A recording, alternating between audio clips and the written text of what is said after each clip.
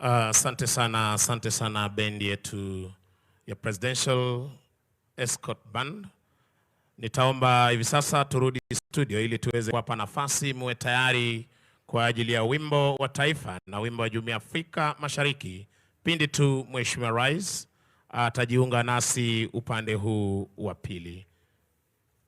Studio tafadhali, nyimbo zetu za kizalendo tunaposubiri kuwasili kwake mgeni wetu rasmi, Rais wa Jamhuri ya Kenya na Amiri Jeshi Mkuu wa Majeshi ya Ulinzi, Mheshimiwa Daktari William Kipchirchir Samoei Ruto kujiunga nasi mahali hapa.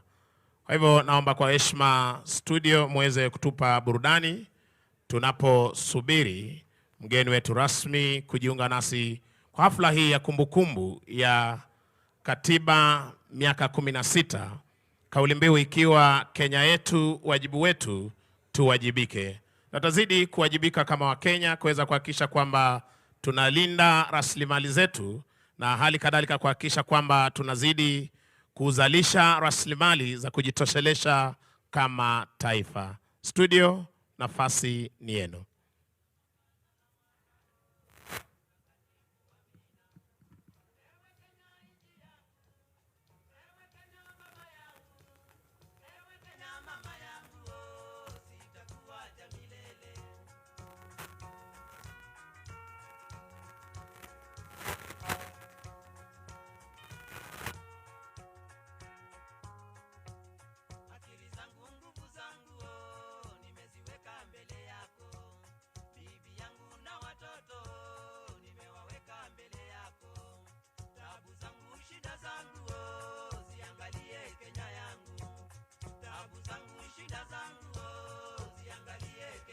Studio wanapoendelea kutuletea burudani, nakumbushwa na mwelekezi wangu wa masuala ya muziki kwamba pindi tu Mheshimiwa Rais atakapojiunga nasi mahali hapa tutaweza kuwa na wimbo wa taifa utakaochezwa beti 3 mtawalia.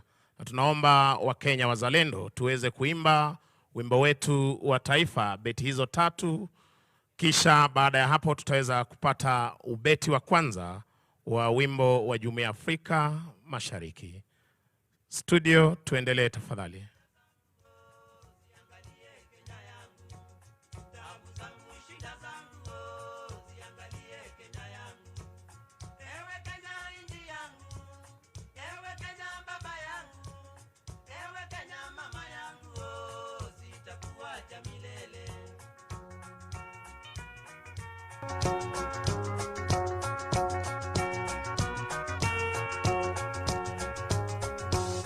Matajiri masikini yo, sisi sote binadamu.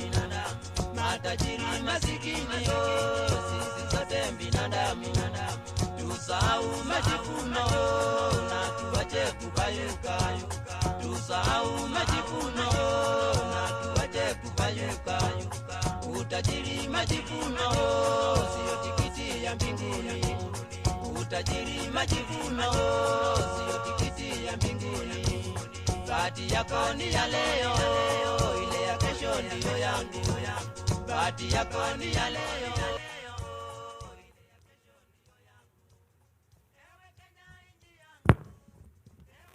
Let us all rise.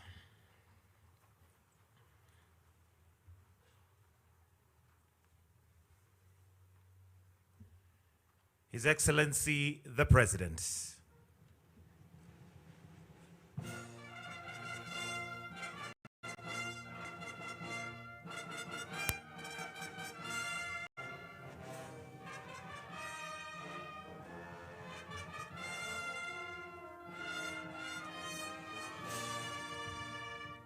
While we'll remain standing, we'll start with the Kenyan national anthem. And today, Your Excellency, with your permission, would like to sing the 3 stanzas of the Kenyan national anthem, followed by the East African anthem. The anthems.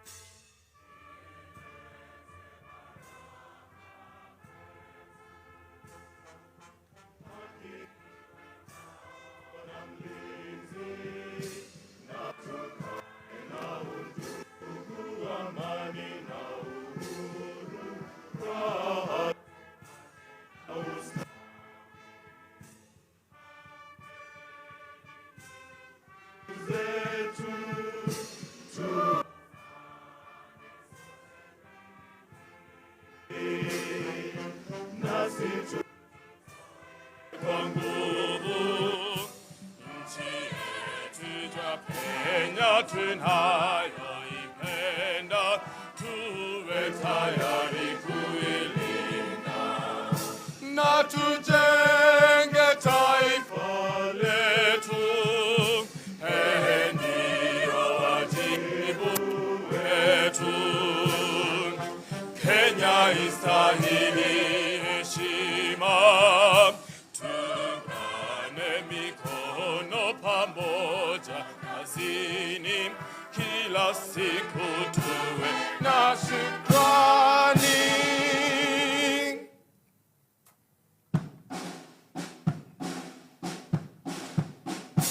Mungu tamba uilinde Jumuiya Afrika Mashariki, tuwezeshe kuishi kwa amani, tuilinde na malengo yetu. Jumuiya yetu sote tuilinde, tuwajibike, tuimarike. Umoja wetu ni nguzo yetu, idumu jumuiya yetu.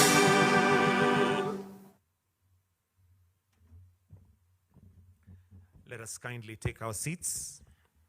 With your permission, Your Excellency, allow me to invite Colonel Father Moses Karanja from the KDF, who will give us some brief reflection, after which we'll be led into prayer, and we'll have a Muslim prayer, we'll have one from the Anglican Church, and a traditional prayer. For now, let me invite Colonel Father Moses Karanja for reflections. Welcome, sir.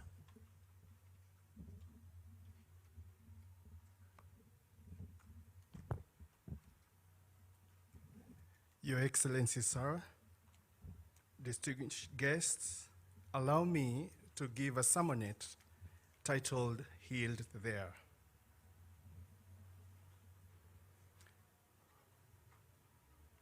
This story is worth telling precisely because the archives cannot confirm every detail.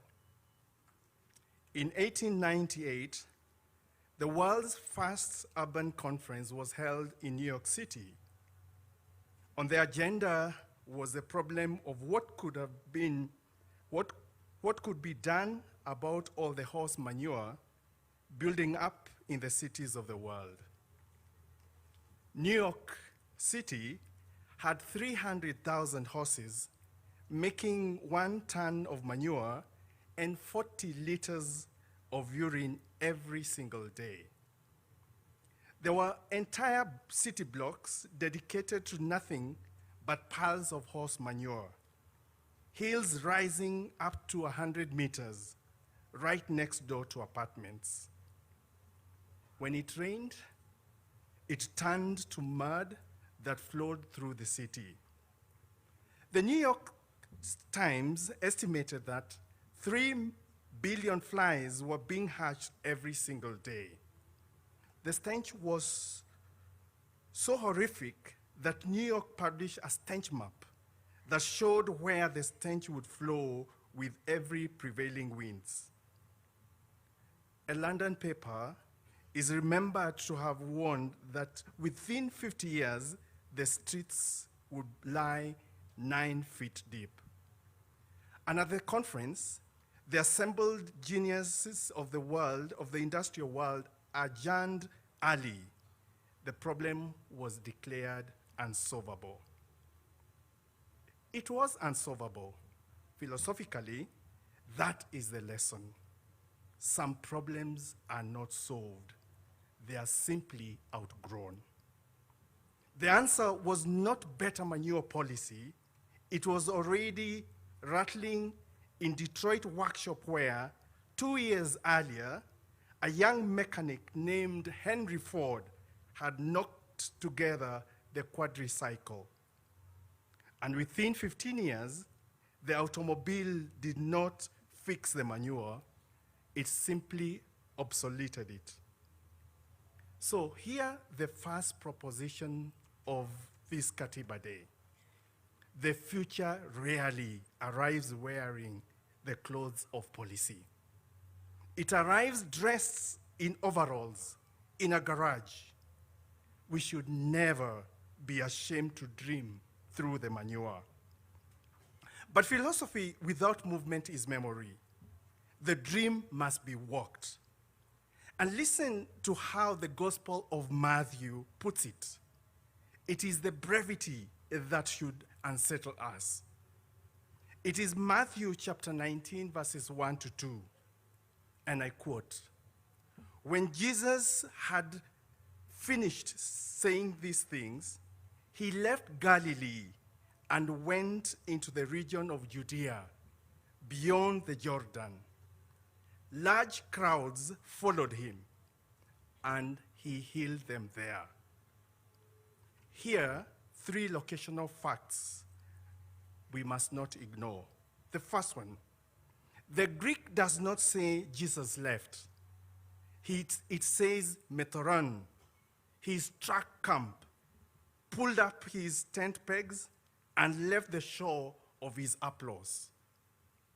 Second, he went beyond the Jordan, the borderland, on the far side. And third, he healed them there. Not in Galilee, not at home. Healing dwells where comfort ends. Our healing was never delivered in Galilee. It was the road.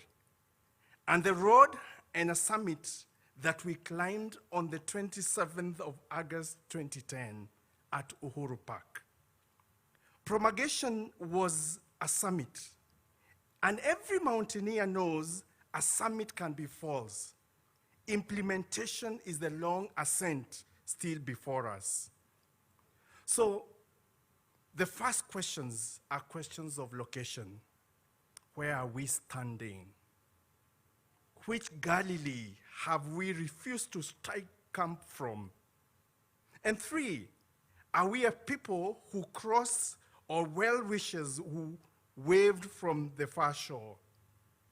Sir, permit me an indulgence, a brief loan from the scientists, because the brain has a doctrine we should borrow for the journey ahead. Neuroscientists have photographed what practice does.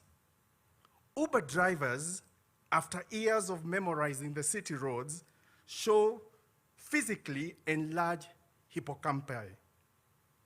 The brain's law.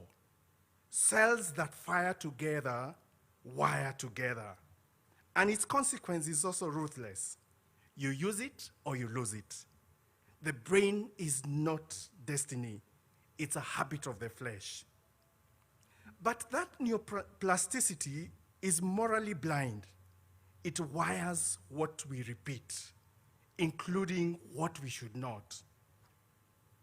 So for the final point to ponder, what have we as a people been rehearsing?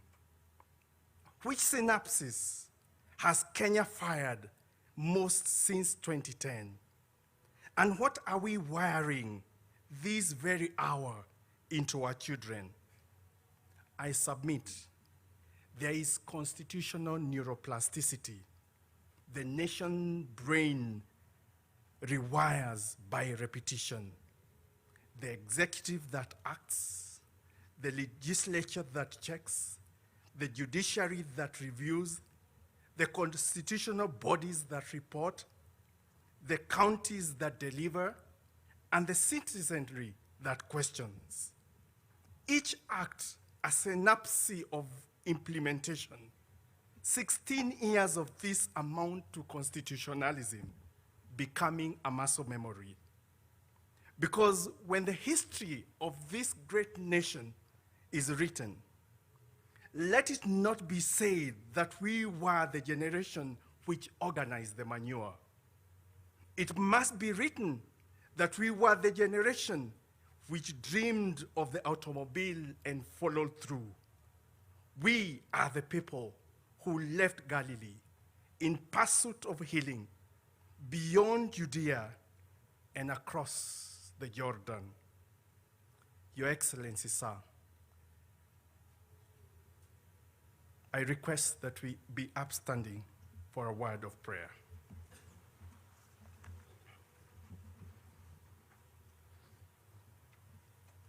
God our Father, who pitched your tent among us, hear our prayer as we dare the workshop of our dreams and refuse to build house on manure. Strike the camp of our easy consent and heal us as we walk the road. Teach our brains that wire what we repeat and repeat the law that pleases you. Remember, O God, the architects of this Constitution and those who birthed it and are now gone. Grant them everlasting rest and perpetual light. Bless this nation, and may justice be our shield and defender. Grant us in all trials the courage to climb and the promises to remember the perfection of your time. Let Kenya be moved into its promise beyond the horizon. We pray in your holy name, amen.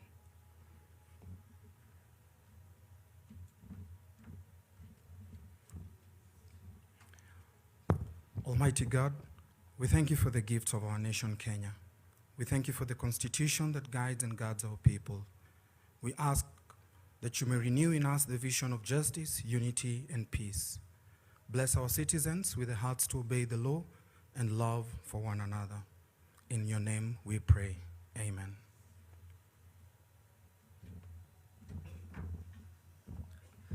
Bismillah, we continue with the prayers. In the name of Allah, the most gracious, the most merciful, praise be to you, our Lord, as we gather today to offer our prayers on this Constitution Day. We thank you for blessing us with a nation, citizens, and laws that bring us together in harmony and order. Ya Allah, just as you revealed divine laws to guide humanity through your prophets, we ask you to bless our Constitution, that it may always serve justice, equity, and the welfare of all citizens. Let it be a source of unity, a shield for the weak, and a guide for the leaders. Ya Allah, may you answer our prayers. Amen.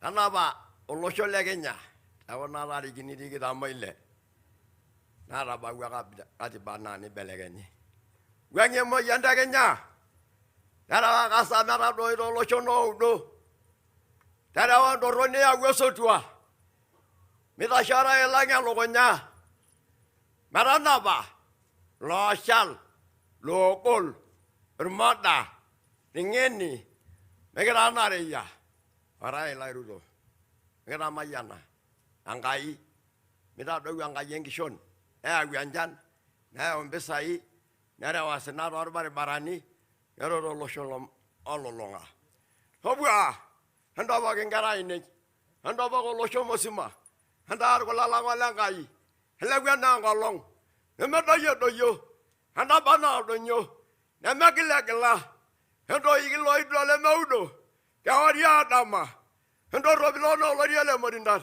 no Robilo Songa Mao, and a little no Dugai, and a banana Raguela Lebanon. Ashera Nasote tukasema, may we take our seats, please.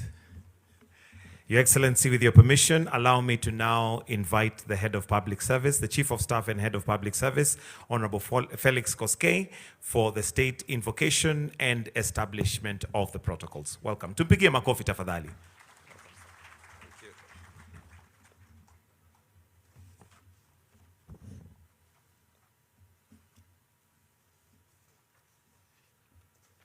Your Excellency, the President, Your Excellency, the Deputy President, Your Excellency, the Prime Cabinet Secretary, the Honorable Speaker of the Senate, the Honorable Chief Justice and the President of the Supreme Court, judges of the Supreme Court present, the Honorable Attorney General and Cabinet Secretaries, Chief Registrar of Judiciary, County Governors, Members of Parliament present, chairpersons of constitutional commissions and holders of independent offices, principal secretaries, service commanders, and heads of our national security organs, members of the diplomatic corps, members of the clergy, our masuja wa Katiba, honored guests, distinguished ladies and gentlemen.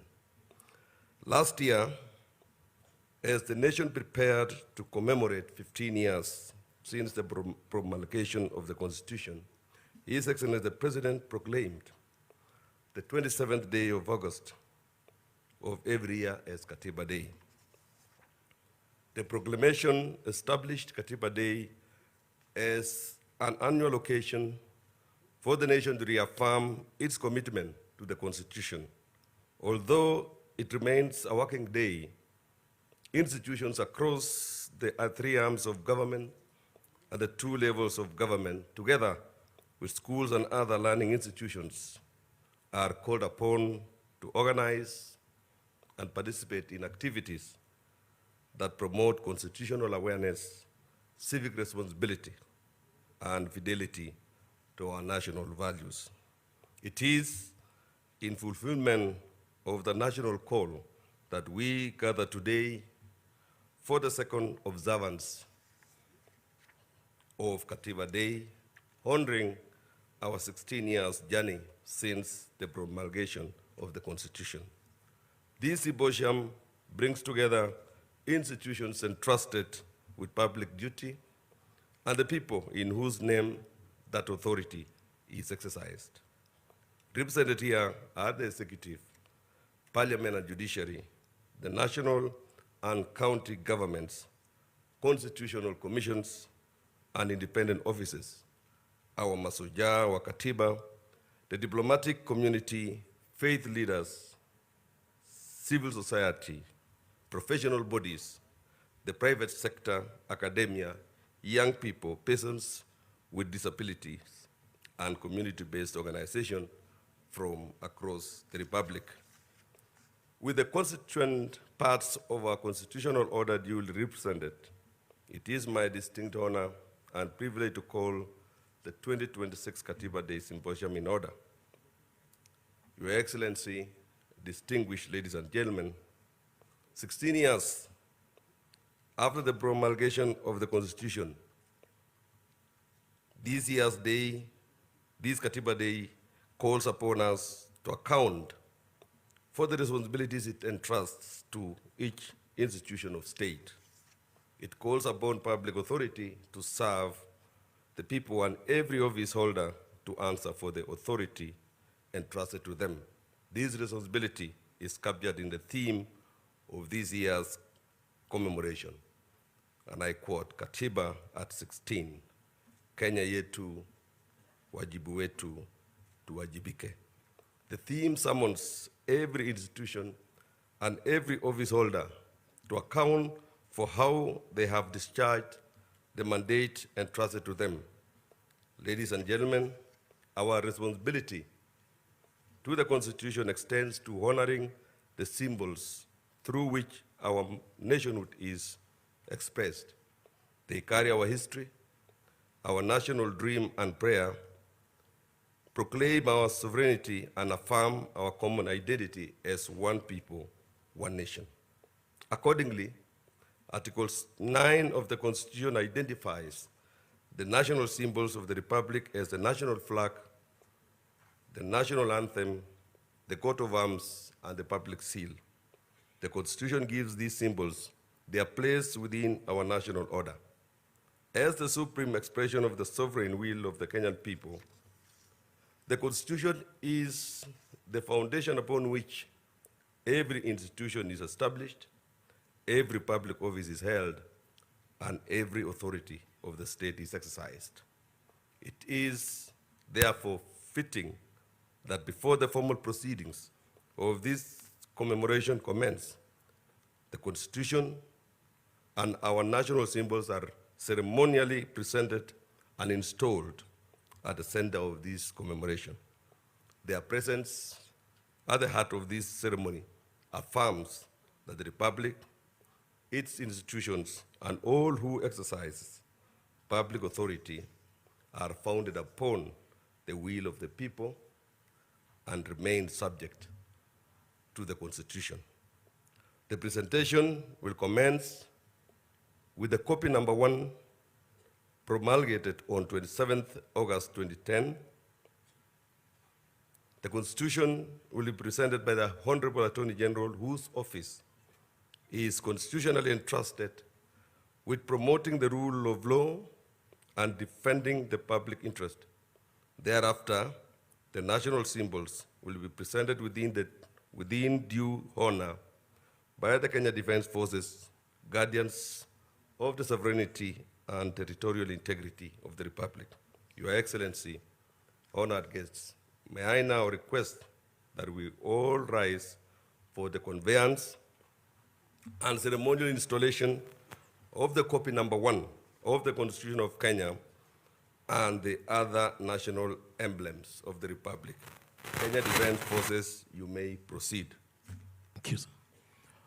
Mheshimiwa Rais, katiba hii ya Kenya ilipitishwa mwaka 2010 tarehe 4 Agosti na kuanza kutumika rasmi tarehe 27 Agosti mwaka 2010. Mwanasheria mkuu Mheshimiwa Dorcas Oduor, Senior Counsel, akituletea nakala ya kwanza ya katiba hii hivi sasa.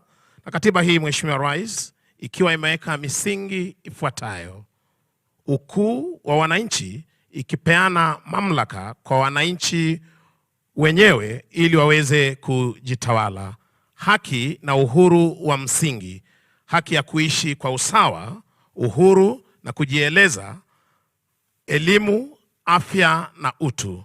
Mheshimiwa Rais, katiba hii imeweza pia kuweka mgawanyo wa mamlaka, ikiwemo ile ya executive, mamlaka ya utendaji, bunge inayotunga sheria, na hali kadhalika mahakama ambapo tunakimbilia wakati wa kupata haki. Miongoni mwa sheria ambazo ziko ndani ya katiba hii, Mheshimiwa mwanasheria mkuu hivi sasa akiweza kuandaa katiba hii na kuiweka mahali panapostahiki. Katiba ya Kenya ikiwa ndiyo sheria kuu, ikiwa na sura 18.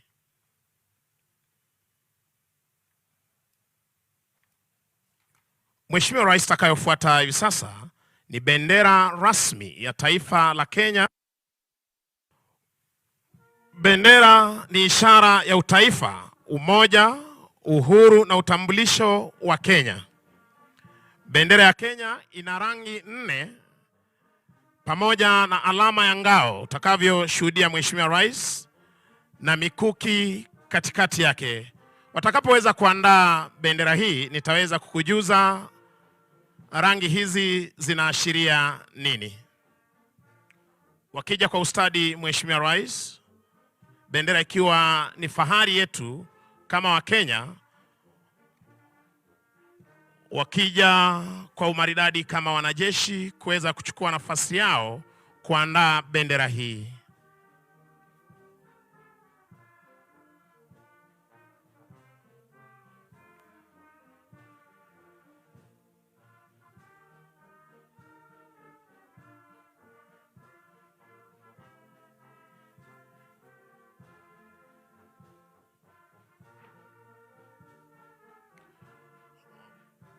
Kwa maridadi kabisa wakiweza kufungua bendera hii Mheshimiwa Rais.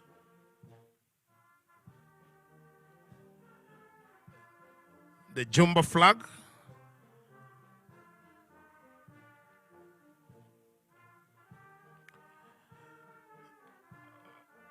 Mheshimiwa Rais wakiweza kuandaa bendera hii hivi sasa, rangi nyeusi ikiashiria watu wa Kenya, rangi nyeupe Mheshimiwa Rais ikiashiria amani tulio nayo na umoja wetu kama wa Kenya, rangi nyekundu ikiashiria damu iliyomwagika wakati wa mapambano ya kuleta uhuru, rangi ya kijani ikionyesha ardhi na utajiri pamoja na mali asili ya taifa letu la Kenya, na Mheshimiwa Rais ngao na mikuki hiyo ikiashiria utayari wetu wa kulinda taifa letu la Kenya. Bendera ya Kenya. Kuweza kuondoa hivi sasa bendera hii Mheshimiwa Rais na kuweza kuiweka mahali maalum tayari kuweza kuendelea na hafla hii ya kusherekea katiba miaka 16 tangu kuweza kuzinduliwa. Takayofuata Mheshimiwa Rais takuwa ni maneno ya wimbo wa taifa, ukipenda kwa lugha ya Kimombo National Anthem lyrics.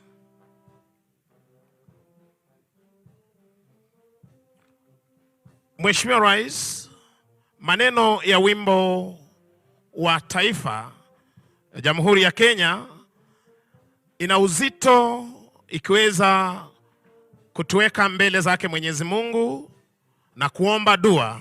Neno la kwanza Mheshimiwa Rais, tukiweza kufahamu kwamba Mwenyezi Mungu ndiye mwenye nguvu zote na kuweka imani yetu kwake Mwenyezi Mungu aweze kuibariki na kuilinda Kenya.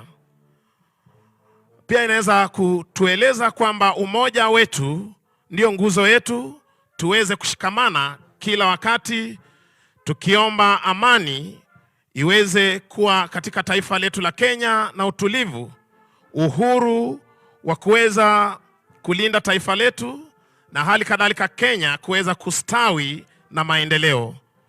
Upendo na umoja wa taifa, uzalendo wa kujitolea kwa ajili ya Kenya.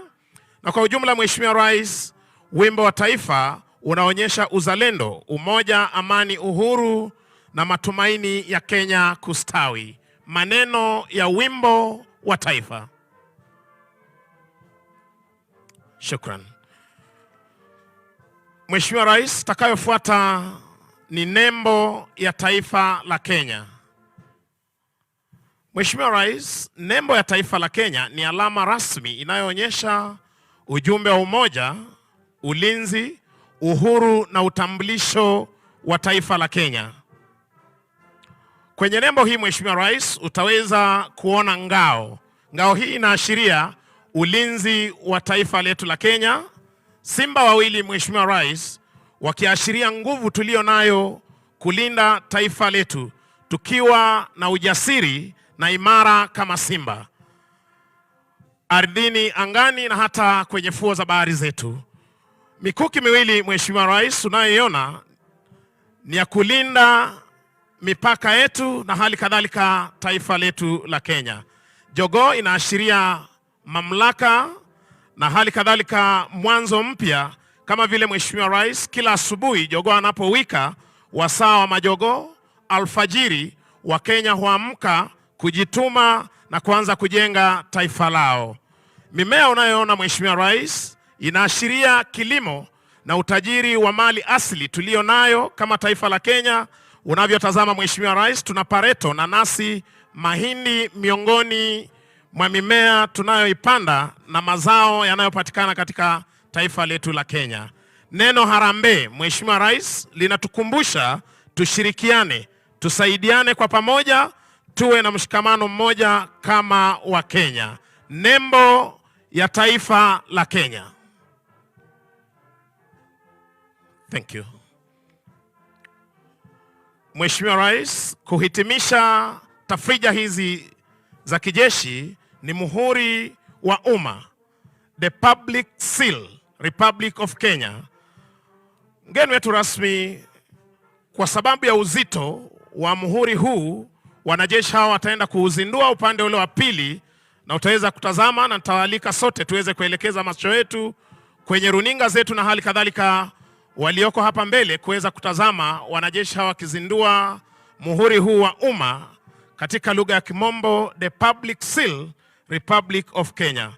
Muhuri wa umma wa Kenya ni alama rasmi Mheshimiwa Rais inayotumika kuthibitisha nyaraka rasmi za serikali na hali kadhalika inaashiria mamlaka ya serikali kuleta uhalali na uhalisia wa kuthibitisha kwamba hati hizi ni rasmi. Na hali kadhalika kuleta ukuu wa jamhuri yetu ya Kenya, wakienda kuzindua rasmi hivi sasa muhuri huu wa umma.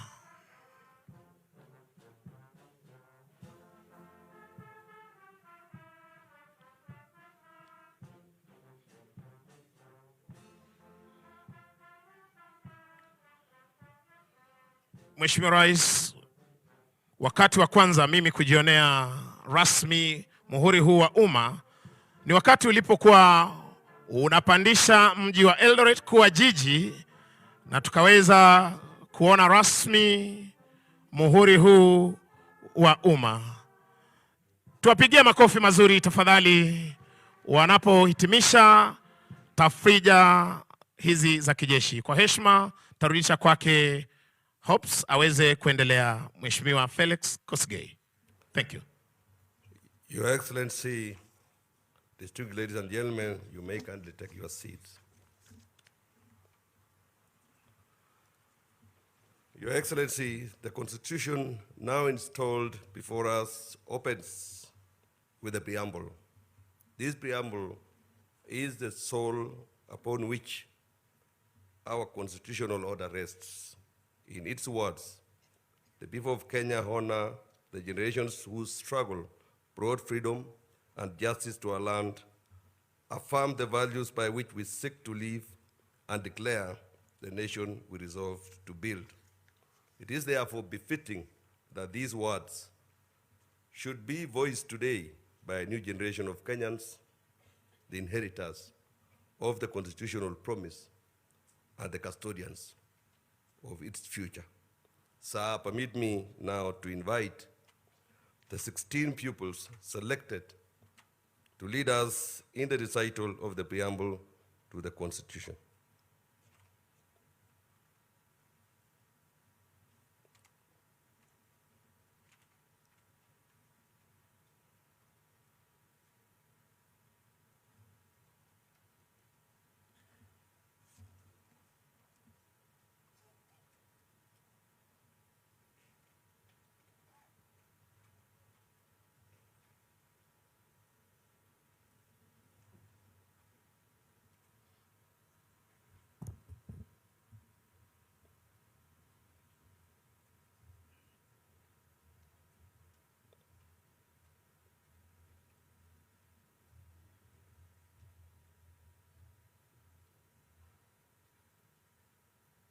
Your Excellency, distinguished ladies and gentlemen, may we all kindly rise for the recital of the preamble to the Constitution set out on page 7 of the program.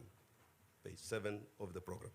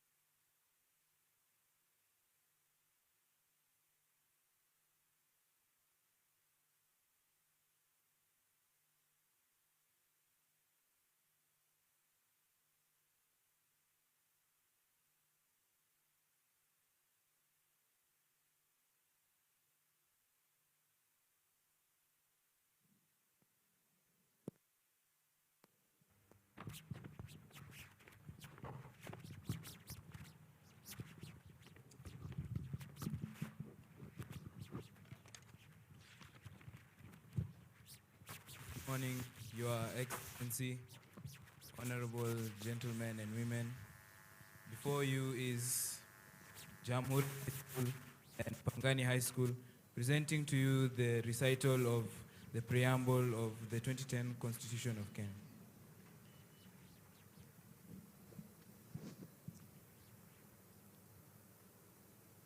We, the people of Kenya, acknowledging the supremacy of the Almighty God of all creation, honoring those who heroically struggled to bring freedom and justice to our land.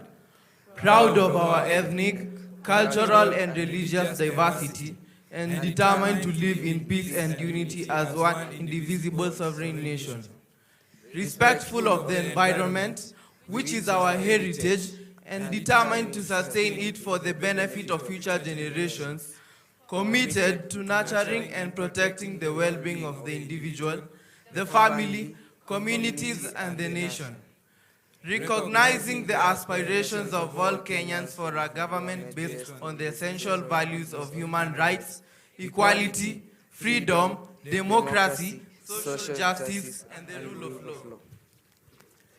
Exercising our sovereign and inalienable right to determine the form of governance of our country, and having participated fully in the making of this constitution, having adopted, enacted, and given this constitution to ourselves and to our future generations, and having promulgated it on the 27th day of August in the year of our Lord 2010, do hereby, on this 16th anniversary of its promulgation, reaffirm our commitment to respect, uphold, and defend this constitution for the glory of Kenya.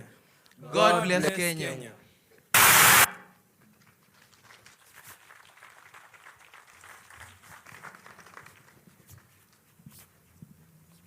Your Excellency, distinguished ladies and gentlemen, you may kindly take your seats. Thank you. Your Excellency, the aspirations proclaimed in the preamble are marked throughout the contours of our Constitution. Among its most consequential reforms were devolution and the establishment of Constitutional Commission and independent offices.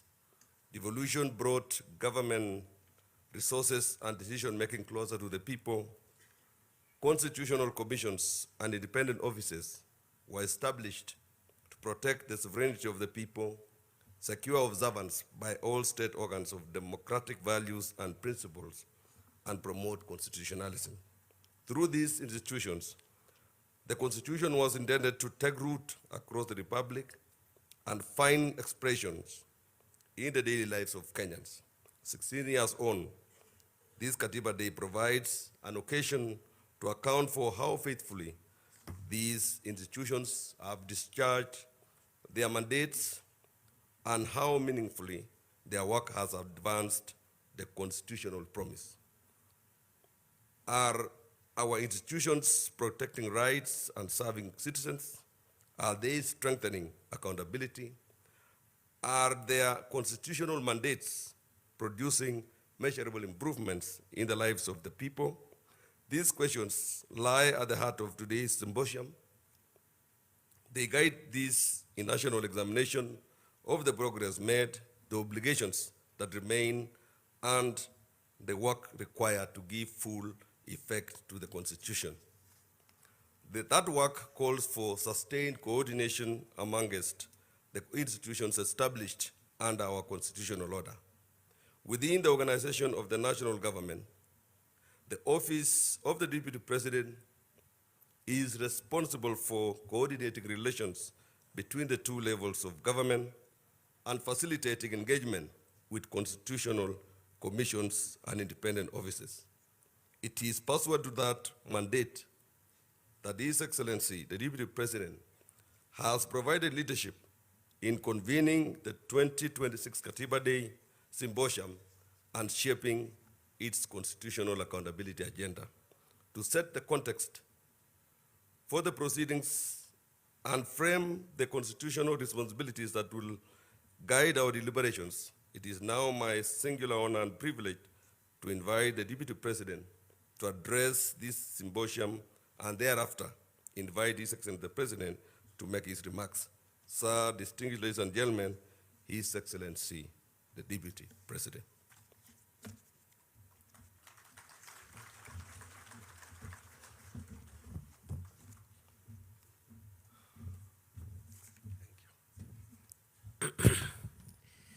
Your Excellency, sir,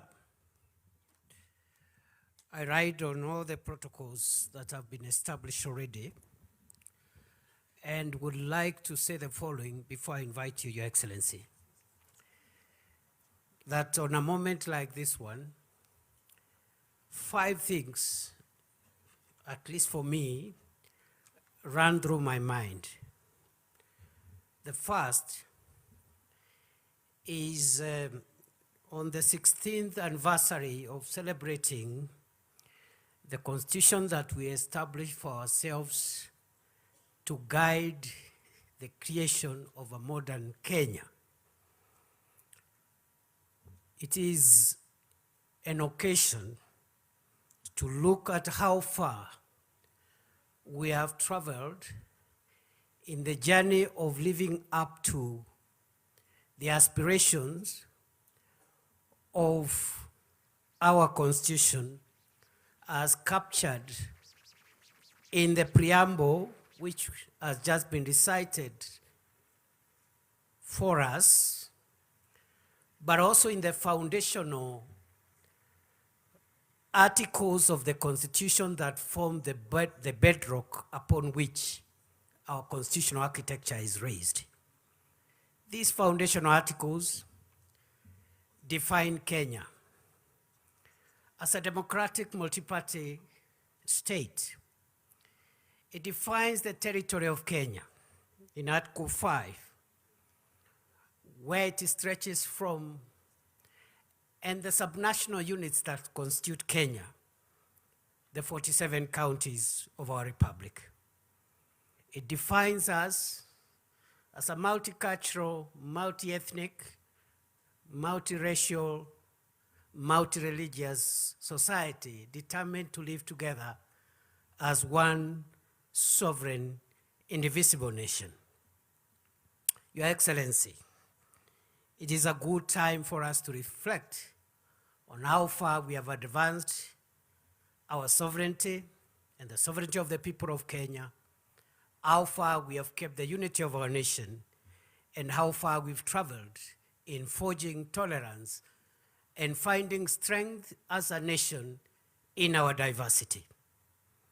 The second item, or the second theme that runs through my reflection on a day like this as a citizen of Kenya is how far again in those 16 years, Your Excellency, we have been able to perfect our vertical relationships. Looking at the Constitution, a relationship is envisaged between those who act on behalf of the state and the people. The relationship between the legislature, judiciary, and the executive at the national level, and the executive and the legislature at the county level, and also holders of constitutional commissions and independent offices. How the 3 arms of government and the 2 arms of government at the county level relate to one another, and especially relate to the citizens of Kenya, the vertical relationship.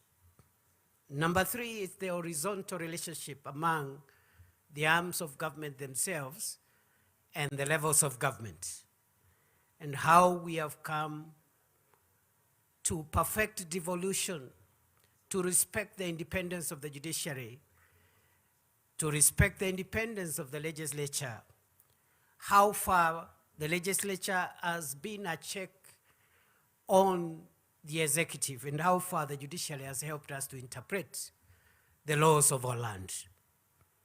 That is the third thing that runs through my mind. But there is a fourth theme that runs through my mind, Your Excellency. And this is the software of our nation. Our Constitution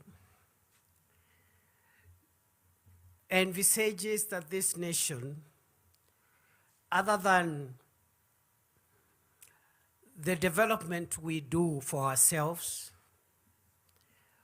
will be run on the basis of certain values, national values, and principles of our governance.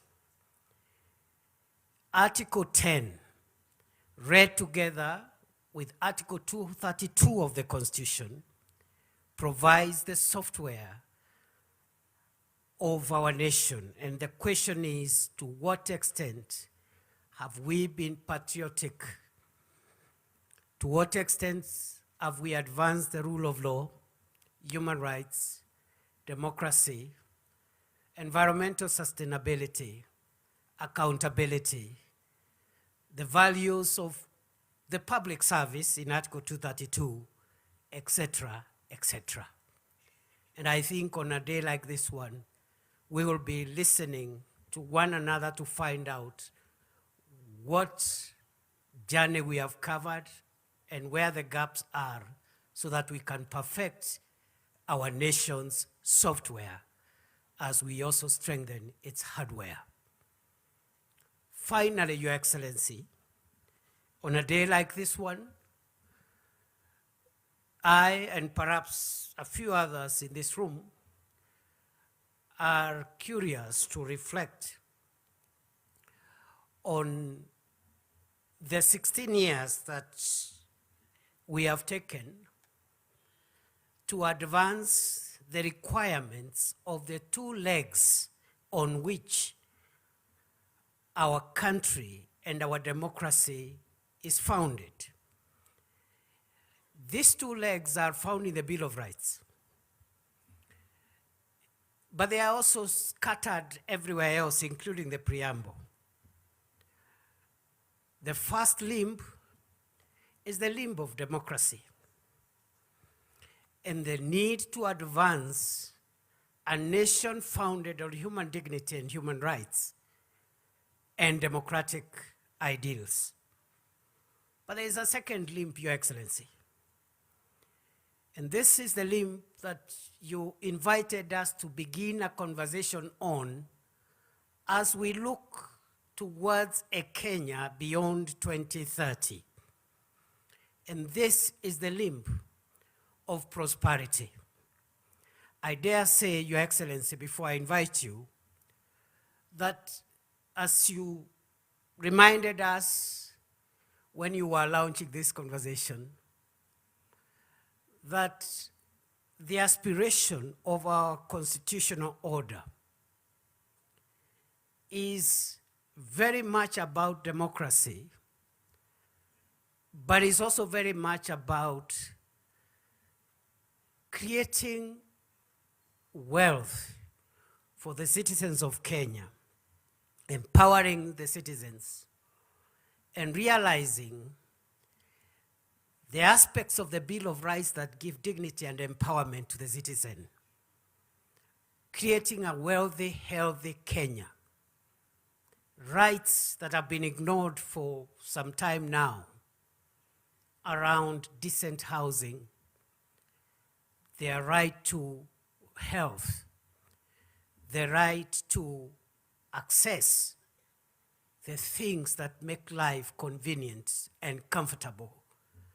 And I dare say, Africa, Kenya, the developing world must not shy away from pursuing wealth and talking about wealth creation as much as we advance democracy. And therefore, mine, Your Excellency, is to listen to you and to the many other people that I see gathered here. I see the fathers of our Constitution present here. I see the children of our Constitution right here. And because we have a long morning ahead of us, and because also I see many people who are much more qualified on the matters of today's discussion than I am, I want to stop there and request that we be upstanding and invite His Excellency the President to set the tone for this meeting. Thank you very much, Mr. President. Speak to the nation.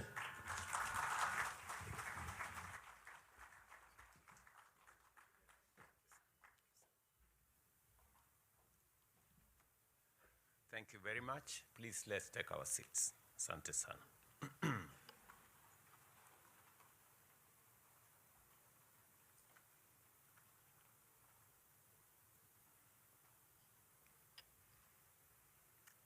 Distinguished guests, fellow citizens, ladies and gentlemen, on this day, 16 years ago, Kenya did not merely promulgate a new supreme law. We entered a new constitutional order and renewed the covenant upon which our republic is established. Generations of Kenyans had struggled and sacrificed for this moment. They wanted a nation governed not by the whims of the mighty and powerful, but by the sovereign will of the people. A nation in which authority would be restrained by law, public office exercised as a trust, and every institution held accountable to the citizens it serves. With that in mind, Katiba Day, 16 years later, must be more than an annual anniversary. It must be a day of national accounting. We must take a collective pause and reflect on a few critical questions. Have we faithfully implemented the Constitution? Have we exercised the authority it confers upon us responsibly? Have we effectively delivered the rights that the Constitution guarantees? And have our institutions fully honored the purposes for which they were established? These questions apply to the executive, to parliament, to the judiciary, to the national and county governments, to constitutional commissions and independent offices, and to every state and public officer. Ladies and gentlemen, our Constitution performs two equally important principles. First, it restrains power. It shares authority, establishes checks and balances, protects fundamental freedoms, and provides remedies against abuse. Second, it manages power.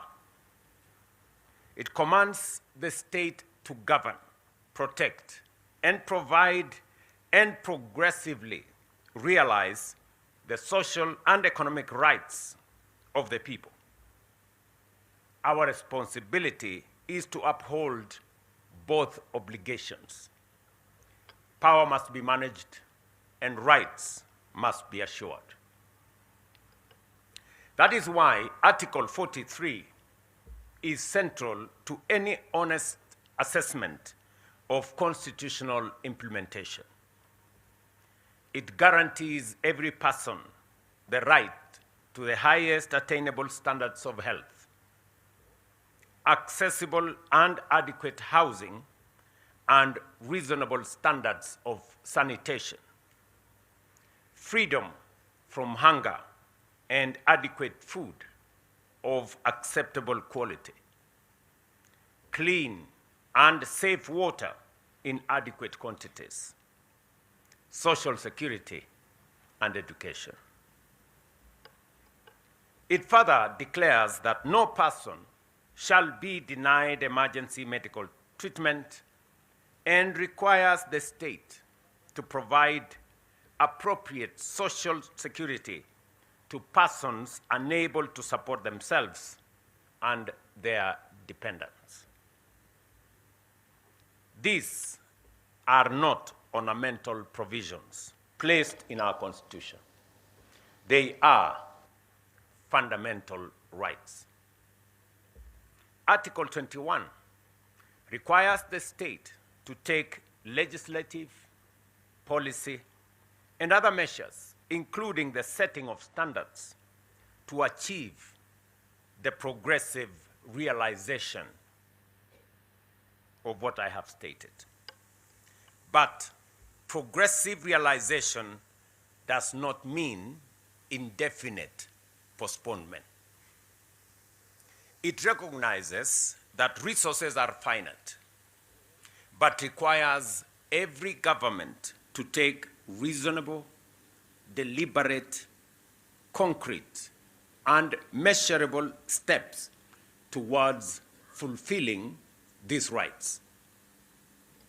Progress must therefore be visible in whether a mother can obtain health care, whenever and whether an emergency patient is treated before being asked for pay, whether a family has clean water, whether a child can attend school, and whether a citizen can afford a decent home, and whether a vulnerable person can live in dignity.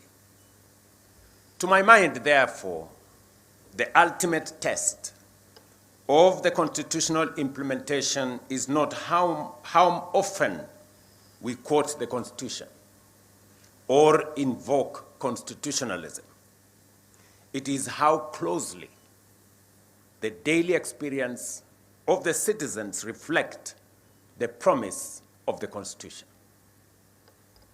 Ladies and gentlemen, when this administration sought the mandate of the people in 2022, it was not merely on the basis of campaign rhetoric or political sloganeering. We placed a concrete proposal on the delivery of Article 43 at the center of our national transformation agenda.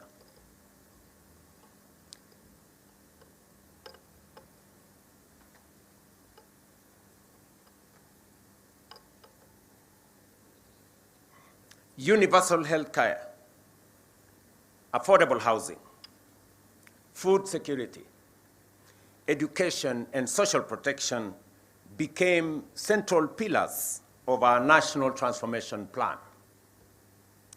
The bottom-up economic transformation agenda was, from the outset, designed as an instrument for the implementation of the Constitution.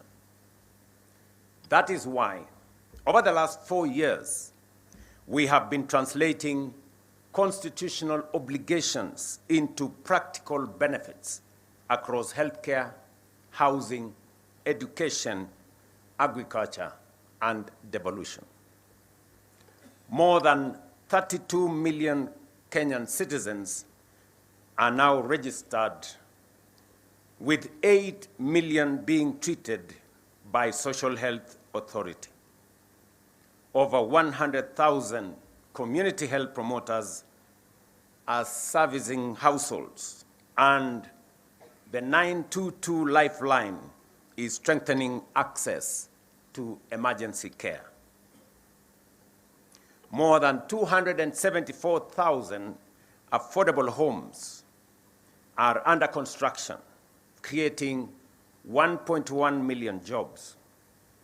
We have also recruited more than 100,000 teachers and constructed 23,000 classrooms to boost education outcomes, and rolled out a new funding model for our university education. At the same time, agricultural reforms are increasing food production, reducing agricultural inputs, putting more income into farmers' pockets, and strengthening service delivery through county governments. By no means is this work complete. Significant steps remain. Nevertheless, these interventions demonstrate that the promise of our new constitution is steadily becoming the lived experience of more Kenyans today than was the case before. This same constitutional obligation must now guide the national conversation on Kenya beyond 2030. As we consider the country we want to build beyond the present development horizon, we must not begin, and we will not be beginning, from a barren place. The Constitution has already defined our destination, and that is a democratic, prosperous, equitable, and inclusive republic founded on human dignity, social justice, sustainable development, and the sovereignty of the people. The task before us is to translate that constitutional destination into a coherent national development charter. We must determine how the next generation of growth will deliver the rights guaranteed in the Constitution, how devolution will unlock the potential of every part of Kenya, how innovation, technology, and enterprise will expand opportunity, how economic progress will be reconciled with environmental stewardship, and how Kenya's choices will protect rather than mortgage the future of generations yet to come. Kenya beyond 2030 must therefore be more than a new economic blueprint or a catalogue of projects. It must be a compact between the state and the citizen, between the present and the future, and between our national ambition and our collective responsibility. Let me repeat that. Kenya beyond 2030 must therefore be more than a new economic blueprint or a catalogue of projects. It must be a compact between the state and the citizens, between the present and the future, and between our national ambition and our collective responsibility. Its success will not only be measured by the size of our economy, the height of our buildings, or the reach of our infrastructure. It will be measured by the dignity, opportunity, security, and quality of life enjoyed by every citizen. Ladies and gentlemen, this brings me and us to another consequential question of accountability in our constitutional democracy. What is the place of an electoral mandate within a constitutional order? Political parties present manifestos to the people. Citizens consider competing visions and elect a government. That mandate carries democratic legitimacy and imposes a responsibility on leaders to keep their word and deliver on their promise. The ballot gives the mandate. The Constitution establishes the boundaries. The public institutions ensure that both are respected. How much constitutional space must an elected government have to implement the program upon which it was elected? When that program is challenged, how should courts distinguish between reviewing constitutionality and making policy choices constitutionally entrusted to elected institutions.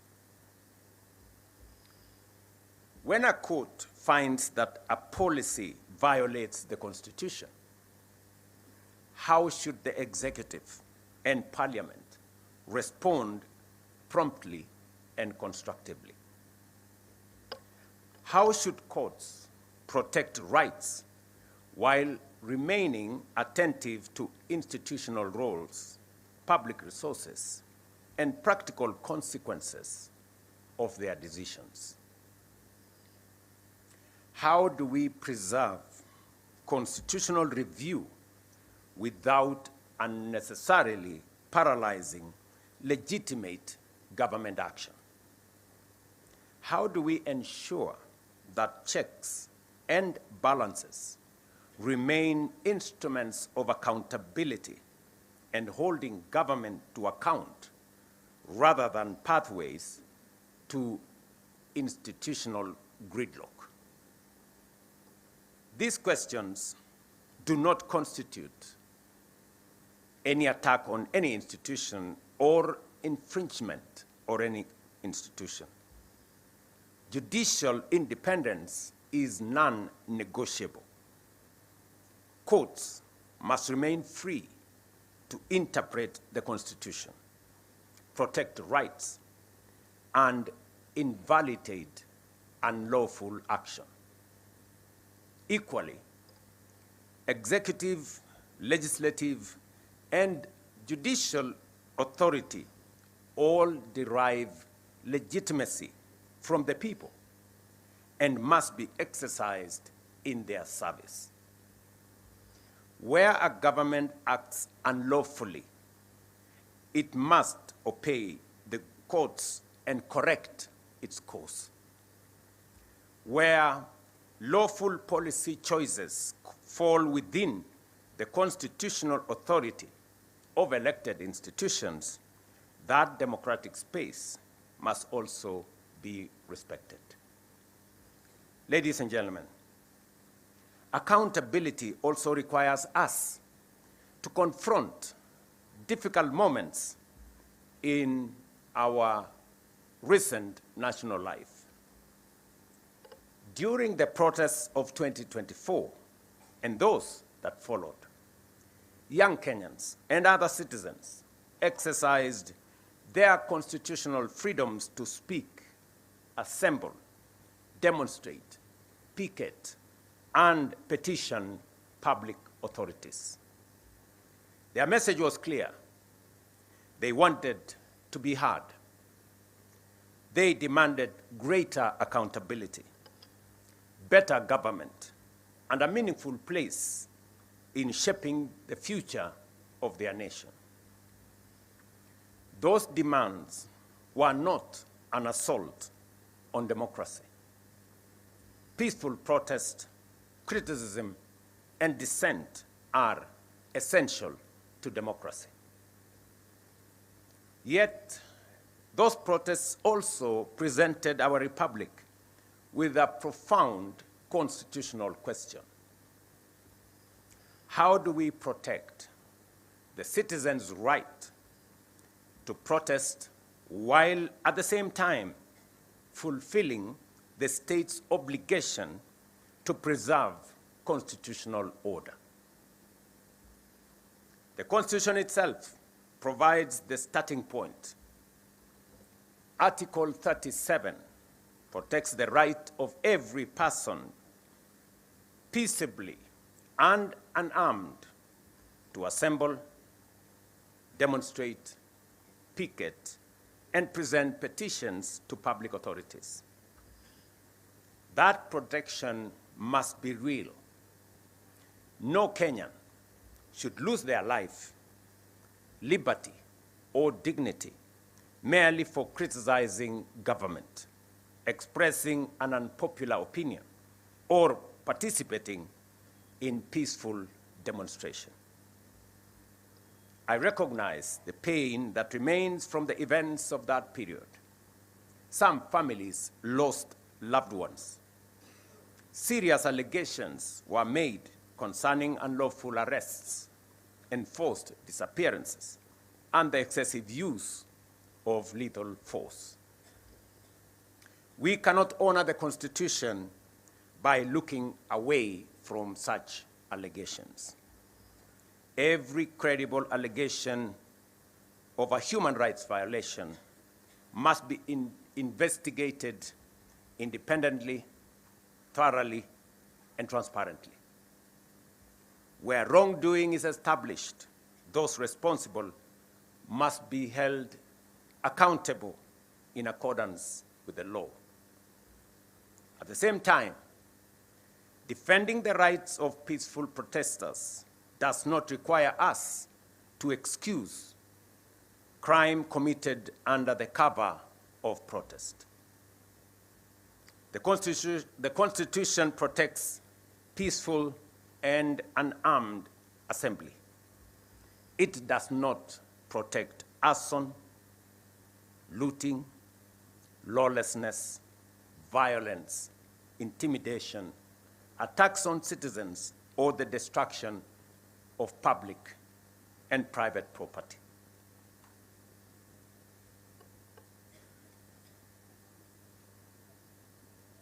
Sorry.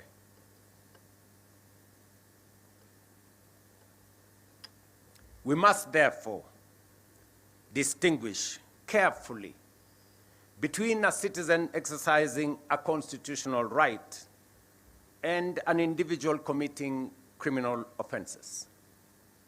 We must neither criminalize protest because of the actions of a few, nor legitimize criminal conduct merely because it occurs in the course of a protest. Rights and responsibilities are not enemies. Responsibility protects the conditions in which everyone's right can be enjoyed.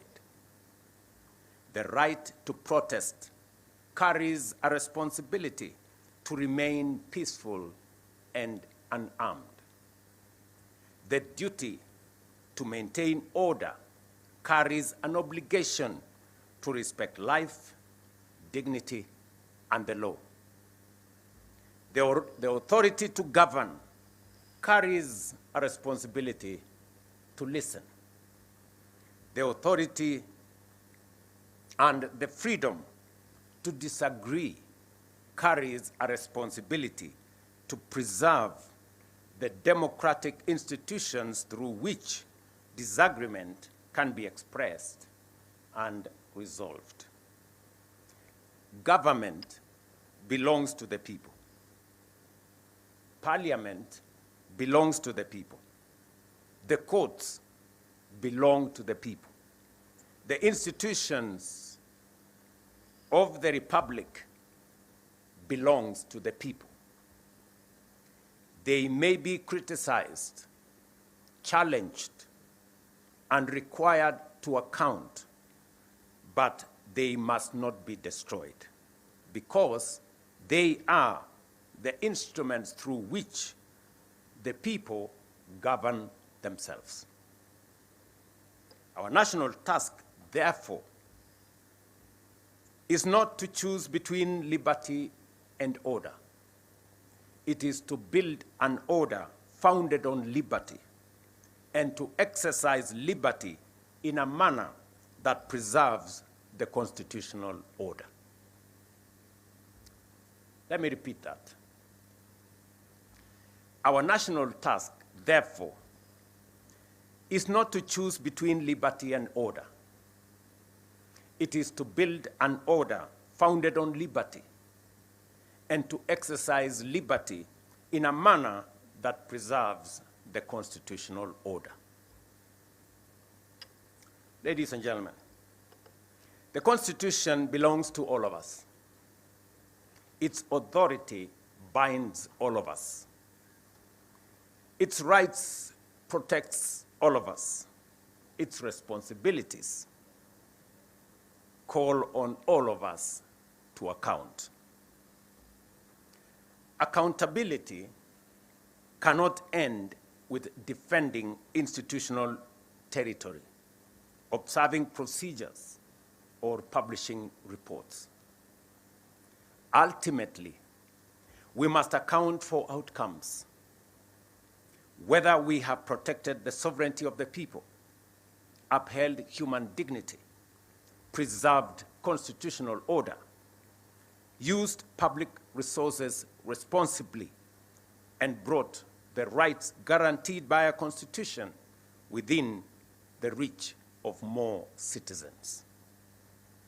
16 years ago, we gave ourselves a transformative constitution. Our responsibility today is to fulfill its promise and build a democratic, prosperous, and transformed republic.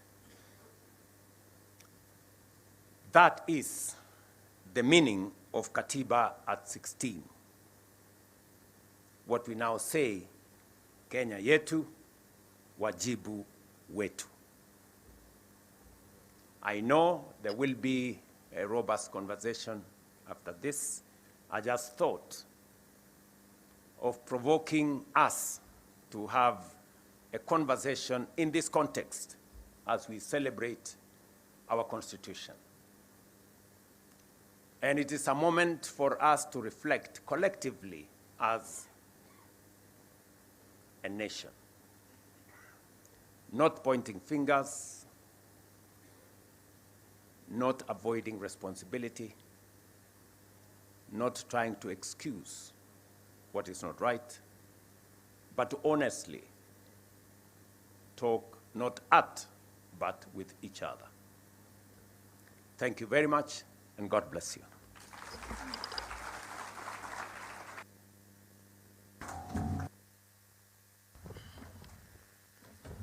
Another round of applause for His Excellency as we take our seats. Thank you, Your Excellency. As mentioned by His Excellency, we are going to have a number of discussions. Our first panel discussion is going to be on the state of accountability. And I'll request that the choir, you take your position as we now set up the stage for that discussion. It is going to be discussion basically on the state of accountability by constitutional commissions and independent offices. But while we set up the stage for that particular discussion, we'll have the All Saints Cathedral Choir together with the Presidential Escort Band that will sing a song. And this particular song is I Vow to Thee, My Country, featuring a specially newly commissioned second and third verse honoring Kenya's Katiba. And if you look up, you'll see we have 16 flags that are flying up there and behind on the backstage, which is just a reminder of the 16 years of our Katiba 2010. So the choir, together with the Presidential Escort Band, are going to give us a wonderful song, I Vow to Thee, My Country, featuring a special newly commissioned second and third verse honoring Kenya's Katiba. Choir, over to you.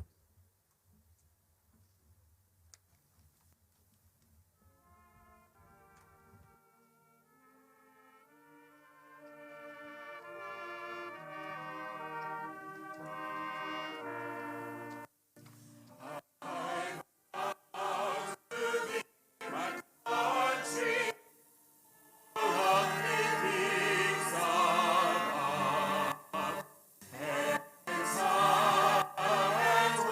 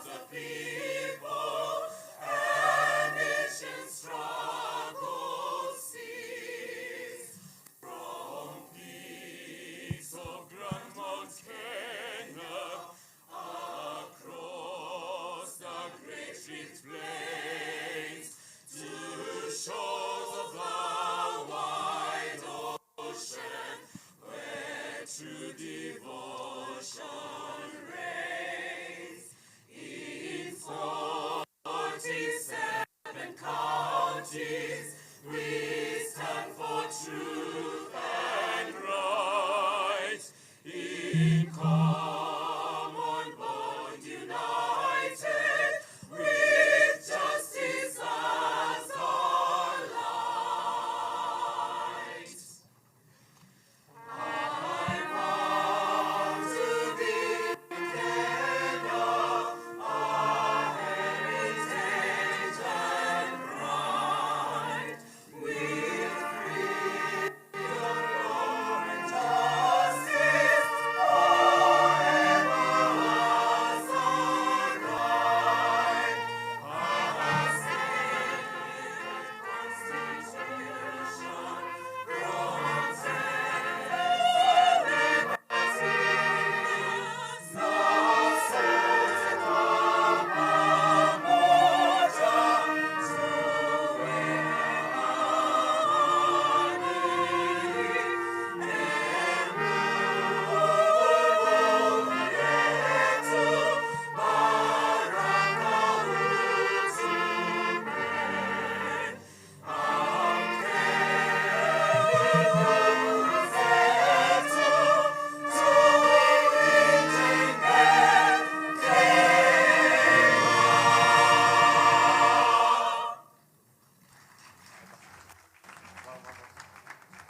Thank you very much for that wonderful presentation. And before we get to the panel discussion, allow me, Your Excellency, to invite Honorable Dorcas Agek-Oduor, the Attorney General in the state law, to make some submissions before we then have the panel discussion, which will be looking at the state of accountability. Welcome.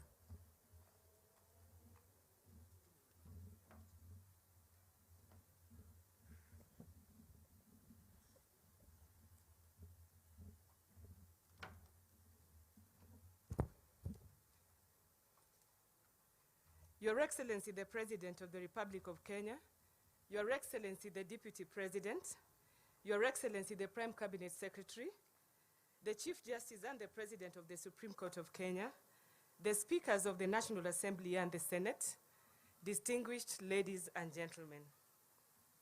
It is my privilege to introduce this important conversation on the state of accountability by constitutional commissions and independent offices. Some experts say that constitutionalism divides power among government branches, institutions, for purposes of checks and balances in a political system. As evidence of that division, Your Excellency, on behalf of the women in leadership, I wish to express our gratitude because out of the 12, chapter 15, institutions that are the subject of today's symposium, 6 of them are led by women. And that is an example of constitutionalism. The Honorable the Chief Justice and the President of the Supreme Court is the chair of the Judicial Service Commission. Margaret Nyakango is the controller of budget. Nancy Gadhungu is the Auditor General. Honorable Jaldesa Rehema is the chair of MGEC. Clarice Oganga is the chair of Kenya National Commission on Human Rights. And Mary Chebukati is the chair of the Revenue Allocation. Not forgetting the Chief Registrar of the Court and myself. We found favor before God and before you, and we are grateful for having been given that opportunity to assist you in nurturing constitutionalism in this country. We have been supported by all branches of government. As we commemorate 16 years of our Constitution, we are invited to do more than celebrate the existence of the constitutional order that we created in 2010. We are called to examine whether our institutions are living up to the expectations of the Katiba and ultimately to the expectations of the Kenyan people. It is in this sense that the theme of today's symposium, Katiba at 16, Kenya yetu, wajibu wetu, tuwajibike, is particularly appropriate. Our constitution is ours. Our institutions are ours. And the responsibility for making the constitution work is equally ours. The great constitutional transformation of 2010 was not simply the redistribution of the institutional functions. It was the redefinition of the relationship between power and responsibility. It deliberately created institutions with distinct mandates, checks and balances, safeguards for independence and clear responsibilities to the people. In particular, constitutional commissions and independent offices occupy a very important place in that architecture. They exist to protect the sovereignty of the people, secure observance by state organs of democratic values and principles, and to promote constitutionalism. Their independence is therefore not incidental. It is fundamental. But there is an important distinction we must continue to appreciate. Our institutions are independent, but they are not isolated. Indeed, one of the enduring lessons of 16 years of constitutional implementation is that independence and interdependence must coexist.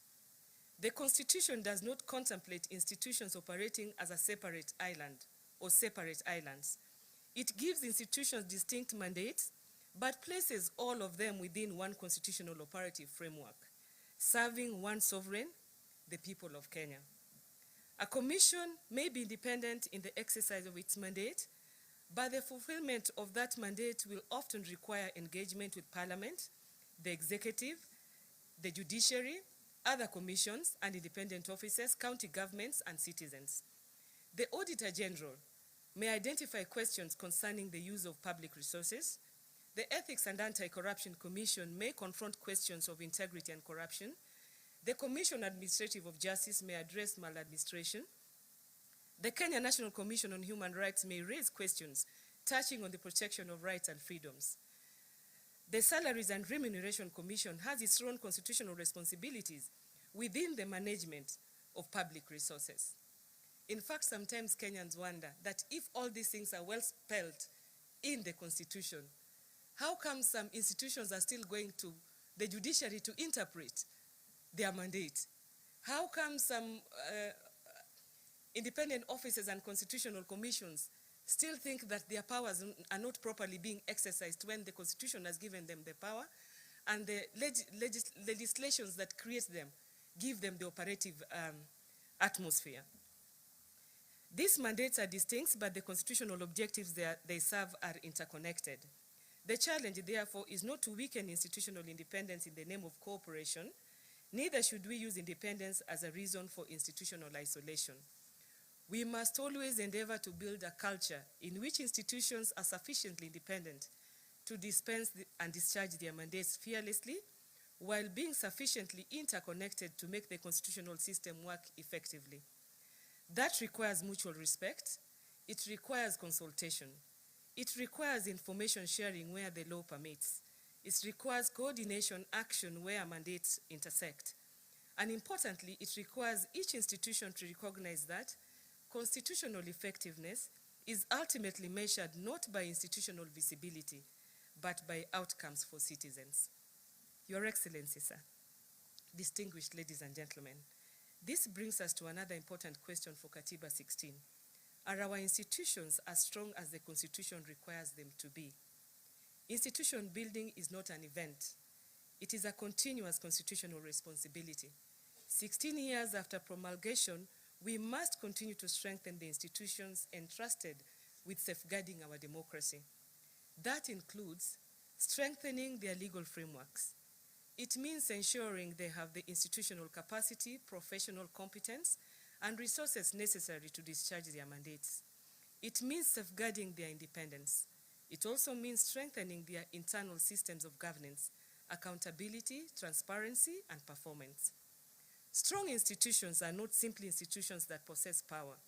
Strong institutions are institutions that exercise their power lawfully, consistently, fairly, and effectively. They must be capable of resisting improper pressure, but they must equally be capable of accepting legitimate scrutiny. They must demand accountability from others while demonstrating accountability themselves. Because independence without accountability can undermine public confidence, just as surely as interference can undermine institutional independence. As we reflect on 16 years of implementation, the deeper question is accountability for constitutional purpose. We should therefore be willing to ask ourselves difficult questions, and I want to add on to the questions that His Excellency the President added. Are our constitutional commissions and independent offices fulfilling the purposes for which they were created? Are they accessible to ordinary citizens? Are they sufficiently responsive? Are their recommendations and decisions translated into meaningful action? Do our institutions collaborate effectively when mandates intersect? Are there legal, financial, or administrative weaknesses that are preventing some institutions from fully performing their constitutional functions? And perhaps, most importantly, can the ordinary Kenyan see the difference that the Constitution has made in his or her life? These are difficult questions, but a mature constitutional democracy must be willing to ask difficult questions of itself. Just like at the beginning, the provost gave us an example of the donkey dung and the difficulty of taking care of it and the shame of acknowledging that is there and dealing with it.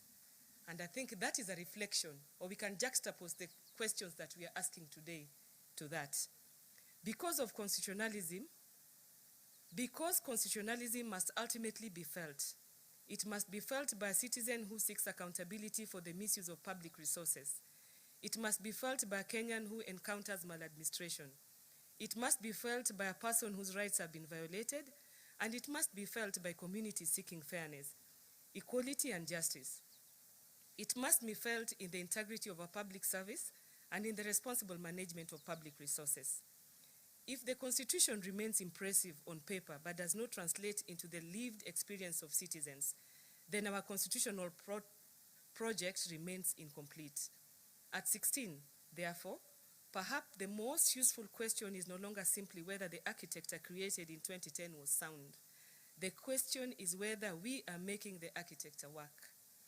The Constitution is only as strong as the institutions that implement it, and those institutions are only as strong as the trust they command from the people. The relationship between our institution must therefore never be reduced to competition over mandate or territory.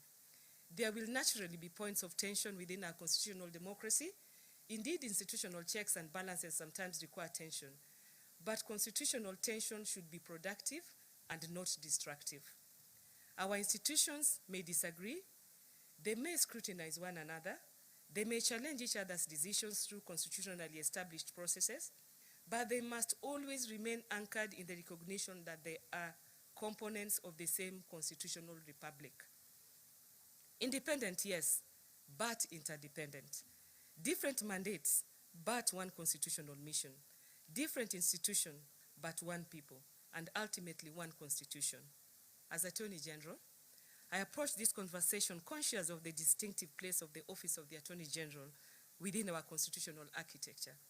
My role includes advising the government, defending the public interest, supporting the rule of law, and contributing to the continual strengthening of Kenya's legal and institutional framework. That responsibility demands that we protect the space necessary for constitutional institutions to perform their mandates, while also encouraging cooperation, accountability, and fidelity to the Constitution across government. It requires us to recognize a principle that is fundamental to the 2010 Constitution. No institution is above the Constitution, but no constitutional institution should be subjected to the improper control of another. This is the principle of constitutional comity.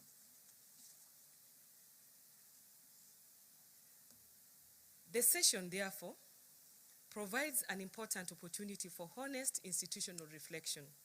We should celebrate what has worked over the 16 years, but we must also have the courage to identify where institutional practice has fallen short of constitutional expectation. Katiba 16 should not merely be an anniversary. It should be a checkpoint, a moment at which we ask, what have we built? What must we strengthen? What must we change? And what must we do differently over the next 16 years to ensure that the constitutional promise is more fully realized?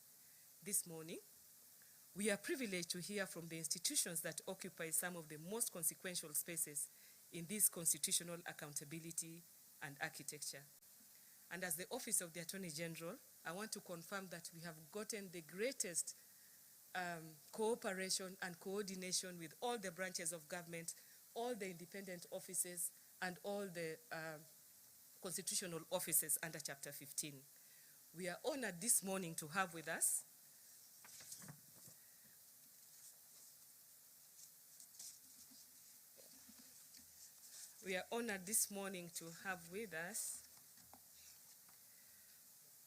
the Auditor General, Nancy Gadungu,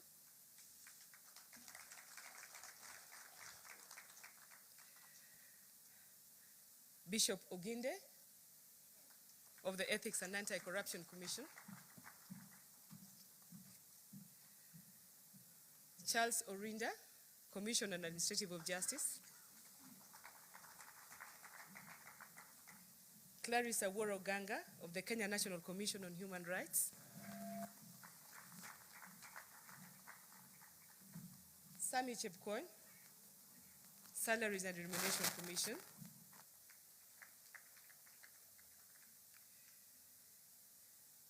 these gentlemen and ladies represent different mandates, but beneath those mandates lies one common constitutional responsibility: to protect the public interest and to ensure that public power remains faithful to the people. I therefore invite them to speak candidly, tell us what is working, tell us where the gaps remain, tell us what threatens institutional effectiveness, tell us where greater interagency cooperation is required, tell us how we can strengthen our institutions without compromising their independence, and tell us what must be done to ensure that 16 years after promulgation, Kenya continues moving closer to the constitutional republic envisioned by its people in 2010. I would therefore invite the panelists to reflect candidly on the progress made over the last 16 years, the lessons learned that have emerged, the challenges that remain, and the opportunities for strengthening accountability and institutional effectiveness going forward. Because ultimately, the test of our Constitution will not simply be the beauty of its text. It will be the strength of the institutions it created, the integrity of those entrusted with public power, the accountability of those institutions to the people, and the extent to which every Kenyan can say the promise of the Constitution is becoming a lived reality. With those few remarks, it is now my pleasure to invite our moderator, Eric Latif, to lead us into this discussion.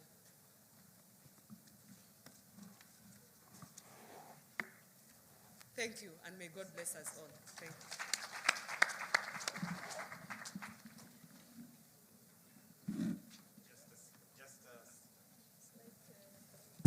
A slight change on the moderator. We'll have Ibrahim Karanja, who's a senior reporter from Nation Media Group, who's going to moderate this session. So Ibrahim, karibu.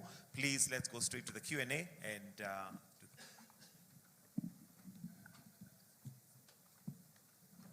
Thank you very much, Your Excellency, the President of the Republic of Kenya, Your Excellency, the Deputy President. Allow me to ride on the protocol that has already been established.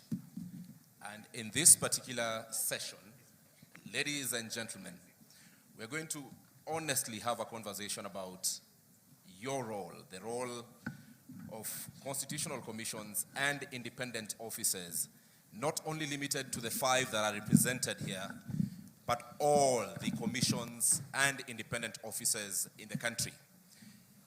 The President has invited us to reflect about questions, important questions, pertinent questions, and so has the Attorney General. And just to set this, ladies and gentlemen, thank you very much. When you hear about where we are as a country, when, as the Auditor General, year on year, you keep pointing out to the same audit issues from institutions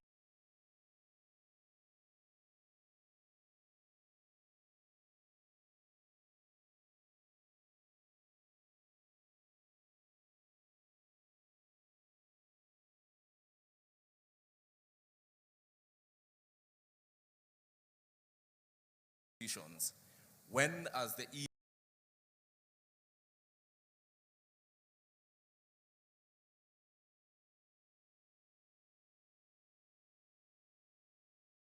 EACC, the concern about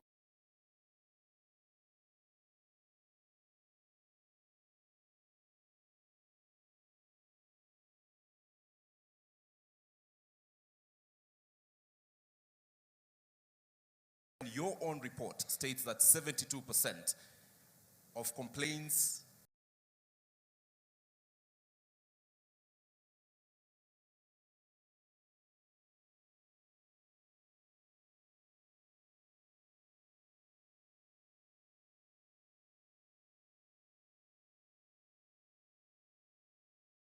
that have been raised by Kenyans from the year 2025 is not addressed. When we hear from the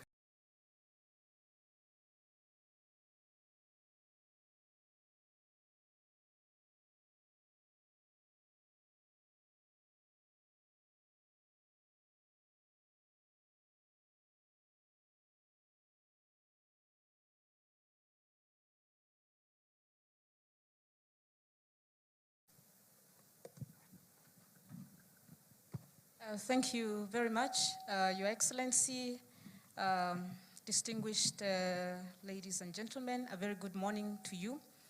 To answer that question, or series of questions, moderator, it is important first to put into context the role and responsibilities of the Constitutional Commissions, which have been articulated very well by His Excellency the President and the Honorable the Attorney General. And that is to protect the sovereignty of the people, to secure the observance of democratic values and principles by all state organs, and to promote constitutionalism. It would be remiss of us to go straight into the challenges. It is important first to give a report card to the citizens on what have we achieved, how have we worked well with government, what remains to be done, and how do we agree on the way forward collectively. And there are various achievements that have been made across the board. We have looked at our assessment against 7 key pillars under Article 10 of the Constitution on the national values and principles of governance. Very, very key in constitutionalism.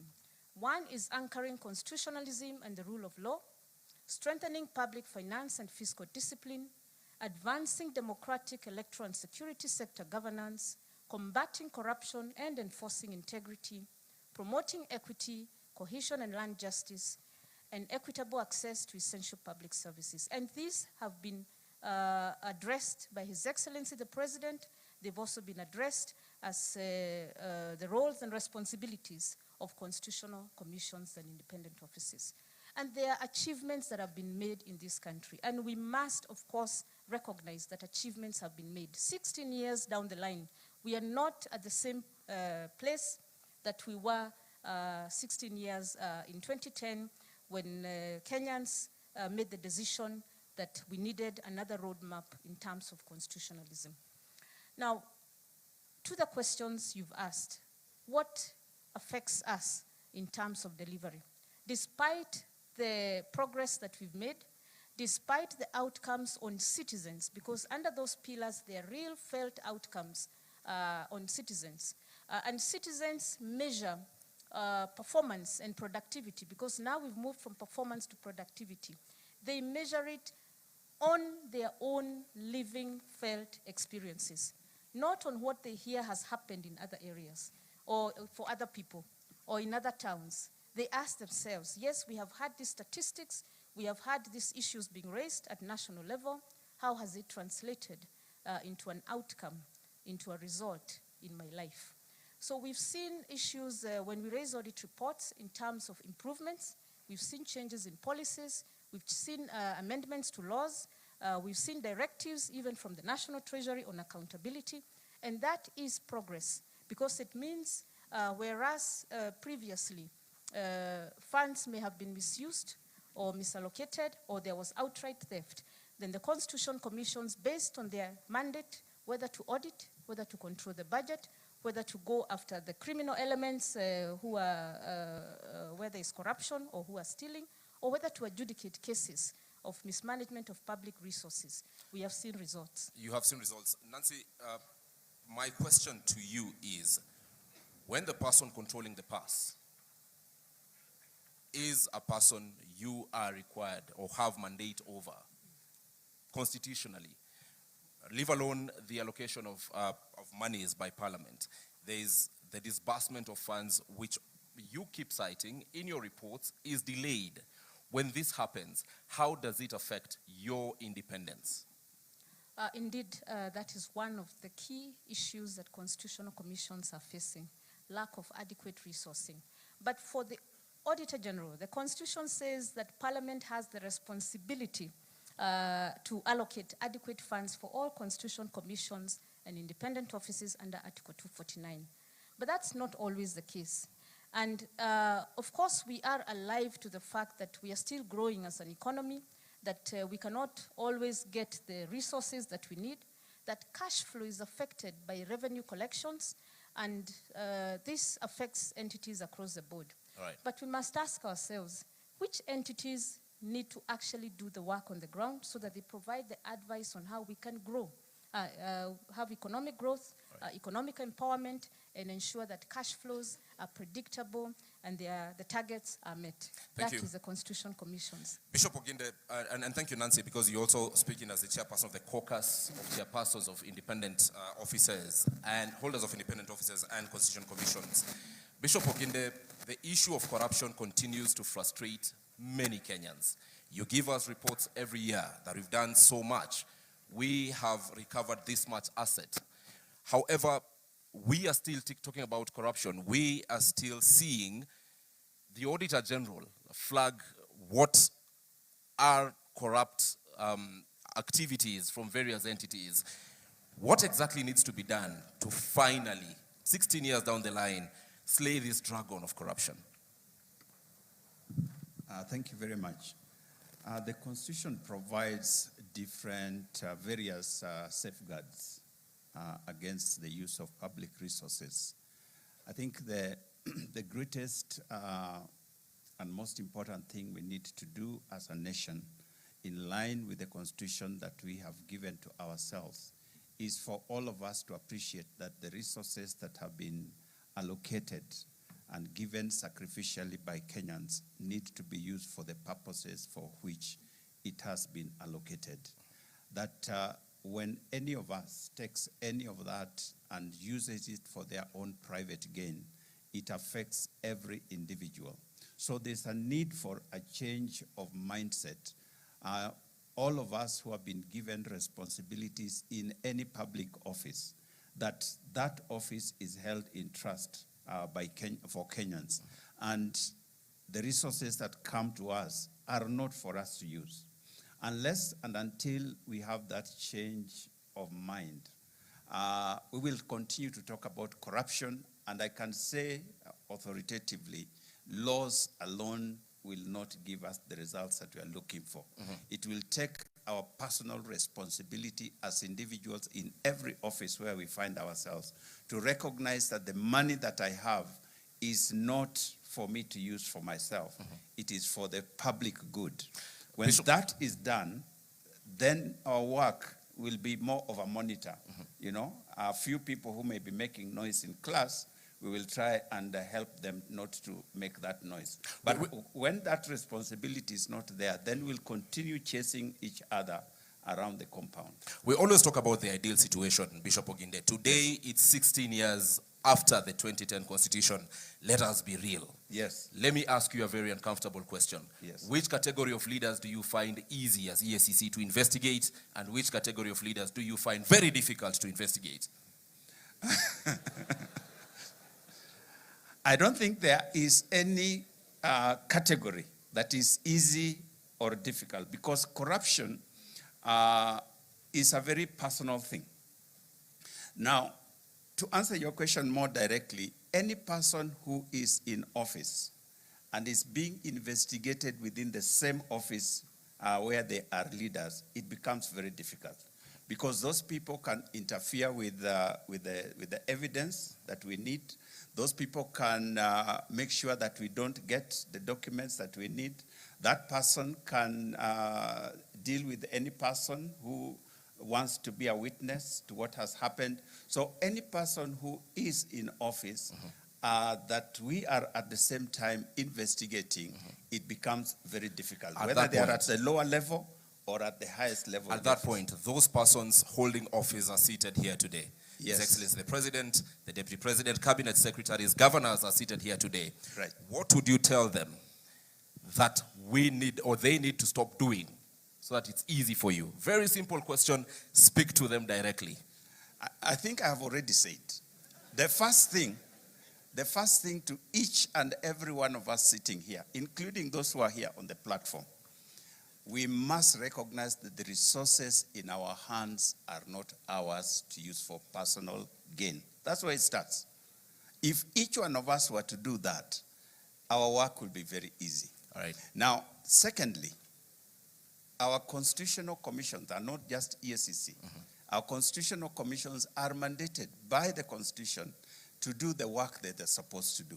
We have seen situations where we are going to investigate or try to find out information from an individual, all of us seated in this room, and some of us, His Excellency has just said, we must honor and respect the Constitution.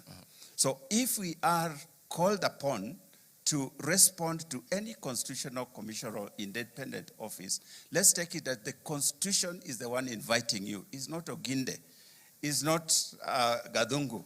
It's not, it is the Constitution in calling you. We have seen situations where we are defying the constitutional mandates that have been given to us, and that undermines our work. That undermines your work. We'll be coming back to you because you will all agree with me that we have seen what I would call public relations from the Ethics and Anti-Corruption Commission.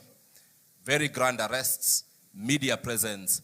Then after that, many people would ask, then what next? And those are the questions we'll be coming to you to answer. But let me get to the Commission on Administrative Justice. A report you released just 2 days ago says 72% of complaints against institutions from the year 2025 have not been addressed. If I get to the specific numbers, 630 complaints from 2025, then we talk about, rather 813 complaints, 228 only have been solved, and 579 are pending. What does this mean?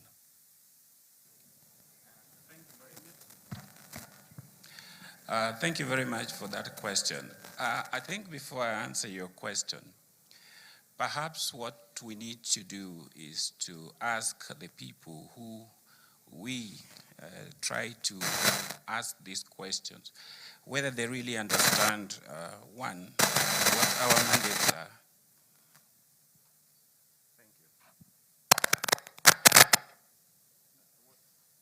We will change the mic for you.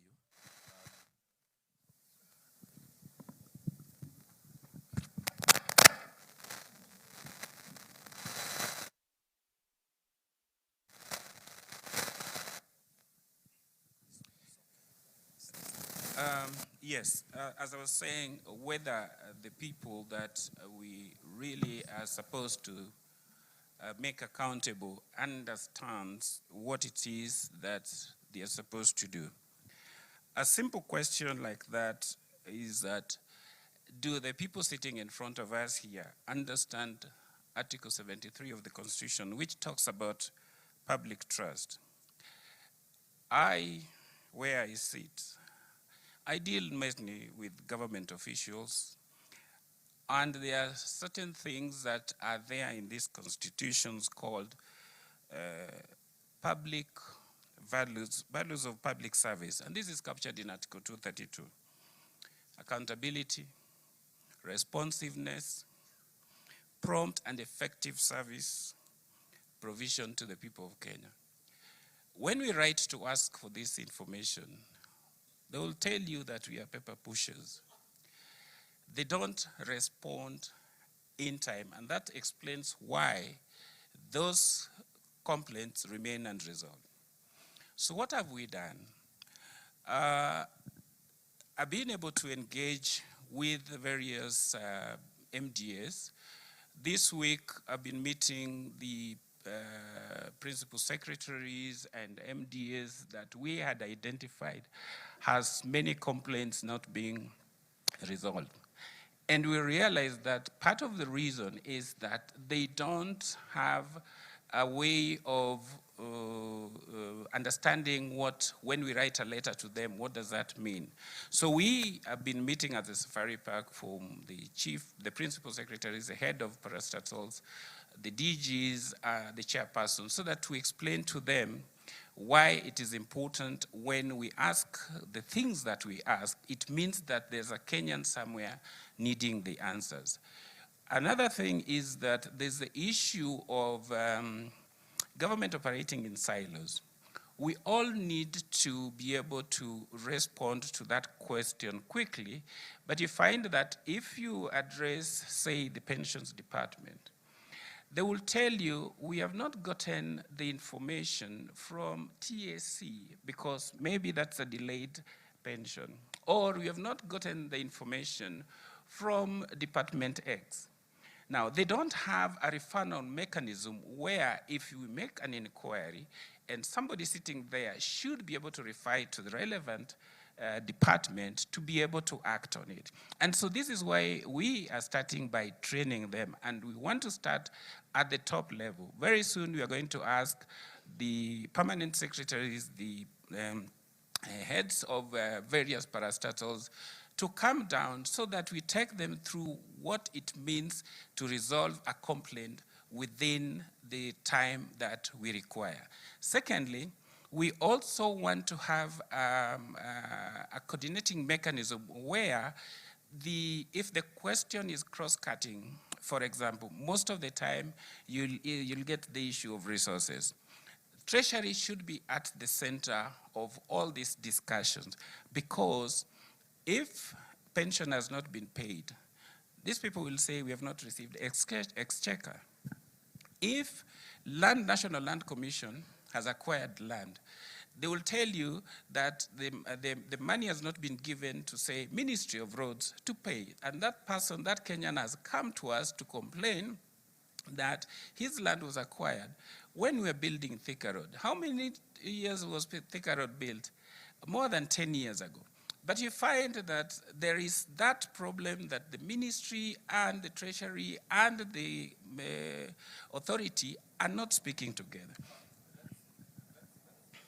Let's speak to what the issue actually is.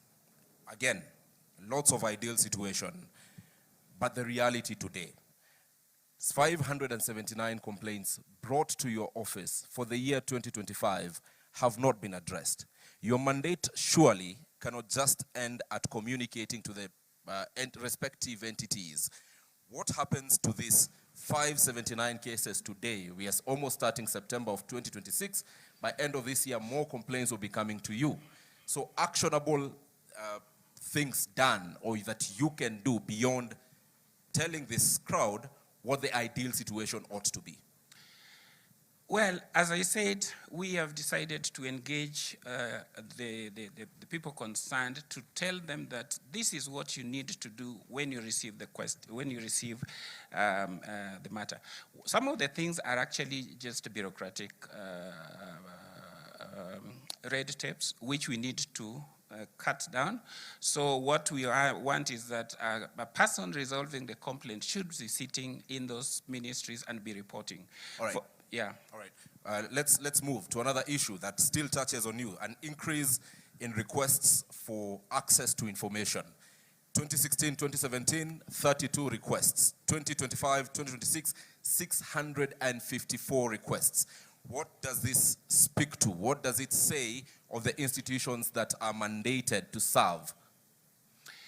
Well, the request for information is a new area which is growing, and we like it because it enhances public accountability.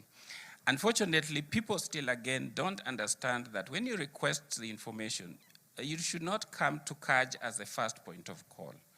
You're supposed to send your request to that information, to the person holding the information. You're supposed to wait for 21 days. CAJ's jurisdiction kicks in after 21 days if you have not received the response. Now, when that happens, you now come to us and say, we requested this information and it's not been provided.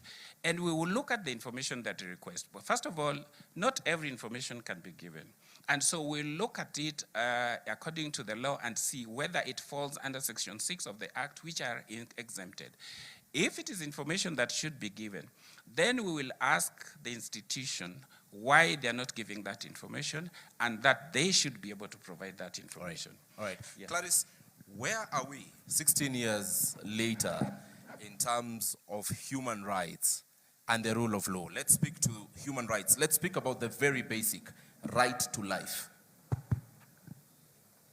Thank you. Thank you very much for that question. Allow me to, first of all, just speak to one of the biggest achievements of the 2010 Constitution, and to say that the issue of human rights has been the biggest beneficiary of the 2010 Constitution. Why do I say that? I say that because the language, you'll find that the language that has now been adopted, if you look at issues governance, issues development, human rights has become part and parcel of the language that we are using in Kenya. You'll also find that issues human rights are no longer, just an issue for human rights lawyers and for human rights activists. It's an issue that cuts across. And I'll just take you as an example. If you listened carefully to the speech by His Excellency, I think 90% of it spoke to issues human rights. And that has been the transformation of the new constitution. If there's any language that Kenyans now understand fully, is the issue of human rights. Everything is viewed from the lens of human rights. So we must give it to the 2010 Constitution that it has transformed even the relationship between citizens and the state, where now the state is required to look at everything that they do from a human rights perspective. Now, on to your question about the issues around right to life. You'll find that that's one of the rights that has been protected by the 2010 Constitution and provides that everyone has the right to life. And the right to life is not just about health issues, but it's also about who has the right to take away a life. And that's one of the issues that I think we've been grappling with here in Kenya. And I think it was acknowledged in the previous speeches that has been given, that sometimes life has been taken extrajudicially when it was not, legally taken away. So it's one of the biggest challenges that the Kenya National Commission continues to record. And unfortunately, the complaints that the Commission receives on this particular right has to do with complaints against the government, taking away life, illegally. And that's one of the rights that is really protected by the Constitution, and that as a country, we must ensure that we deal with that particular right, because the right to life is really fundamental. That once a life, as was stated by the president, once it's taken away, it's taken. You cannot bring it back. And yet, as a country, as a government, we are working towards improving the lives of citizens. It is true that the right to life is the most important, I must say.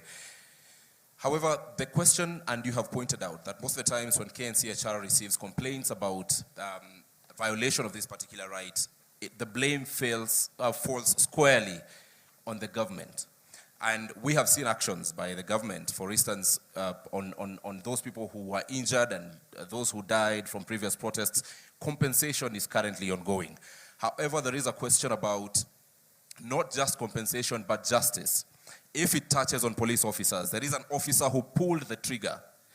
When families, when civil societies are following up on these issues, the investigative agencies, such as IPOA, would say there are no people here who have recorded statements, and such responses as you've had, then the question by many Kenyans becomes, beyond compensation, what is the KNCHR doing to ensure that we walk towards justice?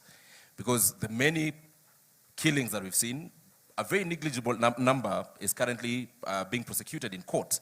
Very many people are free out there. So what is the KNCHR doing? Thank you very much. I think back to your question about accountability and issues around redress for human rights violations. It's important to note that compensation and reparations is just one facet of accountability and redress. And mainly, if you look at issues around reparations and compensation, they look at cases where the threshold for prosecution is quite low, and hence that direction of compensation and reparations. If you look at the cases that go to court, our courts require a very high threshold to prove a case. And you'll find that sometimes that's where our cases fail. You can only take a case to court that has evidence, that has witnesses, that meets a certain threshold. And that's where many of the cases fail. And that calls for reflection. Let me take this conversation to the Salaries and Remuneration Commission. Today, I'll give you very live examples that many Kenyans perhaps expected during the promulgation of the Constitution are issues we would not be dealing with 16 years later. Some counties are having healthcare workers on strike. Why? Because of remuneration and because of related issues. These are issues that many Kenyans thought with the establishment of the Salaries and Remuneration Commission, which advises on remuneration for public officers and actually sets remuneration for state officers, you would see this happening. Where is the gap between the governments, be it the national government or the 47 county governments, in terms of implementing what you as SRC is recommending in terms of salaries, so that we do not see the very many industrial actions that we are seeing in the country? Thank you for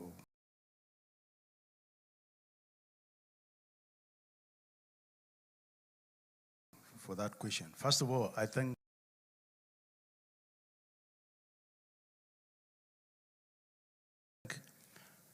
I want to clarify that all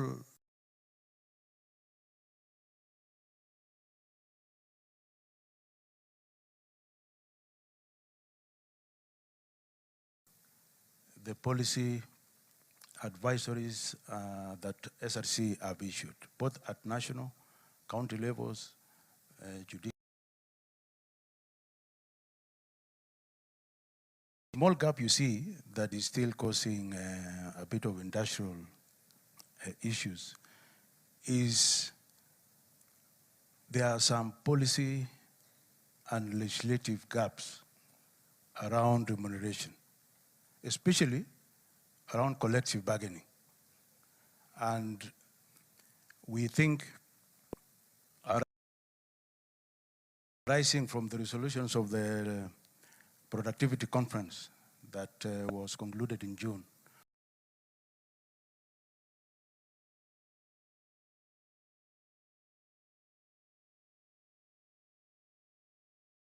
The way we negotiate CBS right now does not take into account the element of productivity.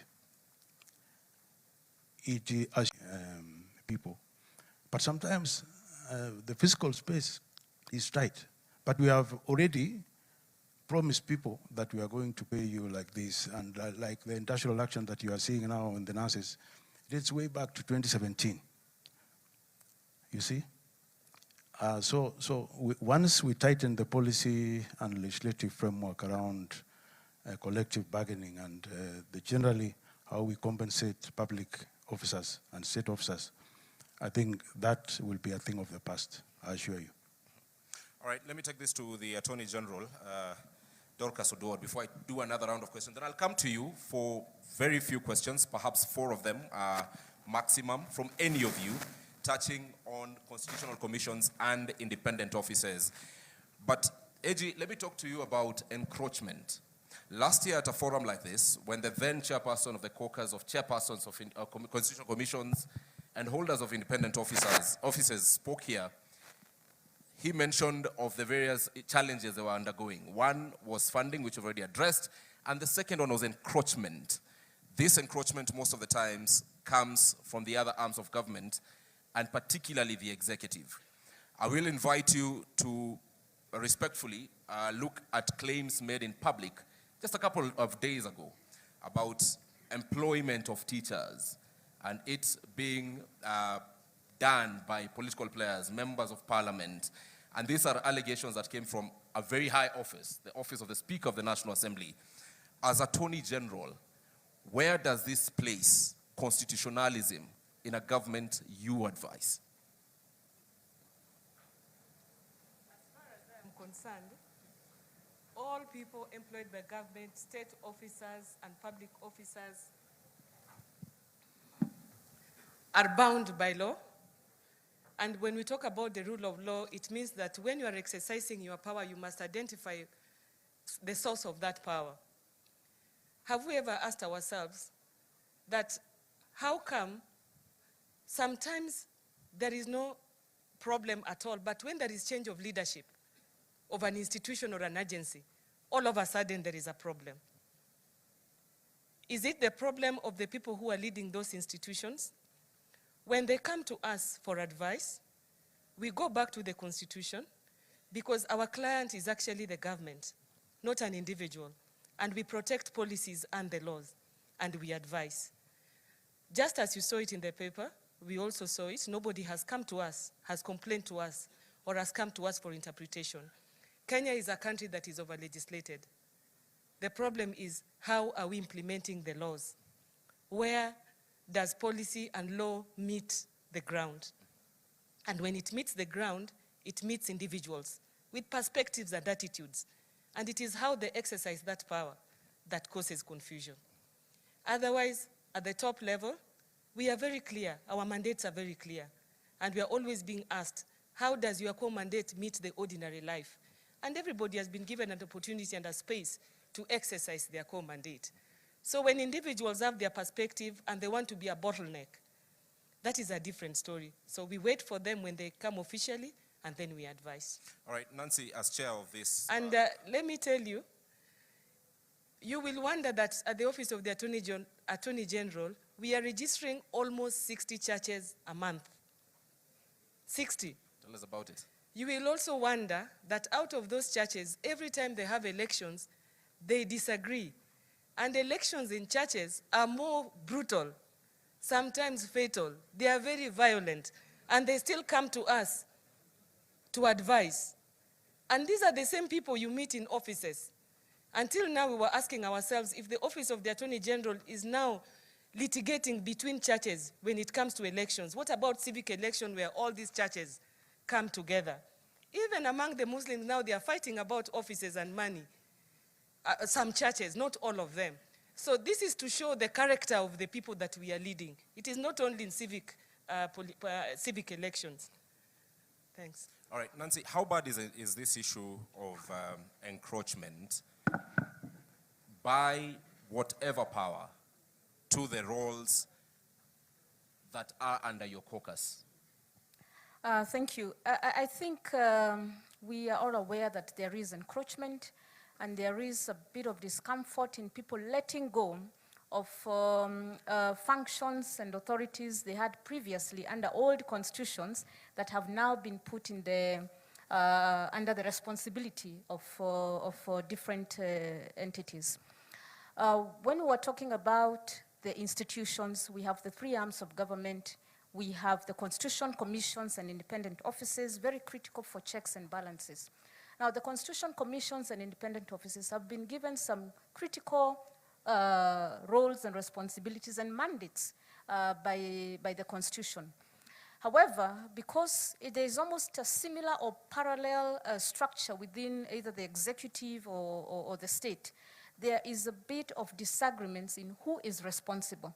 And sometimes we have to end up in court under the judiciary to interpret, which should not be the case, because at the end of the day, we are serving the same citizens. But if the Constitution clearly indicates that the role and responsibility is for National Land Commission, is the control of budget, is ethics and anti-corruption, is the Human Rights Commission, then that should be respected.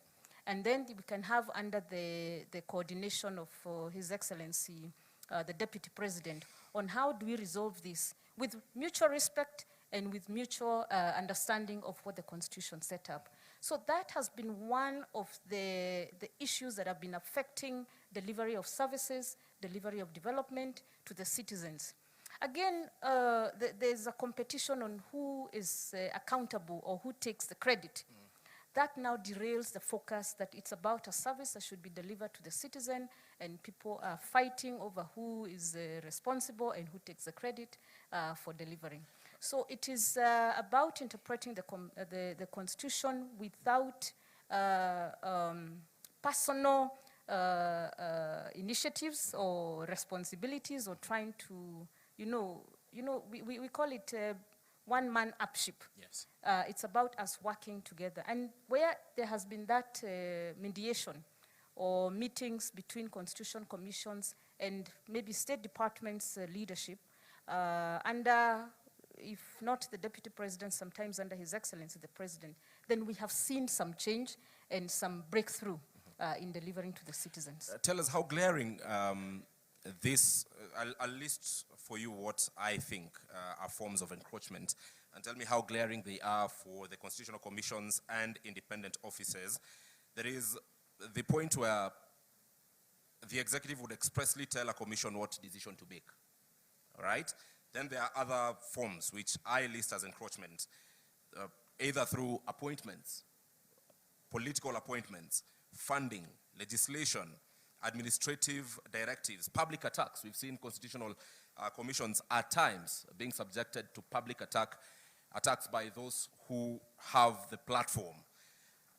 Delayed implementation of recommendations or institutional restructuring. All of you, or at least most of you, have had your recommendations on various issues and some delayed.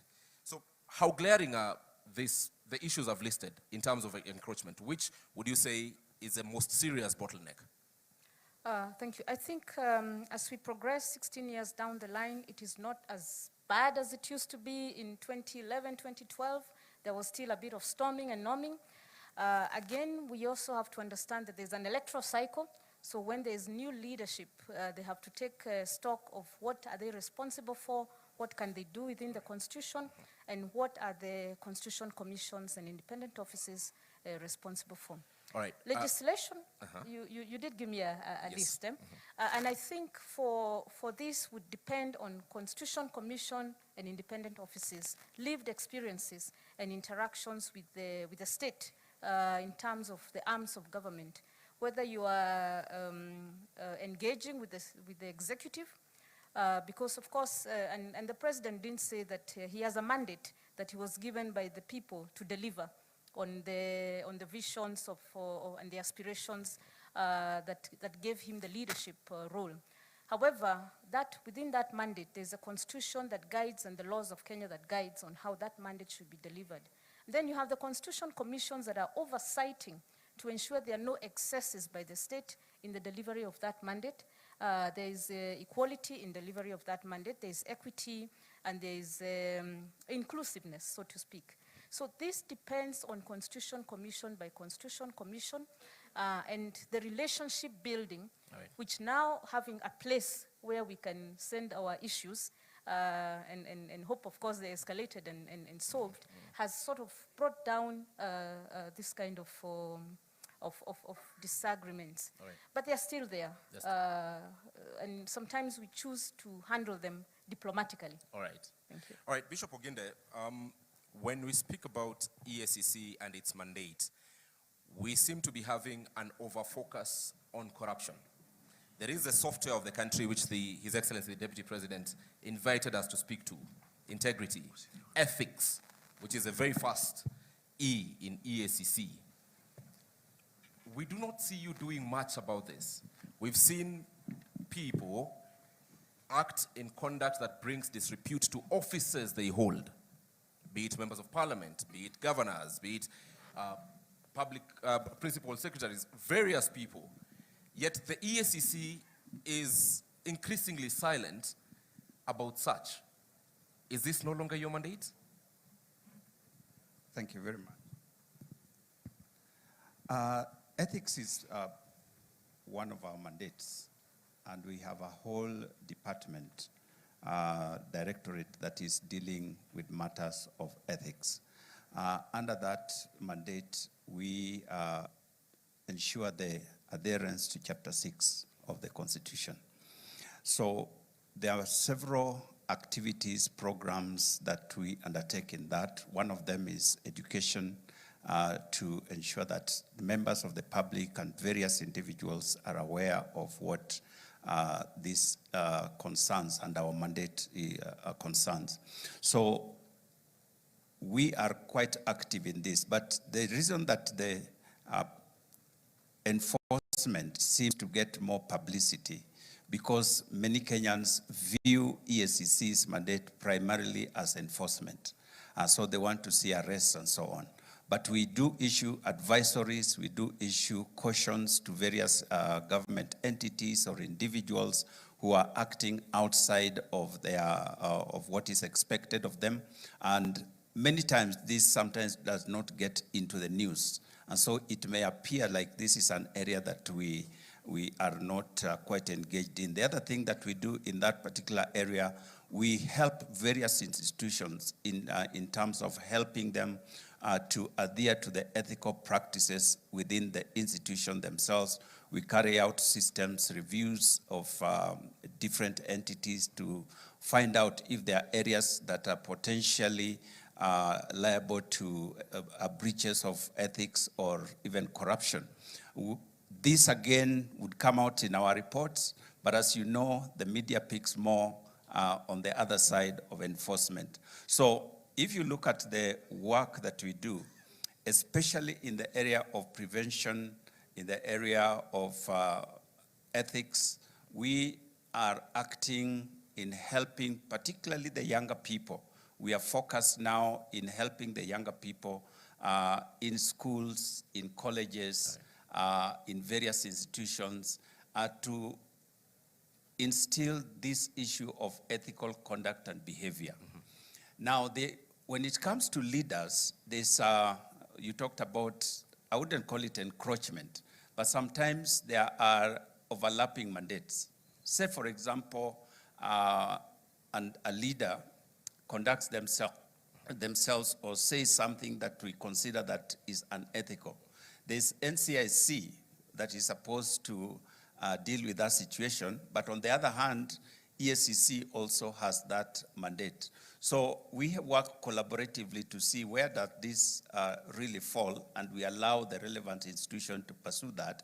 But we have several times invited individuals who we feel have breached the ethical codes, especially on Chapter 6, so that they could answer to the practices or the things that they have done.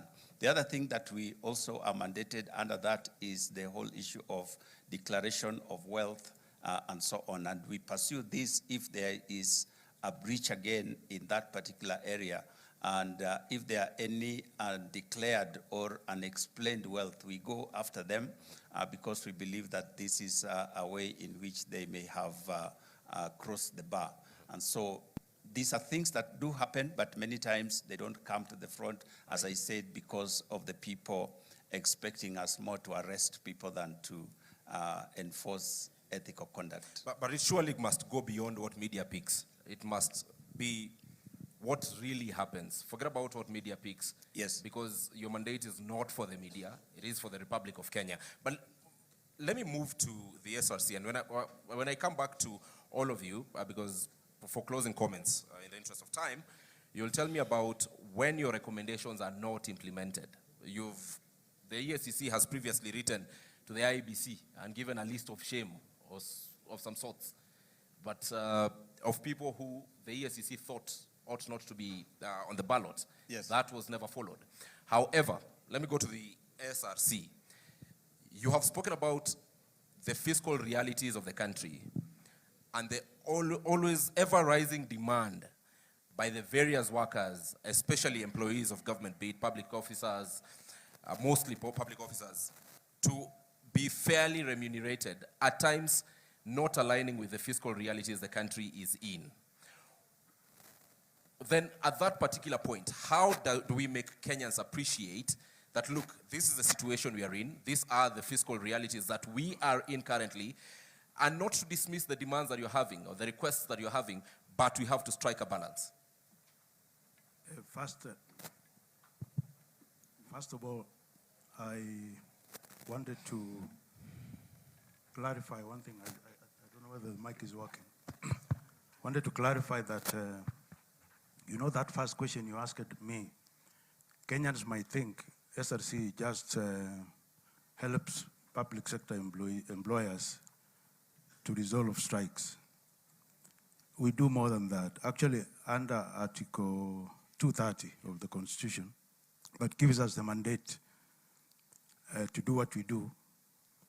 Perhaps it is useful, even before I tackle that question, just to tell the country that in the last, since SRC was established, we've been able to manage the balance between that tight fiscal space with what is released to do other things for the country, like development. We found that from 55%, where the payroll was taking 55% of all the revenue that is collected at national and county levels, we've managed to reduce it now to 40%. So we've released 15% of revenue to other development priorities for the country. But the PFM Act of 2012 still requires us to bring it to below 35%. And therefore, that question you asked, I think, is very, very relevant to say, as we bring this figure from 40 to 35%, how do we engage the country to appreciate that we are still below the threshold where salary should be kept within? And it is because of that realization that we saw and said, we've reached 40% wage bill to revenue ratio, mainly by controlling the growth of the wage bill. But if you see, SRC now has been there for actually 15 years, because it took some time to establish it. If you look at that, you can do an average and see these guys have been reducing this thing by 1% every year. Right. And somebody can say you are not doing very well. So what we have done is to relook at the strategy of reaching there. And we found that just controlling the wage bill is not sufficient. It will take us longer. That is why we requested His Excellency the President and the government to enable us to do a national productivity conference. Okay. The gist of this is to unlock the potential of the public servants and state officers, to ask them and say, this salary we are paying you, what is the return on it? What is the return on it in terms of service delivery to the people of Kenya? And we had a good conversation, and I think we have a solution. All right.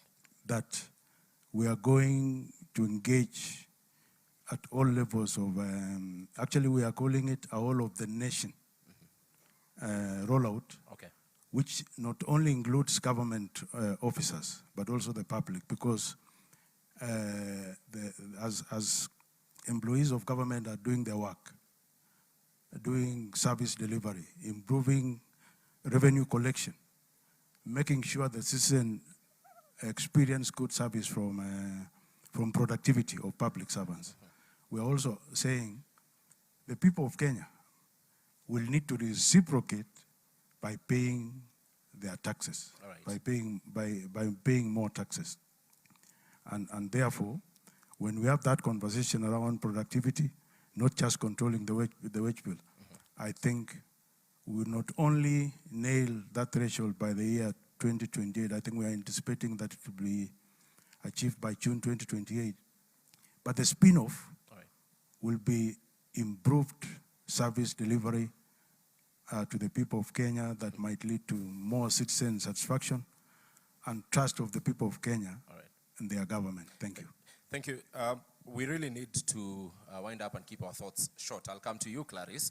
And one thing that His Excellency the President has mentioned here, and has been mentioned by you and other officials previously, is the issue to do with the right to picket, assemble, demonstrate. Let me use one word: protests. However, we have seen in this country, whereas this particular provision has been put to use by Kenyans, there is also that gray area of criminality happening. And there is a conversation about regulating this particular right. When many Kenyans hear regulating, Your Excellency, they would say perhaps the state wants to curtail this particular right. We need a better understanding of what do you mean, so that we are sure we are simply separating criminals from Kenyans exercising their right. Speak of June 2024. Genuine Kenyans were in the streets. We saw Parliament being torched. That was not genuine Kenyans. Anyone who touched Parliament, as anyone would say, was a criminal. So how do you separate this? How do we not read malice from that motive of regularizing the right to picket? Thank you very much for that question. The issue about, and that's Article 37 of the Constitution, that speaks to issues around demonstrations, picketing, and even presenting petitions to various institutions when there's a grievance. Historically, if you look at the issue of demonstrations, Kenyans have used demonstrations to achieve results, especially in terms of realization of human rights. However, it's important to note that a lot of these protests have been infiltrated by criminals. How do we cure this? Regulations. Article 37 provides a very broad, definition and the rights espoused under that particular article. But having seen how demonstrations are done in Kenya, it's very important that we go ahead and regulate and provide, legislation to provide the parameters within which people can demonstrate. And Kenya will not be the first country to do this. It's done globally, where if you look at other jurisdictions, they provide parameters of where you can demonstrate, which buildings you can never, approach if you have demonstrations, the timings in terms of demonstrations, the period within which you can demonstrate. So it's very important, especially now that we know that many times our demonstrations turn violent. It's important to regulate so that on the side of the citizens, they understand that these are my responsibilities as far as my right to demonstrate is. When you say that there are places you shouldn't not approach, examples? I think if you look at it globally, a place like Parliament, a place like the judiciary, a place like State House, if you look at international best practices, those are buildings that are considered of national security, and citizens are not allowed to protest around those areas. But this is a conversation that we can have as Kenya, because we are developing legislation that is context specific to Kenya, and we can agree on where should people demonstrate and which buildings are so important that we cannot allow demonstrators, especially where we are not very clear that a demonstration may turn violent. We need to define the parameters of where demonstrators need to be and where they should not be allowed to go to. But ideally, this is a right that should not be curtailed. So the whole essence of providing parameters is never to curtail this particular right, but to provide clear parameters of where citizens, but also the state organs need to, converge in terms of implementation of this particular right. I want to invite us to give closing thoughts, and I want us to reflect in these closing thoughts. Tell us, 16 years down the line, there must be a gap that still needs to be met from constitutional commissions and independent officers. What must be done to meet this gap? I look at the glass 3/4 full, 75%. However, 25% must be met. What is it that must be done? And if it's someone who's here who needs to be told you need to stop this for us to meet the 25%, let us do so openly, respectfully, and honestly. Let me start with the Commission on Administrative Justice. Thank you very much. First of all, in terms of clawing back, I think we need to understand that nature hates a vacuum. So as a constitutional commissioner, you must occupy that space so that you don't allow anybody to come and take that space. That's the first starting point. The gap we are talking about here is in terms of funding. There can never be independence if we don't have enough money to do this.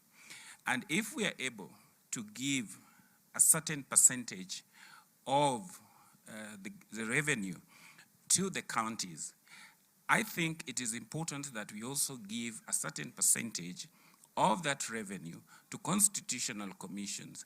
And we have CRA here who will now distribute that percentage to various constitutional commissions based on their mandate. As I wind up, and this is what I undertake to the public, CAJ under our watch is simple.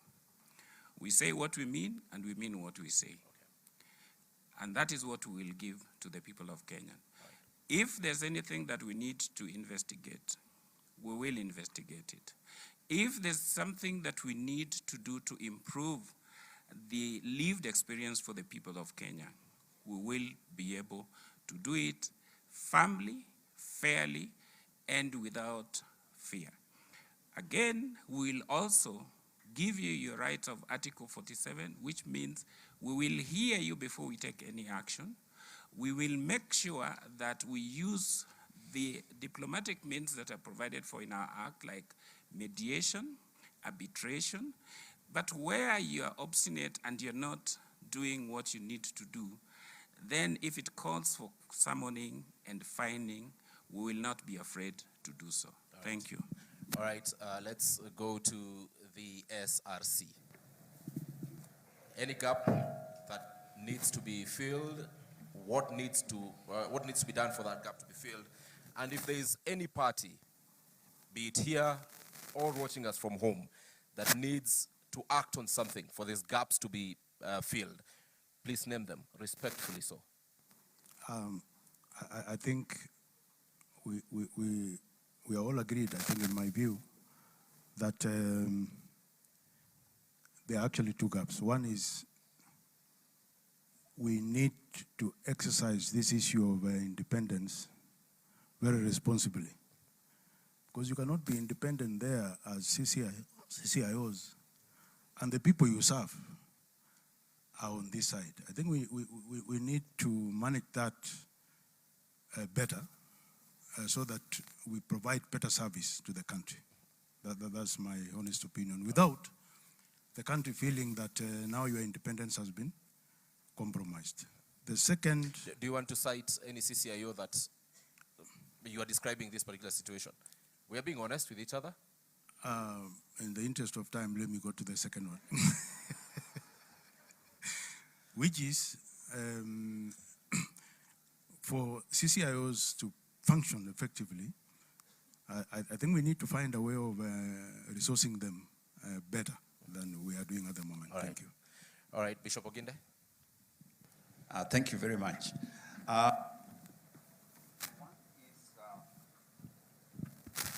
The enforcement of Chapter 6 issues. You did mention, for example, EACC gives this list to IEBC. It's not that IBC ignores. Our constitutional framework provides that unless you have exhausted the whole judicial process, even if you have a case, you cannot be barred from seeking an elective office. That in itself undermines the very values that we talk about. In our neighboring country, Tanzania, it is exactly the opposite. If you have been convicted of any corruption case, you stand guilty as you appeal. In our case, you are still innocent even after you have conviction.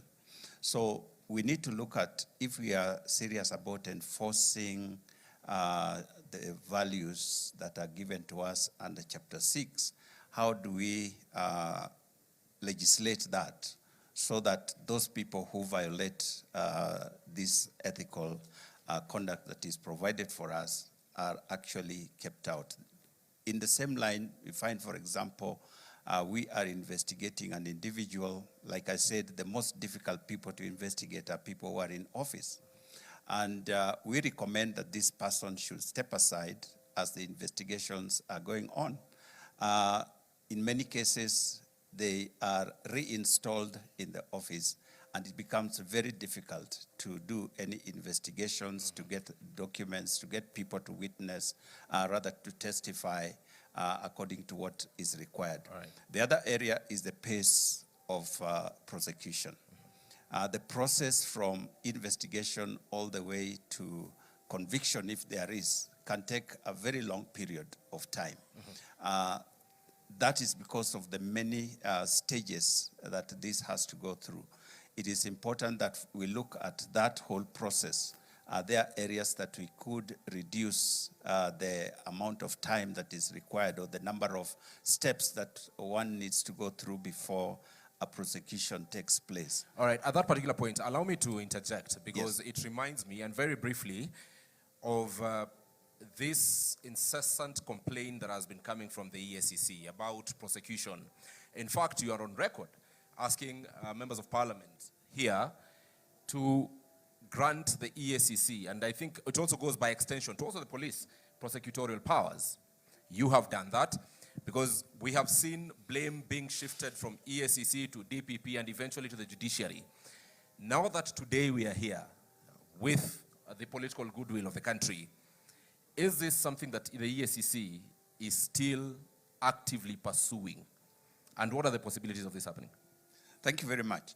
The Constitution provides that Parliament can provide legislation that gives prosecutorial powers to other entity other than the Office of the Director of Public Prosecution. And so it is not something that we are asking outside of the law. But this would shorten that process, because, for example, the civic cases that we investigate, we take them directly to court. And we find that, like, for example, asset recovery, EACC right now is recognized globally as very successful in matters of asset recovery. In Africa, there are many nations that are coming to benchmark with us because of that. So it is a matter of efficiency that would help us to get these cases out of the way faster. But I hasten to add that in recent past, in fact, just a few weeks ago, we have had a very robust conversation with the Office of the Director of Public Prosecution, and we have come up with a framework through which we hope we can work together towards ensuring that things move faster. But ultimately, I believe that would be a very helpful move. Asante sana. Clarice, less than 30 seconds, closing remarks, gap, and what needs to be done. Okay, thank you. Oh, thank you. I think for me, three things. Number one, if you look at the current context in Kenya, we've over-focused on rights without looking at corresponding responsibilities. So for me, that's one message that I would want to pass. That Article 3.1 of the Constitution emphasizes that we have rights, but we also have responsibilities. And I think when we start recognizing that rights come with responsibilities, I think we may be able to achieve get to at least 80% of implementation of the Constitution. All right. I think the second thing for me, and was alluded to by the Ombudsman, is about funding to constitutional commissions. Probably it's about time we thought about ring fencing funding to constitutional commissions, similar to what we have with other arms of government. Then lastly, just to mention that constitutional commissions are the bridge between the citizenry and the government and the state. And we should not be seen as enemies of either of the two. We must be seen as that bridge that brings the two together towards finding sustainable solutions to the issues that affect us as a country. Thank you very much. Last but not least, Nancy, the reason I've given you the last opportunity is because, one, you're the chair of the caucus for chairpersons of constitutional commissions and independent officers, but I also want you to turn the mirror inwards and tell us, what have these commissions done or failed to do that have led us to where we are today? It surely cannot be all external pressure.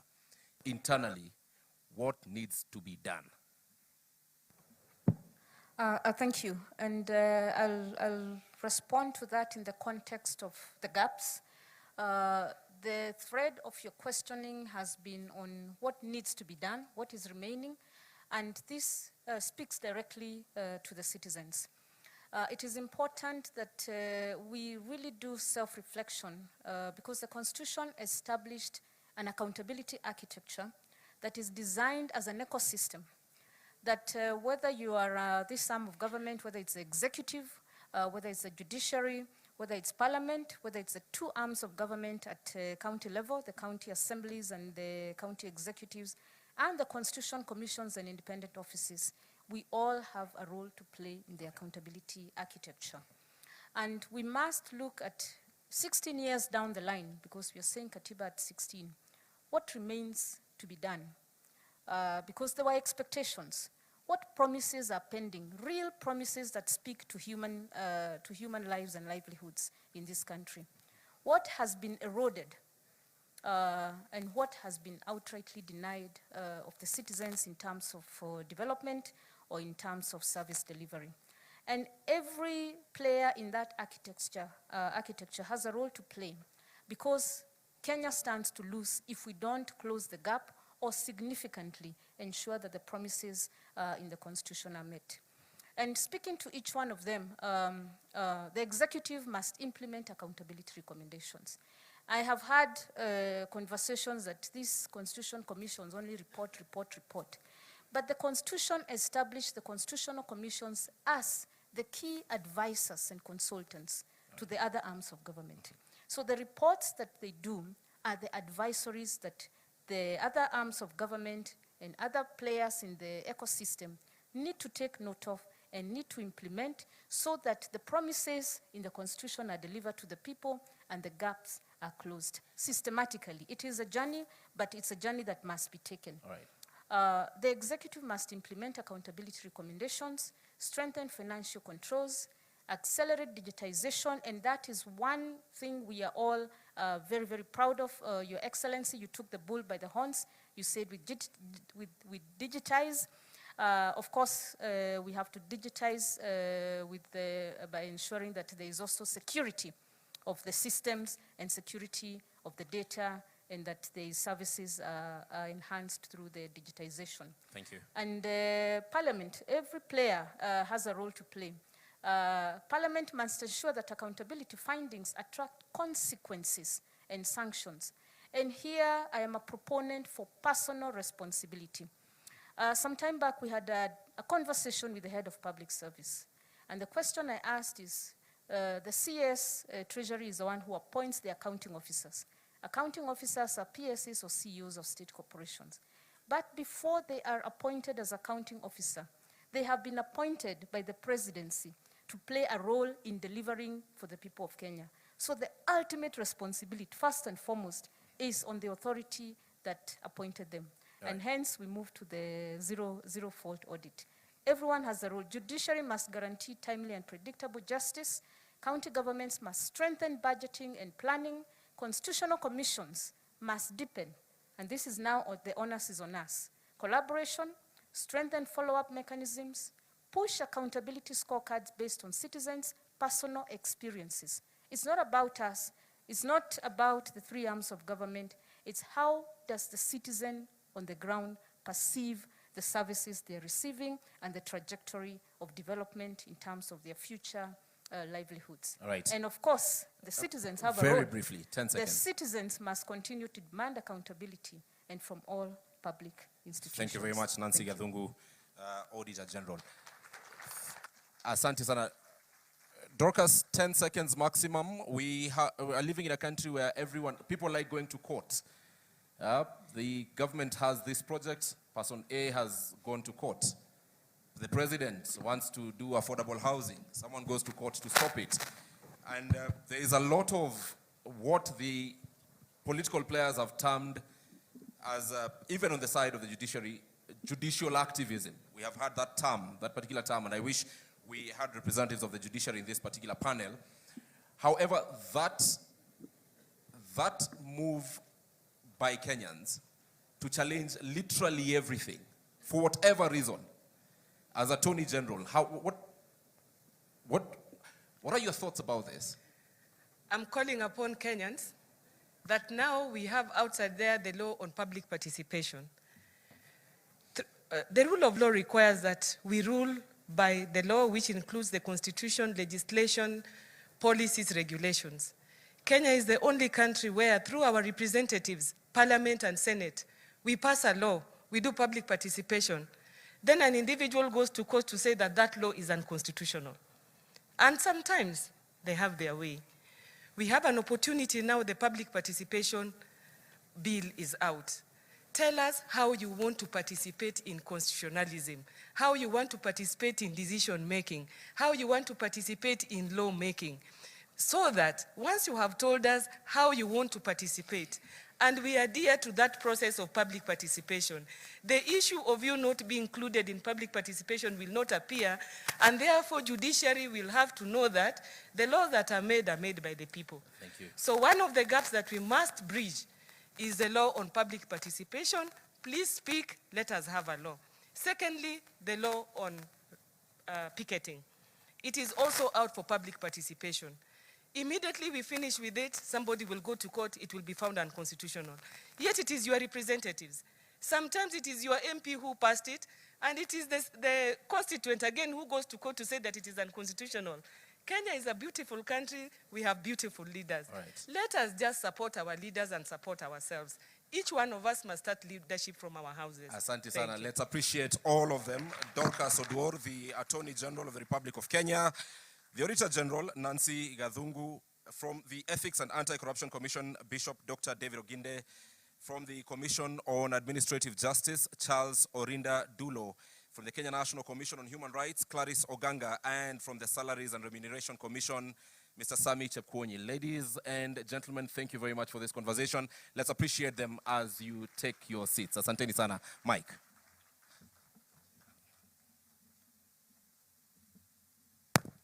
Another round of applause for the panel. Thank you very much for your submissions. We'd now like to progress to another panel. But before that, we'll have the Principal Secretary, State Department for Justice and Human Rights and Constitutional Affairs, Honorable Judith Pareno, to come and give some reflections. The session we're going for now is reflections on the people. Remember, the first one that we had, we were looking at accountability, but now in regards to the Constitution, we'll be looking at reflections of the people. So why don't we put our hands together as we welcome the Principal Secretary, State Department of Justice, Human Rights and Constitutional Affairs, Honorable Judith Pareno, to make some very brief submissions. Then we move to our second panel. We'll have one more panel, which will be the last one after this. Welcome.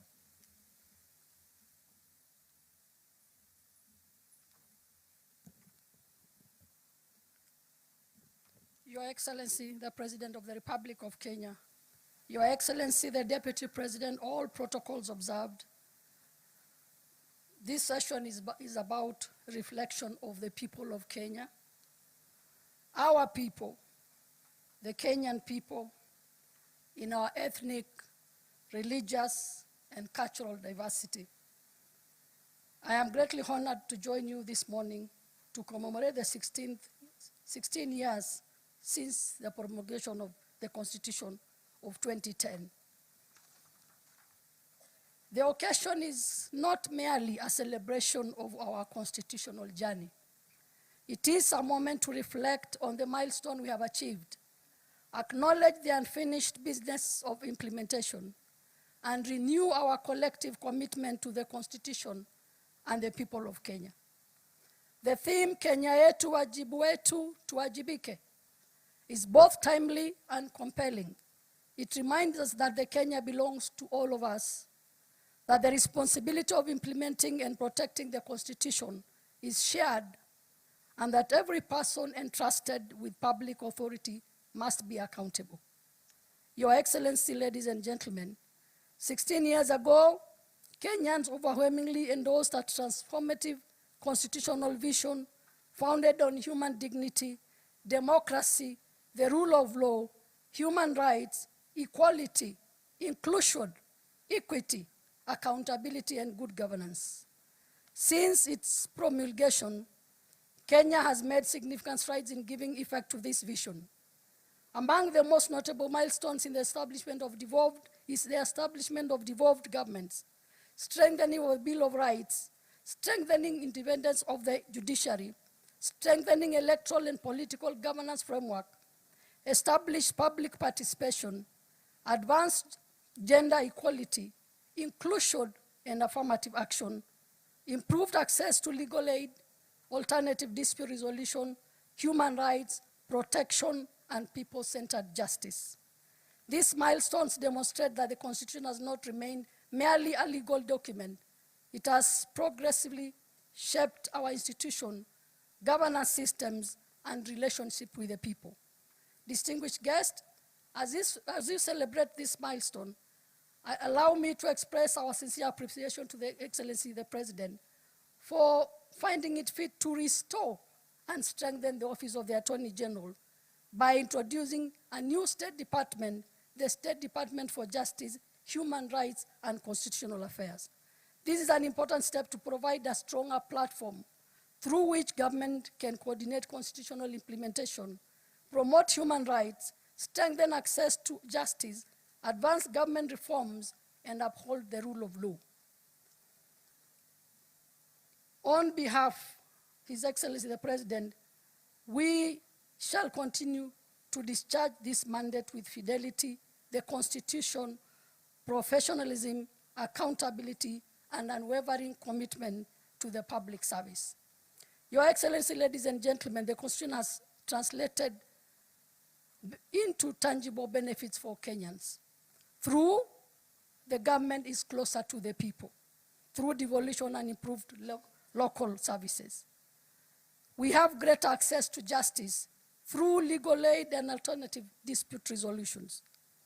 We also have stronger protection of rights, including for children, women, persons with disability and victims, minority and marginalized, and the vulnerable people.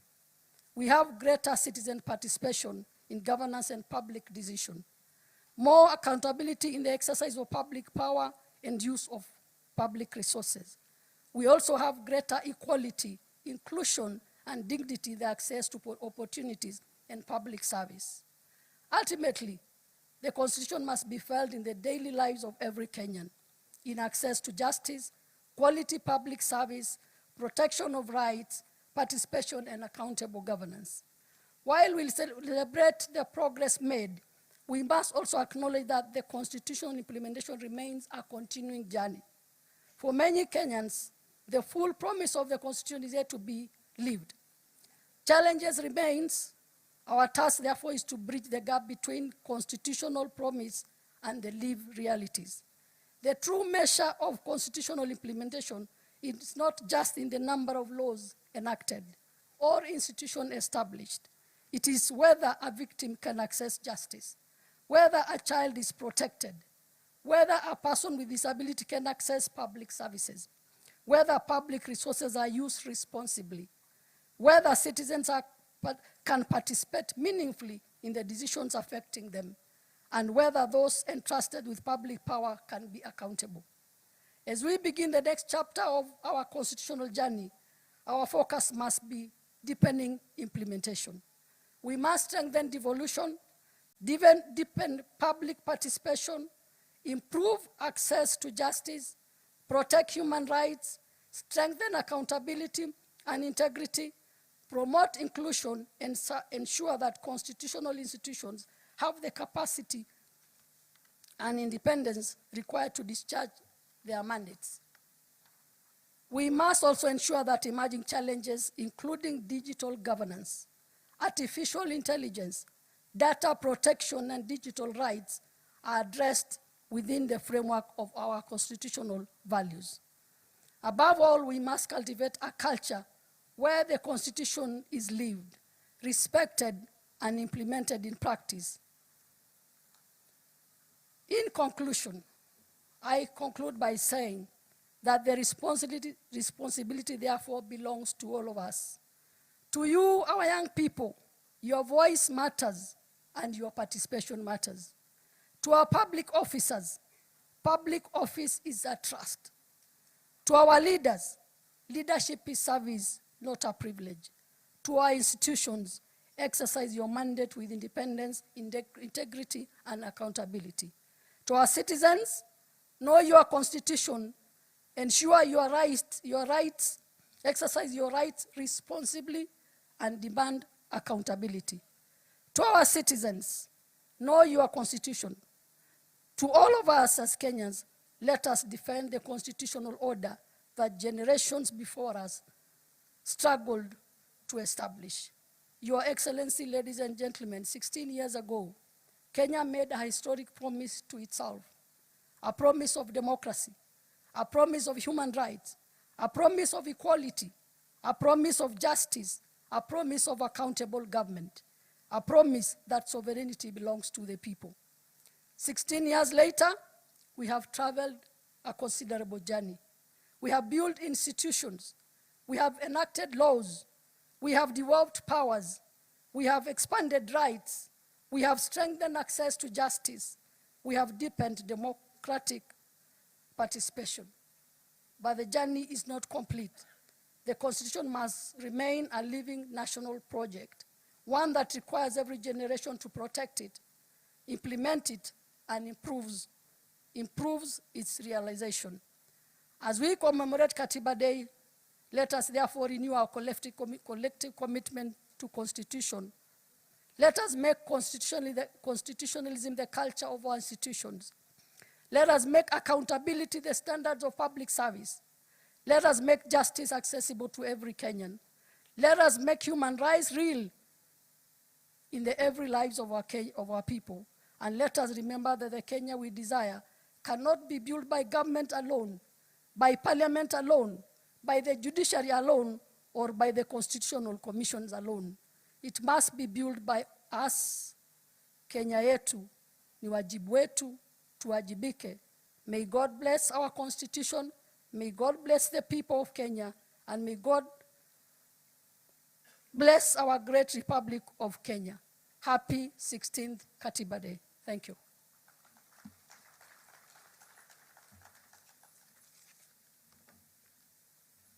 Thank you very much, Madam PS. Another round of applause for her, please. The next panel we have, Your Excellency, is on reflections of the people. Allow me to now invite the panelists, and we'll start with the Right Reverend Jonathan Kabiro Kariuki, the third Bishop of the ACK Diocese of Nairobi. We also have Professor Githu Muigai, Honorable Abdikadir Mohammed, and Honorable Mutava Musimi, and Christine Kongo, CEO FIDA, to kindly take their seats where they are going to be the panelists reflecting on the people. Let me also invite Ibrahim Karanja, who is going to be moderating this segment. Tuwapigie makofi tafadhali wakija as they come to make their submissions and to also reflect. Karibuni.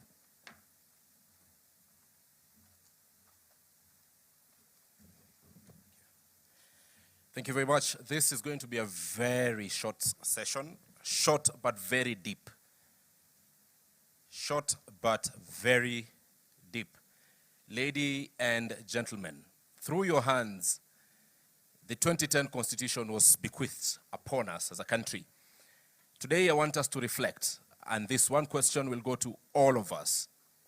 Have we met what we intended to with the 2010 Constitution? I'm asking this because literally, you're part of the midwives of the 2010 Constitution.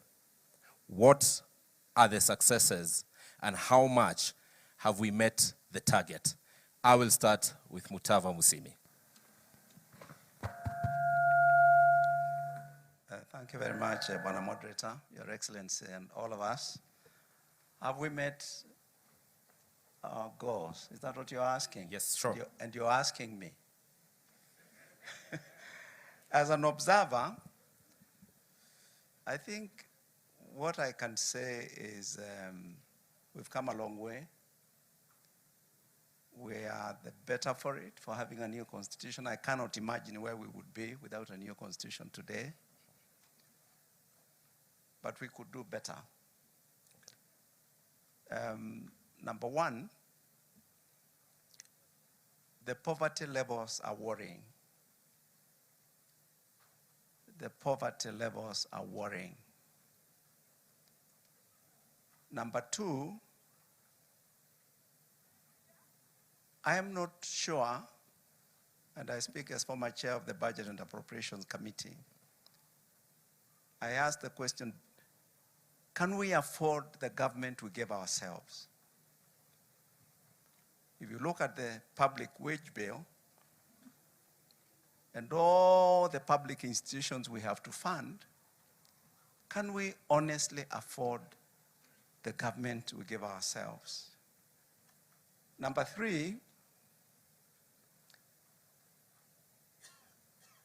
when we were in Ufungamano and trying to make our modest contribution, we were very clear that devolution needed to be given more time than other areas that we were, other areas in which we wanted to see change. In fact, we recommended that once the new constitution is promulgated, the president appoints a devolution commission, gives them 3 years to deal with the issue of the size of the units, their mandate, their character, viability.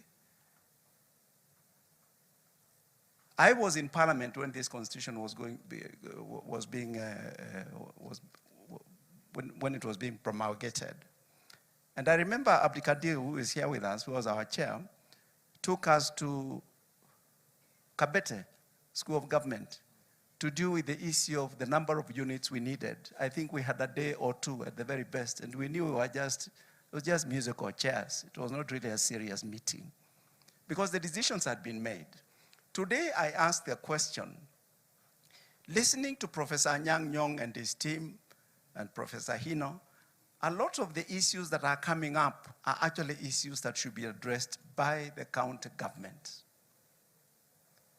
And that is why we recommended from Ufungamano, and we said every 25 years, we should look again at this, the sizes of these units, to do a review and see whether perhaps we need to adjust these boundaries. I'm being a bit provocative. As I finish, the issue of law enforcement, to try and create a culture of good, of decency. I think we are asking too much of law enforcement. I remember when President Kibaki asked me to chair a committee on the anti-corruption sort of education committee. I can't remember what it was called. But I tried to listen to him very carefully, and I noticed that he had faith in the need for law enforcement, but he was very keen that there is education. Of course, he was a teacher in his own right. And he understood if Kenyans can be helped to see that corruption is costly, then we might begin to move the dial on that issue. All right. And as I close, all of us here are mature people. There are things that families do that law enforcement does not do. There are things that religion does that law enforcement does not do. There are things that managers of education do that law enforcement does not do. There are things that media does that law enforcement does not do. The instruments of socialization, the place of culture, tradition, there are things they do. And I wish that we need to do a reset and begin to go back and ask, perhaps we are not giving enough emphasis to these other institutions. I thank you. All right, Prof. I don't know, oh yes, I can be heard. Your Excellency, all protocols observed. I am one of those people who are very proud of this Constitution. First, because we almost never had it. Although we had been working it for a very long time, at the end, we almost never had it. We had it because we went through the Kofi Annan peace process. And that helped us, many of us in this room, to reflect on what we had taken for granted in this country, which is that there would always be peace and there would always be stability. I look back at what we've gained. Let me start with the judiciary, where I spend a part of my life. I think there we have made concrete and serious progress. When I interact with jurists from across our continent, they look up to Kenya for the seriousness of the jurisprudence that is emerging here. We have small problems. We have some rotten apples. And I think if we do not act fast, that problem can grow bigger, but it is not an unsustainable problem. I look at Parliament, and one of the most enjoyable parts of my career were the 2 years I spent in Parliament. There are still ideas there. There are still people debating seriously, honestly. There are laws being reviewed by people who have a genuine interest in what is going on. I look at the executive, I look at the minds that are serving in the various, and I think we shouldn't be too harsh on ourselves. We've made critical progress. I like to single out, for example, the team that runs our treasury. As a layman, I look at it from outside, and I see the vagaries of weather that they have to deal with. We come very close to defaulting on our foreign debt. And the team is able to pull us out in good time. So we have a capacity issue that this Constitution has helped to bring that we should be proud of. I want to remind you, as a historian of that old one and the new one, by this time, by the 17th anniversary of the old one, we had amended it 17 times. So this is a more stable Constitution in many ways. And I do hope, every so often I hear people open up a healthy discussion. Should we extend the presidential term limit to, or should we remove the term limit? Should we reduce the counties? Should we decrease the number of seats in parliament? And the debate goes on, and it is a healthy debate. But the form of mechanism we put for amendment means that we are unable to amend this Constitution in the foreseeable future. I think that's a problem. I think that is a real problem, because all of us recognize that some things are not working. BBI, we were not all united on it, but BBI was an expression of anxiety as to what all of us recognize was wrong, but we didn't have the political traction to move it forward. So to my own mind, as one man who made a very small contribution to this process, I think I can look my grandchildren in the eye and say, I'm proud of my work. All right. Thank you very much. Thank you very much to my old teacher and my padre. Your Excellency, thank you very much for holding this a second time. Last year is when you held it for the first time, and you promulgated it should be held annually. Thank you so much. Baba is not with us, but he requested you to hold it from the morning, not just afternoon. I think you have accepted also that request. Asante sana. If I am a private citizen now, I can comment without any issues. If you look around, Mzee Moi used to say we were an island of peace. But if you look around constitutionally, last week or this week, a very senior officer in one of the neighboring countries resigned because actually a vice president, because he asked for constitutional reforms and his president was not too happy. I don't think professor will resign for making any comments in this country. Another neighboring country is in the midst of a constitutional crisis right now. The term for the government is over. They don't know what to do. They're struggling. In another one, they're trying to move from a federal to a unitary and a presidential. To the West, if you say so-so must go, they'll ask you go where? They have been there for 50 years almost right now. The first set of rights the first set of rights are called first generation rights, political rights. In this country, we have no issue with political rights. We have a lot of political rights. That is something we have banked. We are moving to second generation rights, which the president was talking about earlier, which is economic and socio-economic rights essentially. The rights to health, the rights to housing, the rights that make, the first rights are about keeping the government away, keeping the state away. The second rights are asking the state to do what it's supposed to do. That's where we are. The fact that we have moved from the first to the second is a major achievement. Those of us who are alive when Mzee Moi was there, or when these other rights were not there, it was a completely different environment. And so things that many people take for granted right now, it took a lot of effort. If you listened, and I agree with the chair of the Human Rights Commission, if you listen to the president's speech today, I don't think Mwalimu can imagine Mzee Kenyatta one giving that speech, or Mzee Moi giving that speech, or many, many places that speech being given by a head of state. The language of that speech is the language of human rights. That is not possible in many, many places. And those are things we should not take for granted. And as we move to the second generation rights, I think we should be very proud as a country of what we have achieved and where we're heading to. In terms of the challenges, we have very many challenges. The Constitution has accountability devices that were put there to hold high state officials accountable. Impeachment was one of them. We did the impeachment of a deputy president, and we had a lot of problems with the judiciary because the judiciary failed to understand that that's not their role. That's a political accountability function where the judiciary has no role, in my opinion. And they injected themselves into that process and messed things, if you ask me.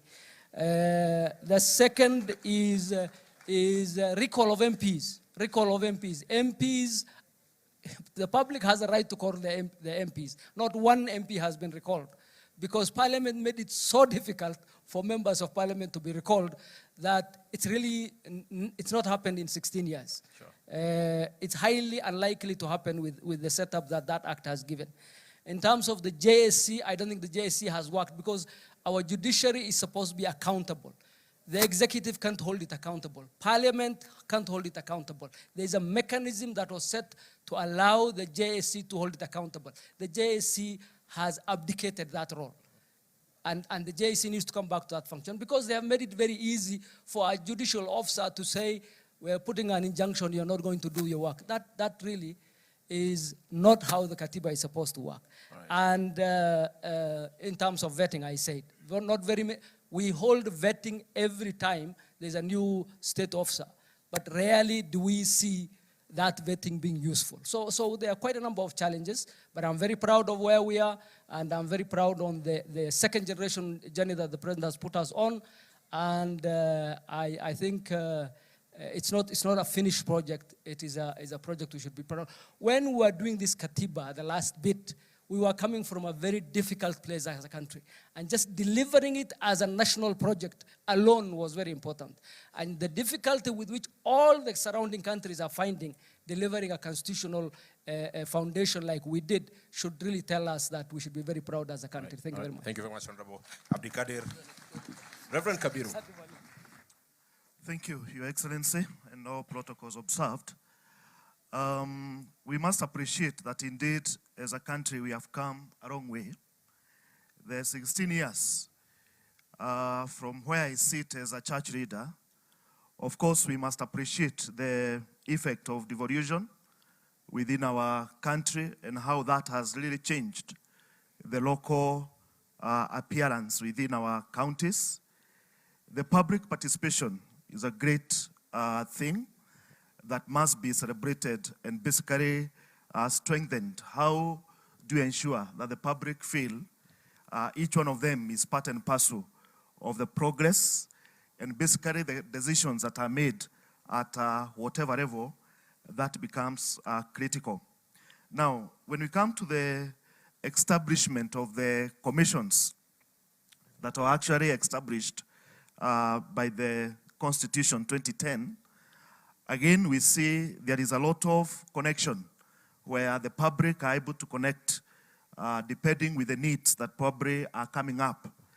But I must say that it is very clear the commissions that are very well known by Kenyans at this particular time are the ones that actually carries, especially the political agenda. They are the ones that are actually very well known. They are those that many Kenyans will not tell, will not actually associate with. And I think it is important then for us to ask ourselves, this being work in progress, because the Constitution is basically work in progress. There is a lot that continues to be done.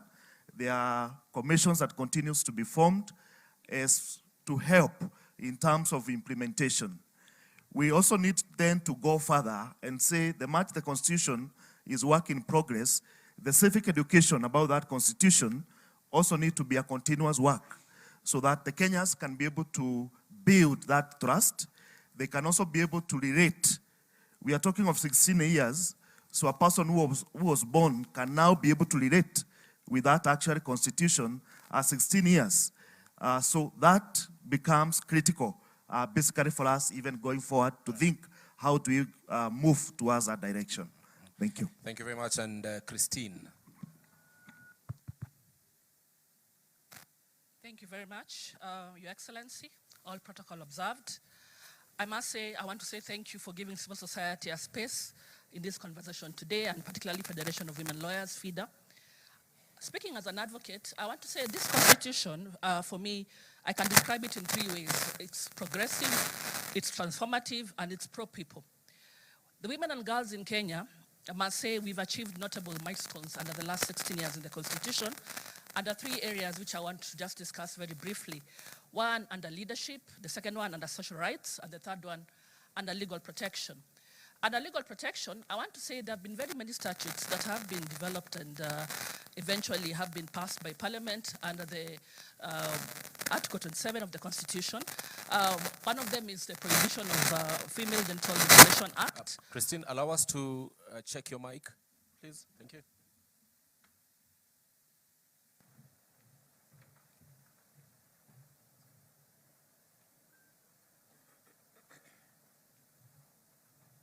Still not functioning.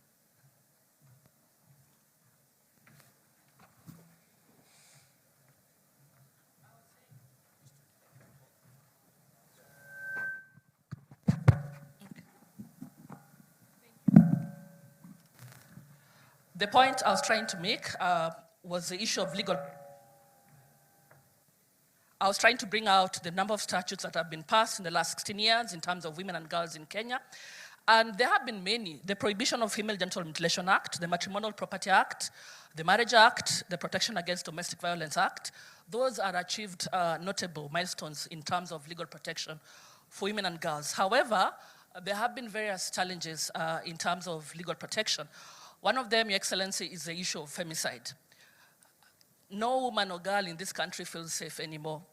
the femicide has increased to an issue where we are calling upon you, Your Excellency, to declare this a national crisis.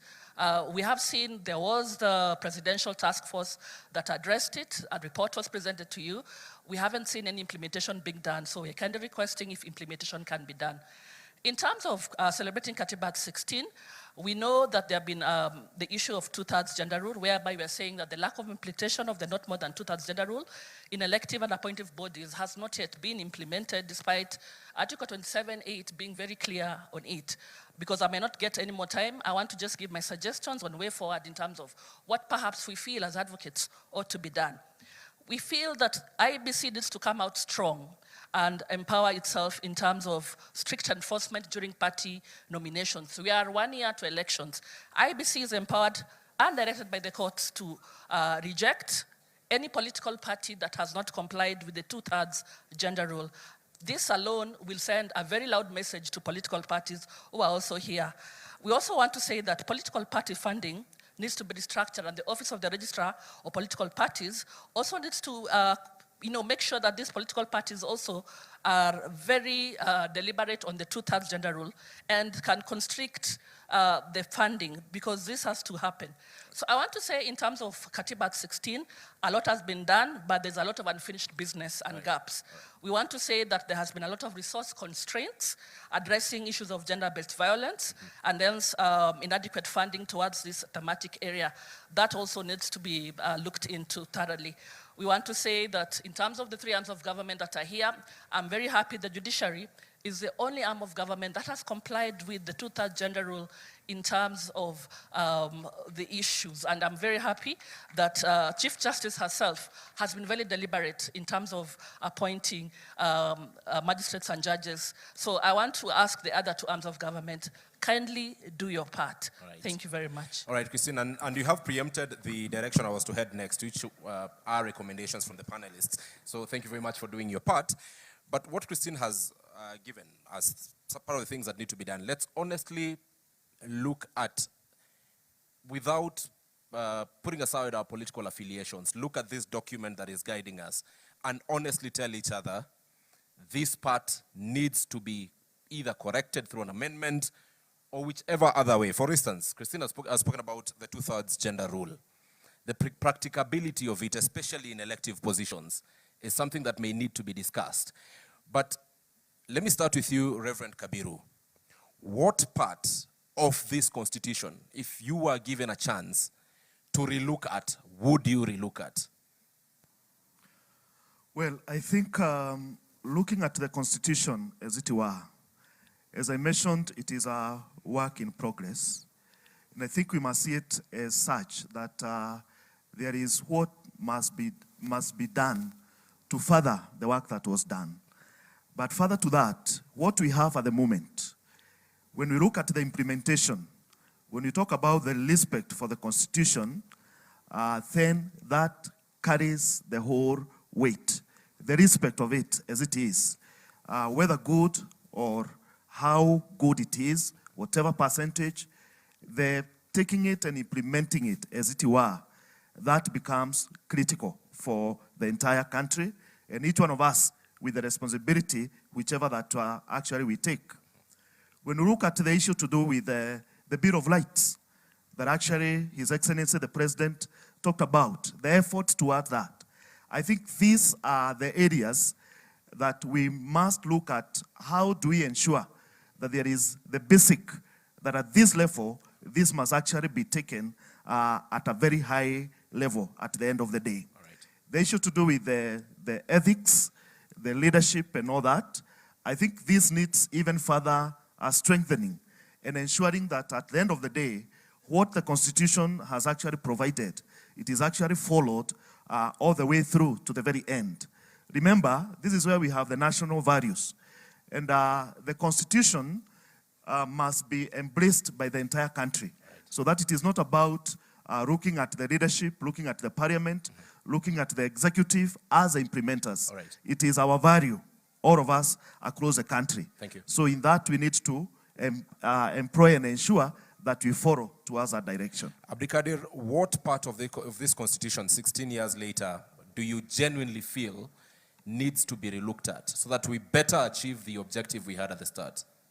Thank you. So other than be relooked at, it's one of the, I think the least successful chapter of the Constitution is chapter 6. That is on graft, on ethics. And I'm really worried whether it's possible to legislate good behavior, as Reverend Mutava said. I think that really requires cultural shift. I don't think, let me not say I don't think, but I'm not too sure I'm as confident as I used to be that writing a very good legislative prescription for that would help. I think we really need to have a cultural shift. So for example, we are going to elections in less than a year. If you are a Kenyan and you elect a thief, and you expect that thief not to steal your resources, you are not a very serious Kenyan. And I'm just giving that example. But genuinely speaking, if you elect an MCA, if you elect an MP, if you elect people into office who are incompetent, who are lazy, who are guilty of a lot of stuff, genuinely speaking, I mean, you don't expect better service. So that's really one issue I have grappled with. The other is, so for example, the gender issue, I just want to say, the gender issue is only in the National Assembly. The gender quota issue is only in the National Assembly. In the county assemblies, we resolve it by constitution. In the Senate, we did. In the National Assembly, we already had a National Assembly that was made up of geographical seats. So you could not legislate and say the Goreti South will elect only a woman, or Wajir South will elect only a woman. That is the problem we are grappling with. How do you ensure that these already vested geographical seats would elect enough women to ensure, because the gender that suffers is the female gender, enough women to hit that quota. And that's why we introduced the county women representative tool to up those numbers. And then hopefully get, and those incentives, by the way, don't work across the world. If you look at many parliaments, rarely, other than Rwanda that is by fiat, many parliaments don't hit 20% of female gender. At least ours, I think the National Assembly hovers around there. The Senate and the county assemblies have no such problem because you must, by law, nominate the extras. So I would really push for, our biggest problem is graft. I would really push for cultural change. I would push for education on that side. All right. Just to, on a lighter note, it is the female gender that is currently suffering, but from how things are going, perhaps men will also suffer. So that needs to be implemented very soon because more women are getting elected. More and more women are getting elected. So, yeah, so that really needs to be done. Prof, you said the difficulty in amending this constitution is a problem. Because indeed it's very difficult. You've reminded us during BBI and what those of us who are not lawyers had then a basic structured doctrine and how some parts of the constitution are, so to speak, untouchable. So if you are given an opportunity to relook at this document 16 years later, so that to better meet the objectives we heard by the time we were passing this document, what would you go for? Well, first, I think that we need a national consensus, and I think that debate has already started. The president kicked it off the other day, not only about where do we go as an economy, but where do we go as a society. And I think that therein we will be able to return to this question. Is this document still serving us correctly? And I think the answer is no. It has its own internal inconsistencies that does not allow our full energies to flow. For example, I personally, as a student of the Constitution, I studied the old one and I'm now studying this new one. We work best as a country, believe it or not, whether you call it nusumkate or you call it handshake. It is the model that works in our constitutional formation. And we need to confront that reality and write it into the Constitution, which is exactly what we did in Bomas. Then the politicians came in, including my own distinguished student here, and removed it. The Bomas Constitution was a power-sharing constitution. It had a prime minister, it had deputy prime ministers, and it had other perks to keep the nation together. We need to recheck that model. There is nothing wrong with it. Number two, we need to look at the house. The house is too large. The house is too large. I don't know how my friend John Bundy is ever able to pay those wages. The house is too large. We need to look at it. We need to rethink something else. Again, we had thought through it very well in Bomas. Then the politicians interfered with it. The Senate is the upper chamber, providing elderly supervision over the National Assembly. That's how we wanted it. That's how we structured it. The politicians removed that, and now the Senate literally spends all its time looking for work to do. And the people who have suffered are the governors as a result. I think we need to look at that. And finally, on this women question, I have agonized on it myself over and over and over. Duale and I did a bill that almost got us over the finishing line. Then we lost it. I think we should revisit it. I think when we talk in absolute numbers, we lose the meaning. The meaning is that we don't want equality, because equality is another business. We want equity. And we need ways of reaching equity. And there are many tools in the toolbox that we can have. Finally, I would say that we need to keep this conversation civil, because it's a very important conversation. And when we are having it like we are having it today, it is very useful.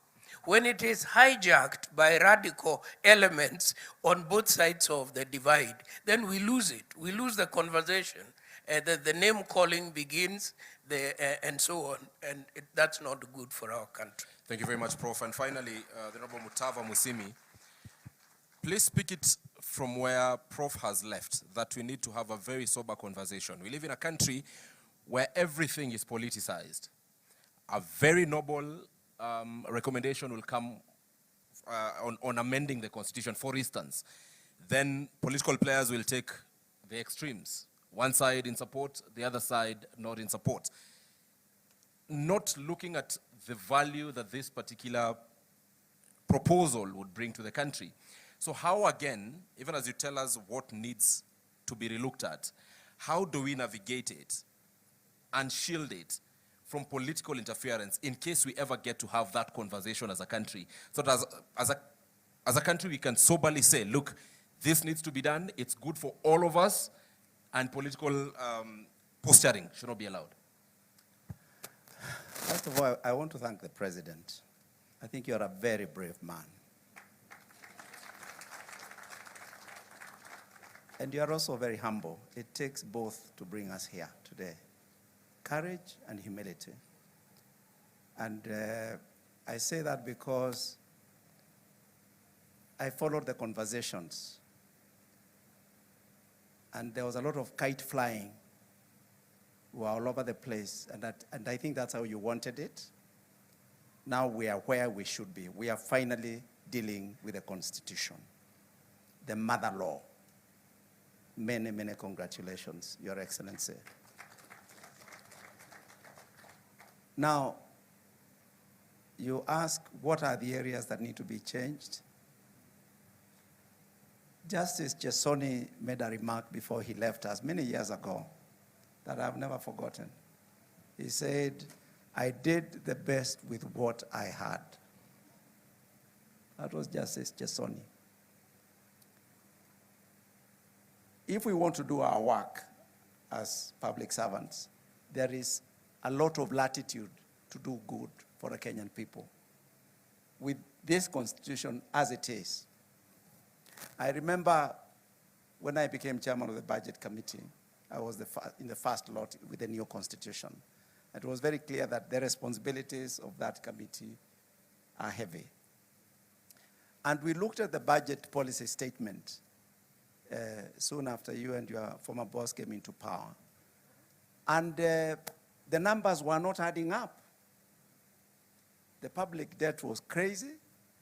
Public wage bill was even worse, and so on and so forth. So I asked my committee, why don't we do a socio-economic audit of the implementation of this constitution for the last 4 or 5 years? Now, I know that Parliament is independent, but I still felt it is important for the executive to know. So we went to Nanyuki, and we met President Uhuru Kenyatta and Dr. William Ruto, his deputy then. And we went through all the terms of the reference of the socio-economic audit that we wanted. And basically, the work was taken over. We gave the work. We made a resolution in the National Assembly. It was bipartisan. We worked with Honorable Duale and the late Jacob Midiwo. And we got the numbers on the floor of the House. The only audit I know from the Office of the Auditor General on the implementation of the Constitution is one done by the former AG, Dr. Edward Ouko. And we made sure, once it was out, after 3-4 years or so, we gave copies to the leaders. I gave it to Honorable Raila Amolo Odinga, myself. I gave it to Prime Secretary, Cabinet Secretary is here, myself. And so that it can begin to get attention from people who matter. What point do I want to make? I don't think myself that Parliament is doing enough to oversight the executive. It can do a lot more. I do not think the county assemblies are doing enough to oversight the governors. I leave it at that. All right. Come now to the things that I think need changing. You can tell I have issues with the units that we have in the devolved governments and how they were created. It was a bit rushed in my view. Your Excellency, I've seen you struggle with the same problem that your predecessor struggled with respect to Nairobi City. I want to get it right, I saw it here. Nairobi City County Government. Sasa umeingilia kidogo kusaidia rafiki yetu Sakaja. Your predecessor aliingilia kusaidia Sonko.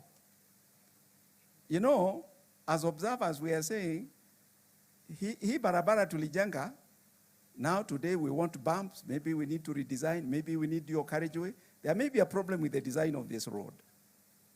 Nairobi, and I would add Mombasa, probably need to be looked at differently from other counties.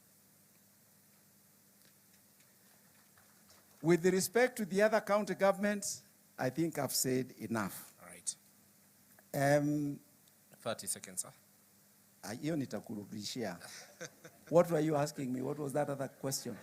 How do we shield? Because you've identified what needs to be done. How do we shield it from political posturing? Shield what? Shield, in case we decide to have a conversation about relooking at the Constitution, we are likely to see political players take both extremes for political reasons, not looking at the bigger picture of whatever recommendations would come or would need to be done. So how do we shield this process? You know, I'm so glad I went into politics for 10 years. I'm glad to be out. But there are things I came to know about the Kenyan I didn't know. You don't know these things from the pulpit and from the church. Kenya is an amazing country. We go out there in the hustings, as the English call them. We do our politics. It's noisy. It's crazy. Then we are called here, and we kind of reset. And it is a genuine reset here. Now, by the time we live here, we are not quite who we are before we came. Right. That ability for us to talk things out there and to still meet with our leaders here is what makes this Kenya unique. May God bless our country. Asante sana. Thank you very much. Let us appreciate our panelists this afternoon. The Right Reverend Jonathan Kabiru Karaoke, Professor Yedhu Muigai, the Honorable Abdikadir Mohammed, the Honorable Mutava Musimi, and last but not least, Christine Kongo, thank you very much for joining us and making this conversation a success. Asanteni sana. At this point, Your Excellency, I will return it to Mike Gitonga. It has been an honor to help you in going through this program. Asante sana.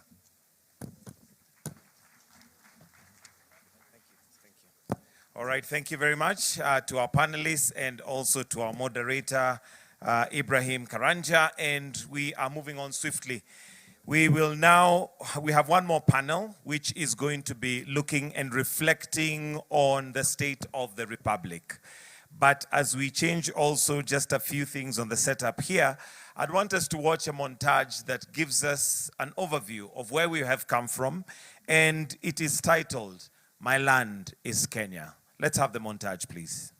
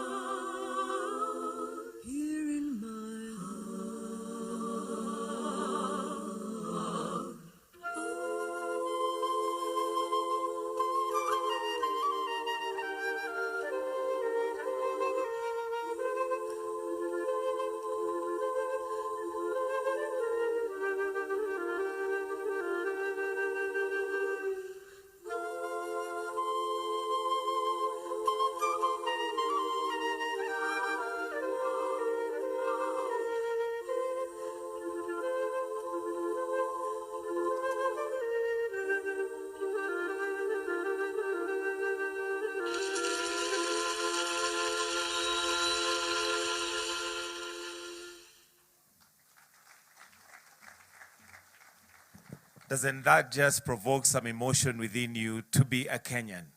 Usiwahi ambiwa na mtu we are going in the wrong direction. Your Excellency, we are headed in the right direction. Another round of applause, please. And that particular song, that version has been done by the Moipei sisters. I know some of us may be aware. They are triplets who are unique and have put Kenya on the map of singing.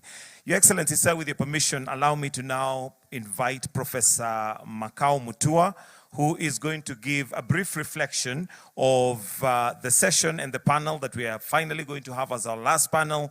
And this is the State of the Republic. A round of applause for Professor as he comes to give some very brief reflections on the State of the Republic before we get to our final panel discussion. Welcome, sir.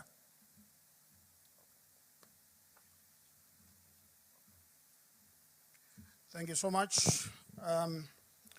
Your Excellency, the President of the Republic of Kenya, Your Excellency, the Deputy President, all protocols observed.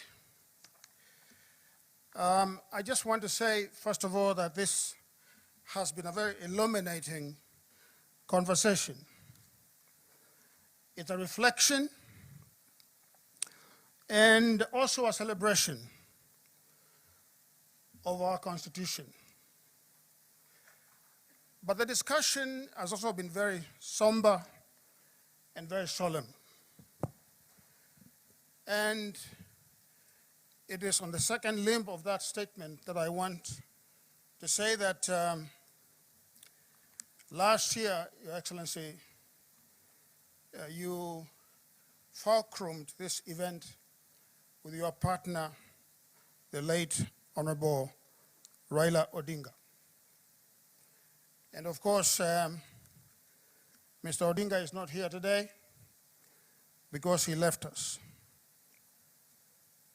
But I want to say that before Mr. Odinga left us, Your Excellency, you and he worked extremely hard to restore sanity to our republic at a time when it was wobbling from both centripetal and centrifugal forces. But I just want to say, Your Excellency, today we can hold our heads high and celebrate that we have crossed that very difficult chapter, that river of turbulence. Mr. President, I just want to say that we cannot microwave the idea of a constitutional culture. It is not possible.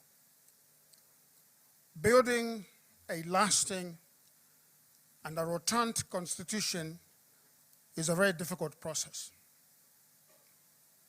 We're here now in 16 years, because before then, Kenya was not a democracy. Kenya was not a democracy. Our democratic journey, in reality, started in 2010.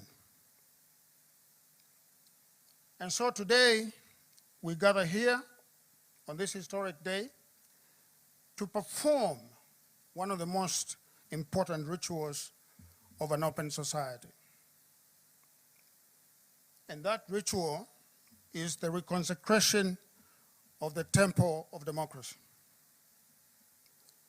But it is not simply a ritual, Your Excellency. It's a remembrance that is replete with not only virtuous symbolism about what it means to be free men and free women.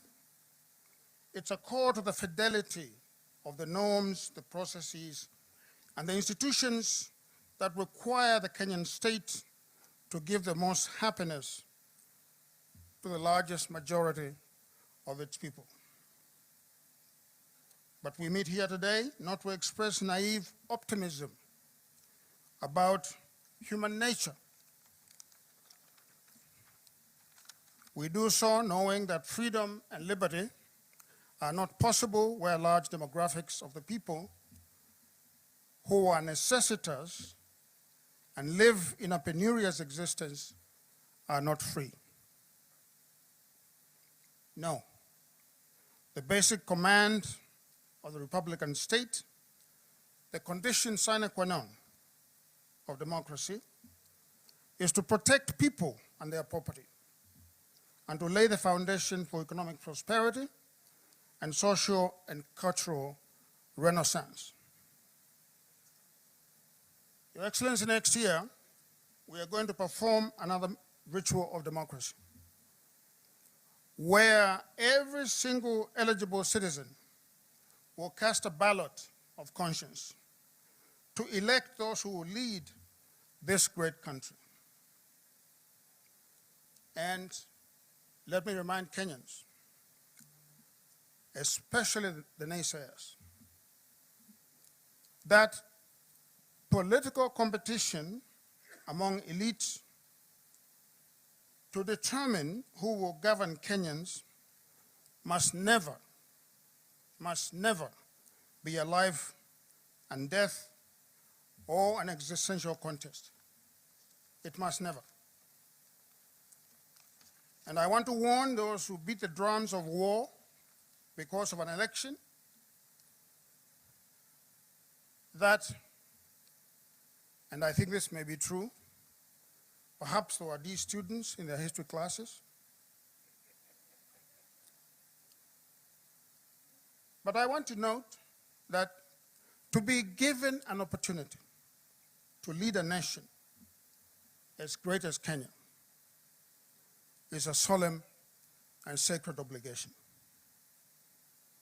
And citizens, for it is they who hold the highest office in the land, must be allowed, as our Constitution demands, to cast their ballots next August, next year, without calumny, without intimidation, and without mayhem. 16 years into our democratic experiment, we must return a verdict of maturity as a society next year. I have said before that democracy is an experiment in living together through thick and thin. It is like most marriages. And you know most marriages are imperfect. And in fact, very imperfect. But this is the only marriage possible in a political society. The experiment of democracy, of living together, no matter how diverse and different we are. But unfortunately, unlike in a real marriage, divorce is almost never allowed, if at all. If you look at countries that have been decoupled from one another in history, the numbers are very few. The tendency is for the state to remain together. And so Kenyans must understand that we are bound together in this land, and as the Reverend Mutahi would say, until death do us part. But finally, I want to beseech all of us to internalize what we are doing here with all the three arms of the state, and that we must never take this civil conversation for granted. We must never.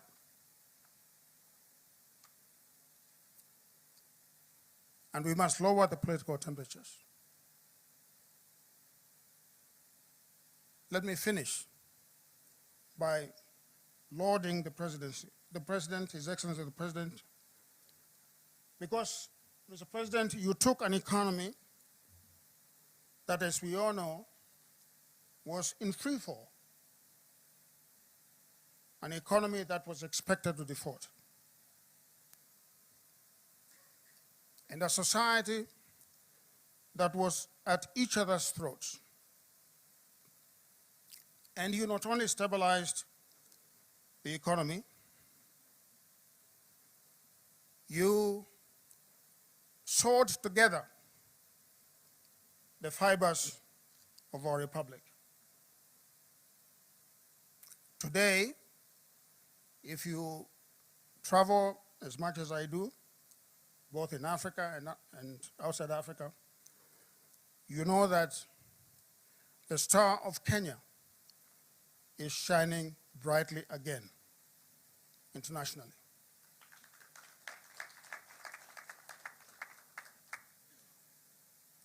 The work that the president has done is evident for all to see.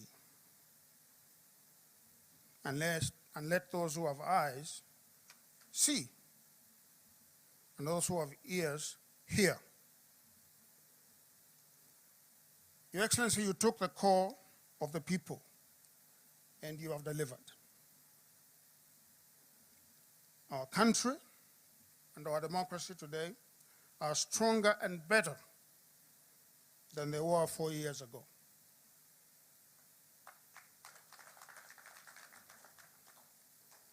I want to say, Your Excellency, that this ritual of Katiba Day, and may it continue in perpetuity, perhaps in different iterations. It's a ritual that must always be there. It is a ritual that reminds us that democracy is a project. It is not a destination. It's a ritual that tells us that ahead we have work to do, a lot of work to do. You heard in a previous panel, which had some of the founding Kenyans of the 2010 Constitution there. You heard them talk about some of the deficits that we must face and that we must resolve. But let me say that the work of building democracy is not easy. It is not easy. And it is not to excuse our deficits in this area. But I want to remind you, look around the globe, in our neighborhood. Look to North America and look to Europe. And you are going to see some very established democracies that are having conniptions. You know what conniptions are? Okay, epileptic fits. Some of them are 600 years old, some of them are 300 years old. So if ours is only 16 years old, we have nothing to worry about. Let us keep the faith, let us do the work, and let us make Kenya the greatest country that it can be. I thank you. Thank you so much.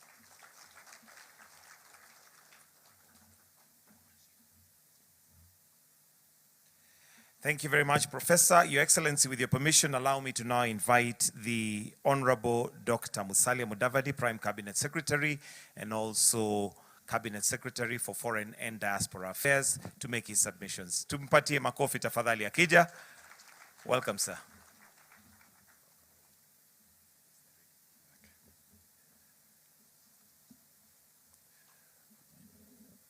Your Excellency, the President of the Republic of Kenya, Dr. William Samoei Ruto, Your Excellency, the Deputy President, fellow Kenyans, members of the Diplomatic Corps. Your Excellency, with your permission, let me just take a minute to request the ambassadors and high commissioners and members of the Diplomatic Corps present to just rise so that we can give them an applause and acknowledgement.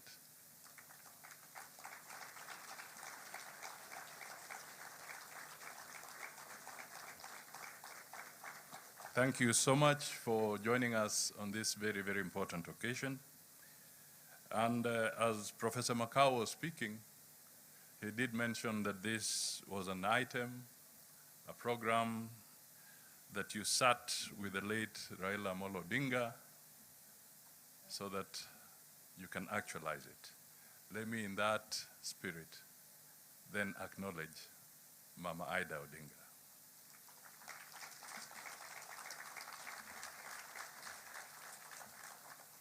Thank you. Your Excellency, I will not speak for too long, but I just want to try and recap the panelists and a lot of the issues that you captured in your speech. And I know that the next panel is being awaited for seriously because you will be one of the panelists. So I will seek the assistance of the technicians just to rush us through something which would summarize my remarks. Your Excellency, when I got the note from your office that there's this day, I just tried to work with our team so that we can quickly also capture the issues here. So on slide number 1, because I want to move away from too many speeches and also enlist the support of visuals, we want to take stock of 16 years of the new constitution. Our panelists have talked about the rights, devolution, accountability, participation, checks and balances, and therefore, when the panelists come, Kenyans may need to know what has worked, what did not, what needs to change. Shall we move to the second slide? That deals with the hardware, which the Deputy President referred to. We built the constitutional machinery, we have the institutions, Parliament has been spoken about, counties, commissions, the rights and safeguards through our courts. The question that we need to ask ourselves: can the hardware alone run the country? That's a fundamental question. Who is the software, or what is the software? The software is us, the people, the citizens, the institutions. Collectively, we are the software. We have to look at the issue of ethics, integrity, civic responsibility, and accountability. Those have been spoken to. And in the image that I had there, you'll notice that I deliberately try to look at even the child that is born.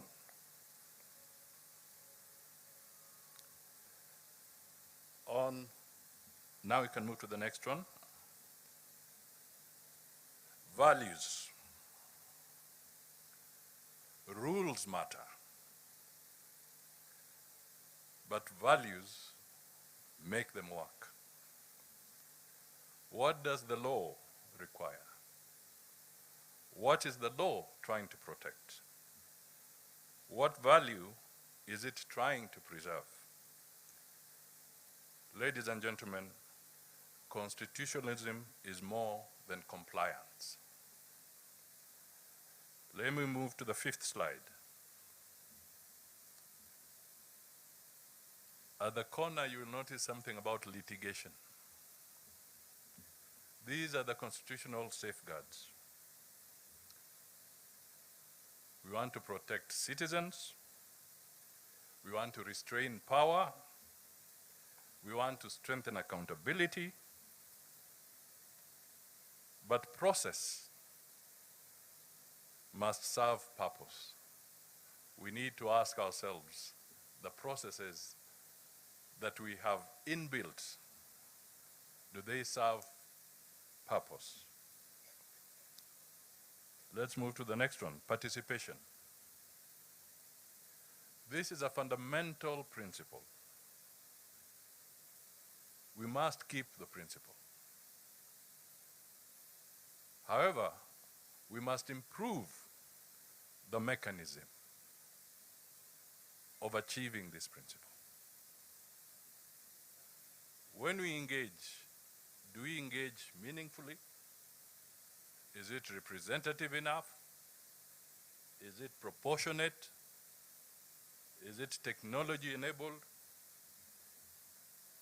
I ask these questions because the AG mentioned the public participation bill, which has gone through Parliament. I think it's now with the Senate. It may be of interest to note that we did cost what is outstanding for the government of Kenya during this 5-year period in terms of either legislation or policy. And if we go through public participation in the way that it is currently formatted, we came to a figure of 20 billion Kenya shillings to go through the process of participation. Is that proportionate when compared to the need to strengthen SHA, to the need to do affordable housing, to the need to improve our education? Is that proportionate? However, there's a rider there. Participation must not become a box-ticking exercise. It must be meaningful. Ownership, we have all talked about ownership. Our good friend, the late Kajwang, Honorable Kajwang, would always start his public rally by saying, "We the people." Can we stand here and say that this constitution belongs to us? Can citizens read it, understand it, debate it, apply it? A constitution should not belong only to the lawyers. Have we to have this constitution in our vernacular languages to make it easier for our people to read and understand? Those are questions that we need to ask ourselves. What are the gains? Some have been highlighted. Devolution. Power is closer to the people, to the citizens. Rights and dignity. Institutional checks. Active citizenship. These gains must be defended. What are the misses? What have we built or what have we not built? Below that question, I underline corruption. Have we dealt with it? Impunity.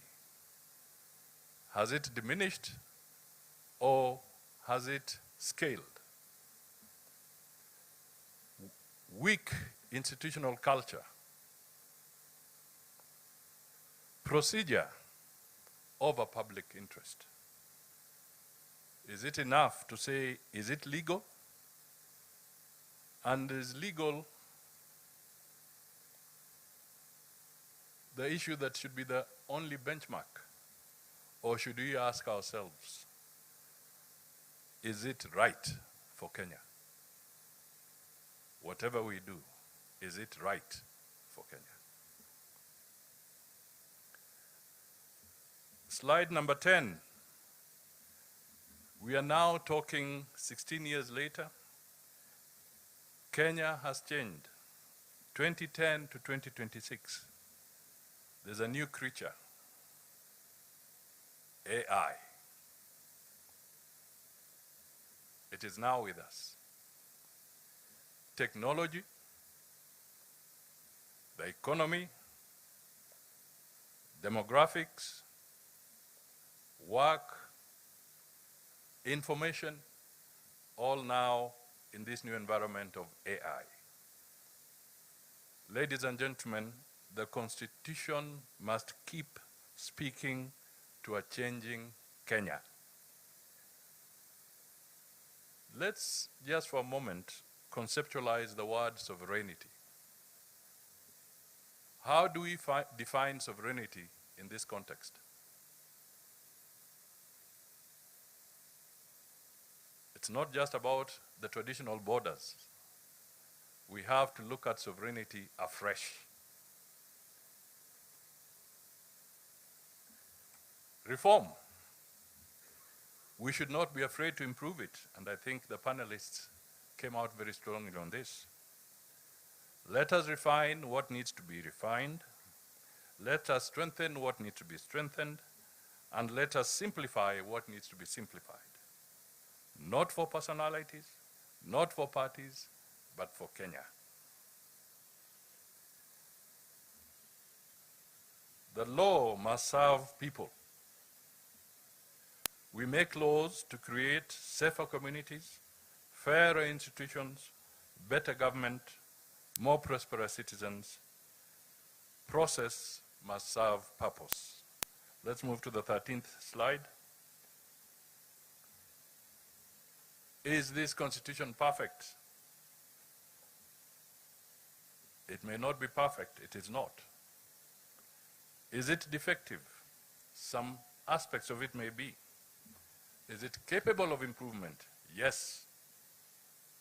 You all are familiar with the phrase, even a good tool becomes blunt with use. You do not, however, throw away a good tool.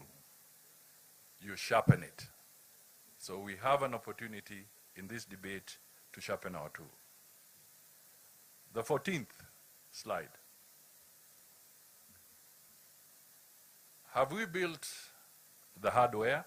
The answer is yes. Have we built the software? That is work in progress and ahead of us. Ladies and gentlemen, institutions matter, laws matter, courts matter, but above all, it is character that makes the system work. So, what is our national character? What defines us? Professor Hino, on the launch of the President's Day of Beyond Vision 2030, said that a study had revealed that Kenyan young are very robust, very optimistic. But scientifically, they have established there is one major challenge, the challenge of self-regulation. That comes with character. Ladies and gentlemen, my remarks end there because the people who are coming for this panel, I believe I should now invite them. It's not easy to invite a president on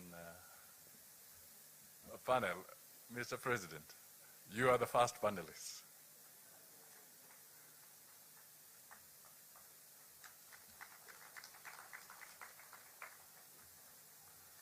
I now also wish to invite the Chief Justice and President of the Supreme Court, the Honorable Justice Martha Koome. Let me invite the Speaker of the Senate, the Honorable Kindiki. Let me invite the Chairperson of the Council of Governors, the Honorable Ahmed Abdullahi.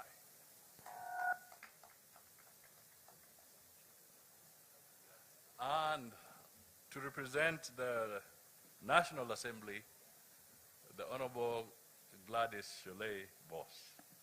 You're most welcome. I think my tour of duty ends there. I believe there is a, I believe there's a, who was the person coming here to raise the questions?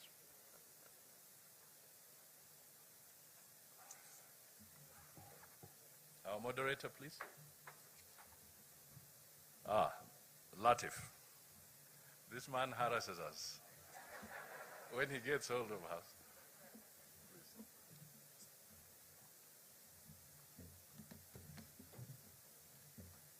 Your Excellency, the honorable panelists, ladies and gentlemen, good afternoon. Happy Katiba Day.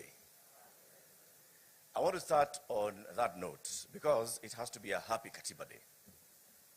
On this day, 16 years ago, it was a bright morning when many people gathered at Uhuru Park. I was one of them.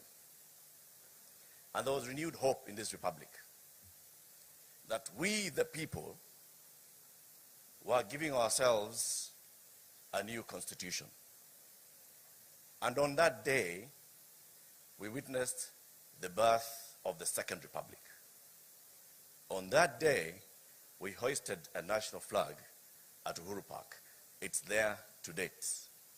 When you look at that flag, always remember that represents the constitution that we're talking about today. Your Excellency, as we mark this 16th anniversary of our Katiba, we also ought to actually recognize that it is now a national day. And a national day means that we may do whatever else we want to do with ourselves throughout the year, but on one day, we shall anchor ourselves to the supreme law of the land and to the sovereignty of the people of Kenya. And that day is today. Please, let's clap for that.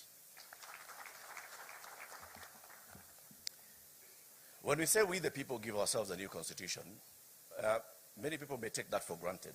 But actually this morning on our show, Fixing the Nation on NTV, we actually asked ourselves the question, if you went around many African countries and asked the people just ordinarily, ndugu jirani, hapa kwenu mna katiba? Some will actually not be able to answer and tell you whether they have a constitution or not. Go to any part of this republic today and mention the word Katiba, and people know that we have a constitution. That anchors the fact that we, the people, are the owners of this constitution. We are the sovereign in this constitution. We delegate our sovereignty to institutions and to public offices. And for that reason, we had the various institutions speaking earlier today, and we also have the very top of our arms of government on this panel. Let's clap for them as we start this conversation. I want to start by just acknowledging some of the words that you said, Your Excellency, in your remarks to set the scene for today. You said accountability cannot end with defending institutional territory, or observing procedure, or publishing reports. Ultimately, we must account for outcomes, whether we have protected the sovereignty of the people, upheld human dignity, preserved constitutional order, used public resources responsibly, and brought the rights guaranteed by our constitution within the reach of more citizens. There's no greater responsibility than that's given to the people in our panel today. And I want to start with you, Your Excellency. When you took the oath of office, the first oath of office that you took was the oath of affirmation of allegiance, in which you said, I may remind you, and I'll use the names, please allow me to use your name. I, William Samoei Ruto, in full realization of the high calling I assume as President of the Republic of Kenya, do swear that I'll be faithful and bear true allegiance to the Republic of Kenya, that I'll obey, preserve, protect, and defend this Constitution of Kenya as by law established, and all other laws of the Republic, and that I'll protect and uphold the sovereignty, integrity, and dignity of the people of Kenya. Our conversation this afternoon, Your Excellency, with the permission with the honorable panelists, I just want us to make it very short. It's that accountability. Accountability for these high offices. At the end of this, the program has you coming to make your closing remarks. So we'll not even do the closing remarks. We'll just do quick accountability for the person and the office that you hold. What have you done to uphold the Constitution? Your Excellency, you swore to obey, preserve, protect, and defend this Constitution of Kenya. Are you aware, sir, that your cabinet is unconstitutional?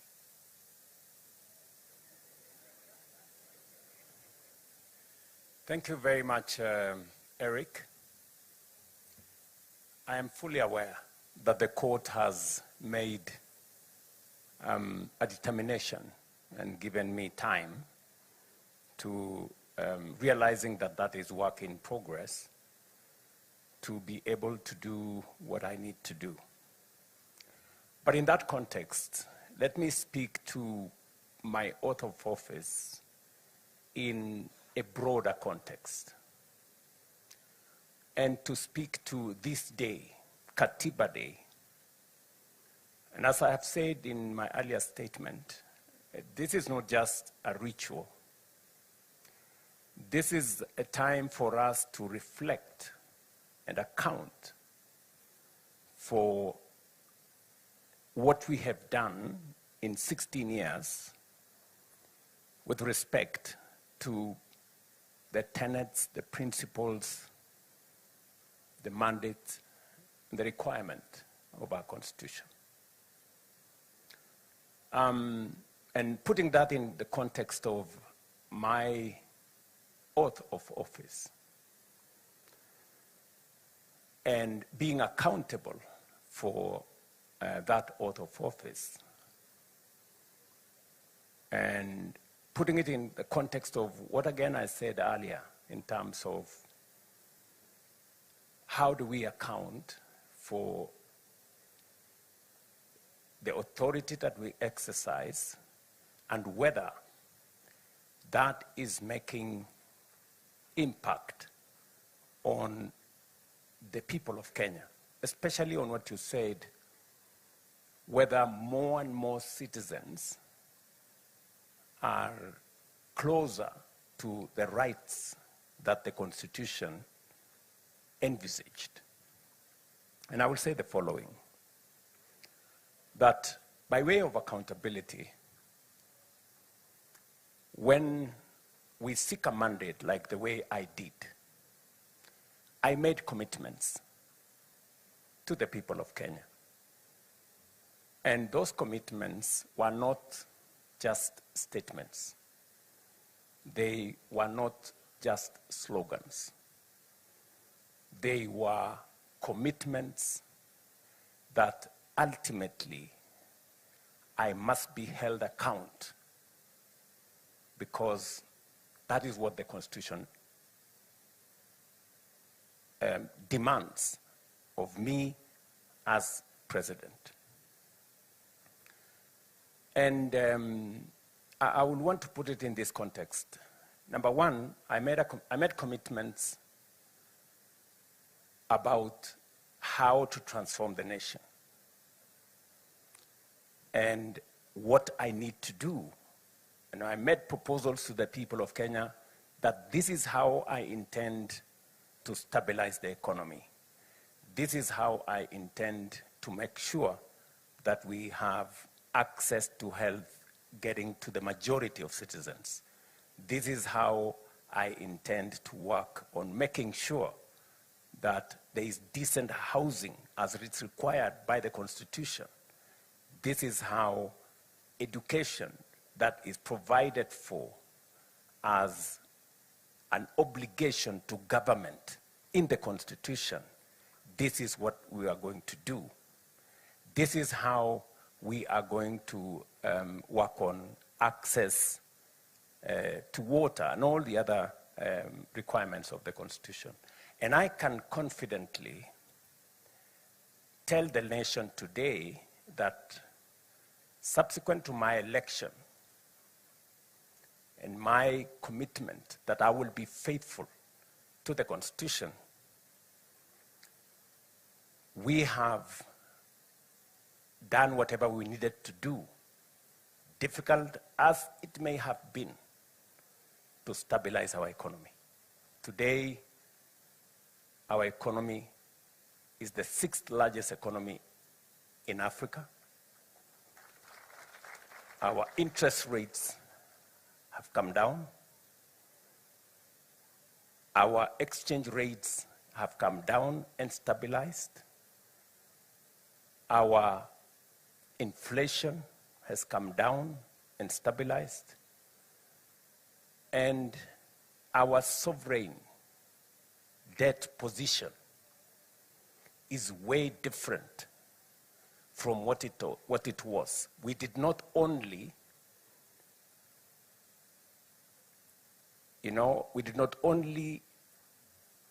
avoid the default. We've gone ahead to create a much more stable economy. Allow me to bring you back to my question. Just let me, so that I don't lose my trend of thought. Okay. Let me say that often I have been asked, you committed yourself that you will reduce on debt and on borrowing. And I want to answer that question in this forum because prudent management of public resources is part of accountability, is part of accounting by leaders. Sometimes we reduce accountability to just be about, corruption and those other things, which are fundamental. But the worst form of corruption is to make a commitment that you have no intention of keeping. True. And so when I made a commitment that we are going to think of how to develop our country without burdening ourselves with too much borrowing or debt, and sometimes disproportionately disadvantaging generations that come after us. Right. I can say on this podium today, if you look at where we were in terms of debt and where we are today, we have significantly, by multiples, reduced the rate of acquisition of debt in our country. Let me give you an example. When Moi left office, we had a sovereign debt of 630 billion. That is what Kibaki inherited. In 10 years, Kibaki took that sovereign debt to 1.8 trillion. That is 3 times, by a multiple of 3, roughly. When my brother, President Uhuru, left office in 2022, he left behind a debt of 10.3 trillion. It had grown by 5 times, 500% in 10 years. In my 5 years, that debt has grown from 10.3 trillion to 13 trillion. In 5 years, that debt has not grown by multiples. It has grown by 27%. And therefore, the commitment I made that while we will continue to invest and develop our country, we will do it in such a manner that we reduce on borrowing, we reduce on debt, and we grow our economy sustainably. So I'm just giving an example of how accountable one must be. So back to my question, sir. I will come to your question. Just allow me to set the context. I just want to phrase it again. Yes. So that we don't lose track of what we are saying. And you've used the words that I do not want to repeat, but let me just use them. Worst form of commitment, of corruption, is making commitments that you do not keep. Yes. You made a commitment in your gender charter to have a 50% representation of each gender in your cabinet.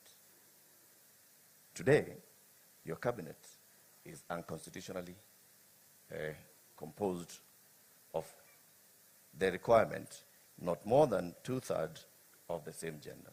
I just want to seek, because the issue here is constitutional accountability. Your Excellency. Correct. So in that regard, because this sends a strong signal to the rest of the Republic, what is your answer to that?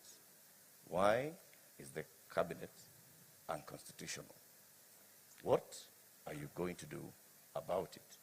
There is a court order that has not been vacated by any other court that has given you until the 28th of October to reconstitute your cabinet.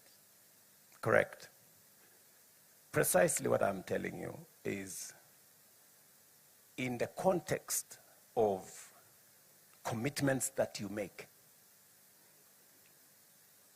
you may not necessarily get 100%,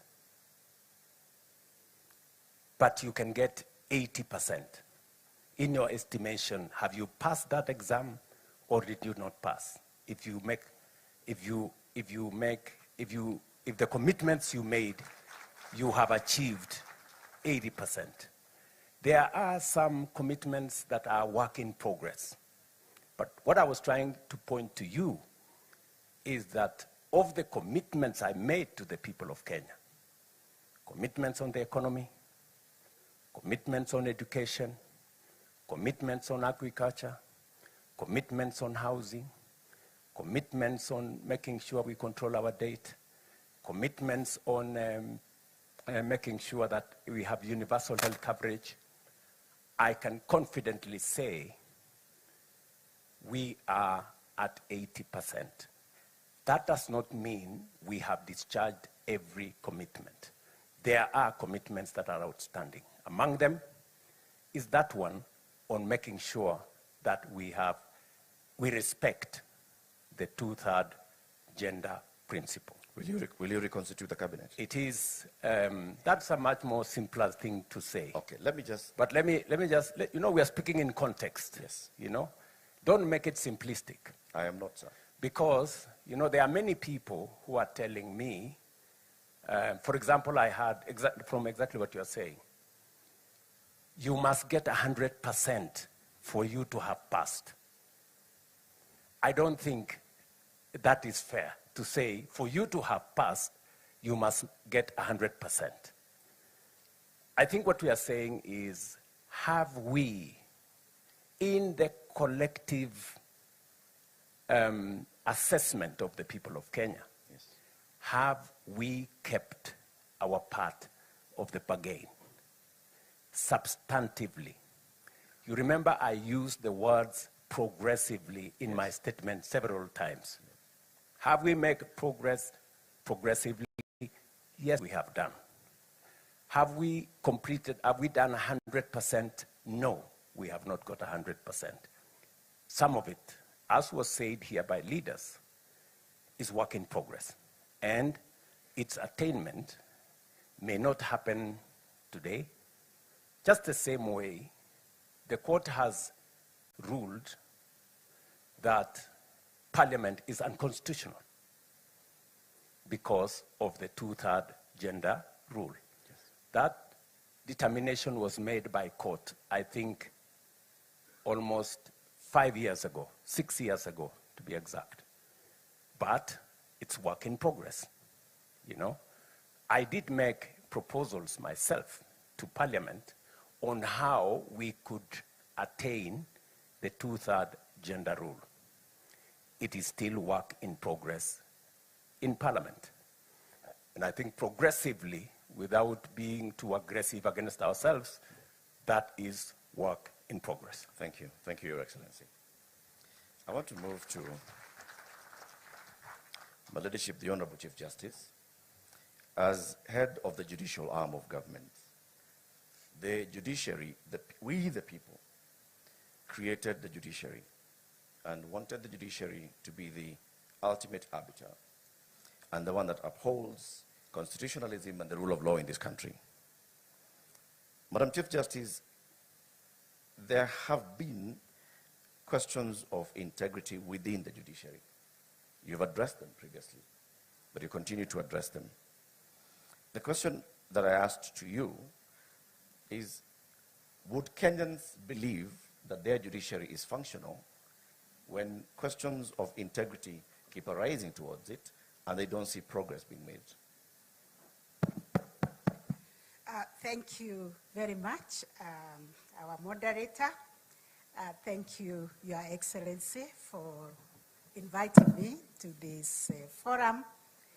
I'm honored, greatly honored, to participate in this forum where we are looking at our Constitution and asking ourselves whether it has worked for us, what we need to do to make it work better. Now, when I look at the judiciary, we agree that judicial authority comes from the people. The people are sovereign, and therefore we are servants of the people. And whatever we do in serving them, we always ask whether we are meeting the expectations of the people, whether we are responding to their expectations, whether justice is truly a lived reality in Kenya. So this Constitution has really strengthened the judiciary, because now judicial independence is constitutionally entrenched. But we take it that judicial independence goes hand in hand with accountability. We ask ourselves whether in the way we deliver justice, are we reaching out to every Kenyan? Can every Kenyan access justice? And that is where we begin, Latif, to tell ourselves that delivery of justice services is like any other service. And therefore, we have a duty to reach to the very last mile with judicial services. And when we looked around, the number of Kenyans who can access formal justice services are about 17%. The rest of Kenyans look for justice elsewhere through other means. They go to the chiefs, they go to their religious leaders, they go to their community, to their elders to seek justice. And therefore we asked ourselves as judiciary, and especially me as the Chief Justice, am I only a Chief Justice of the 17%? No. So we must net everybody. And this is why we are working with communities to expand the multi-door approach to justice to reach the alternative justice system, which is also a command of the Constitution, that we should promote ADR, alternative justice system, mediation, negotiation, reconciliation, and all that, so that every Kenyan can have a choice. Do I want to go to the formal court? Do I want to go to the alternative? And that if we are being celebrated even by the Commonwealth for having been able to link the informal justice system with the formal justice system. We have ukumbis or tribunals or community sessions where people are resolving disputes, and thanks be to this Constitution, they are able now to come with those agreements. We have trained them on fair trial methods so that when they agree, we only ask ourselves whether this agreement meets the constitutional thresholds. We've been, and we have established ourselves in 16 counties where we have AJS. We have court-annexed mediation now in over 120 court stations where people can opt for mediation, negotiations, to agree on their disputes. And we are adopting those disputes as the owners of the court. You talked about corruption, and I think the priest who did the introductory remarks was very apt, that the manure that is eating Kenya is corruption, is issues of integrity. And I think all the speakers have spoken to it. For us in the judiciary, it's very, very serious. We have no other currency to trade in. The executive has the power of the sword, they have the power of the purse. We only have public trust to trade in. And therefore, Kenyans must have confidence in the judiciary, in the independence of the judiciary. And this independence cuts both ways. It's both independence for us to be able to make decisions without any interference from anybody or from any institution, but also it's an independence that ensures that the citizenry can have confidence in the judiciary. Yeah. So it's both ways, and we are required to be accountable. We have done everything as a country to enact laws, beginning with the Constitution and other laws. What I would like to say is that corruption, in all its facets, is a criminal offense.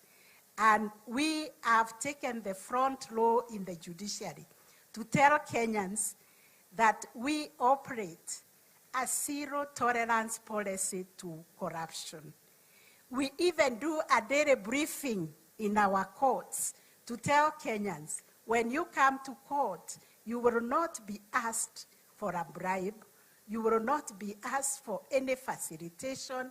Please do not bring a bribe to the court. Right. We have worked with the NCAJ, the National Council on the Administration of Justice, to develop guidelines that will help us implement these laws against corruption. And we are implementing them in the judiciary.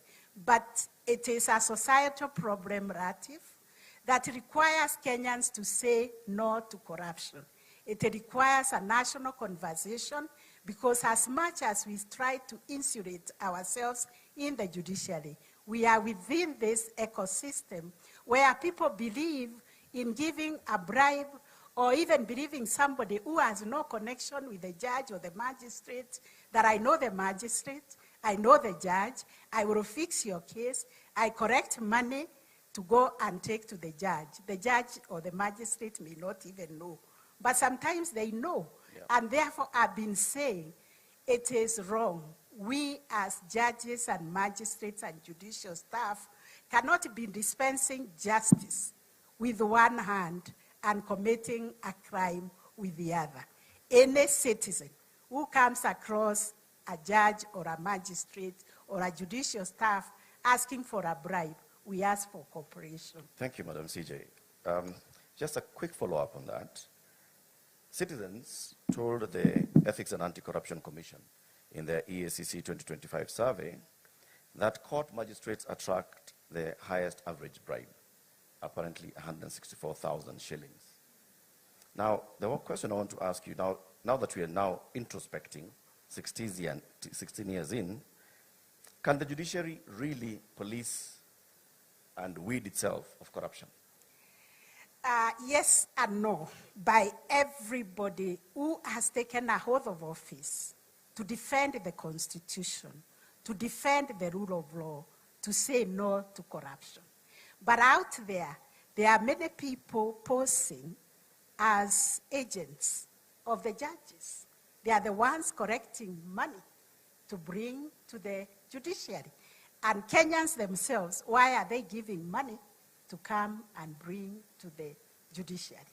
So we alone cannot, because like me as the Chief Justice, with my 2 eyes, corruption, I was told, is like, is it sodomy, or is it, what offense takes place, adultery, which takes place in the dark places.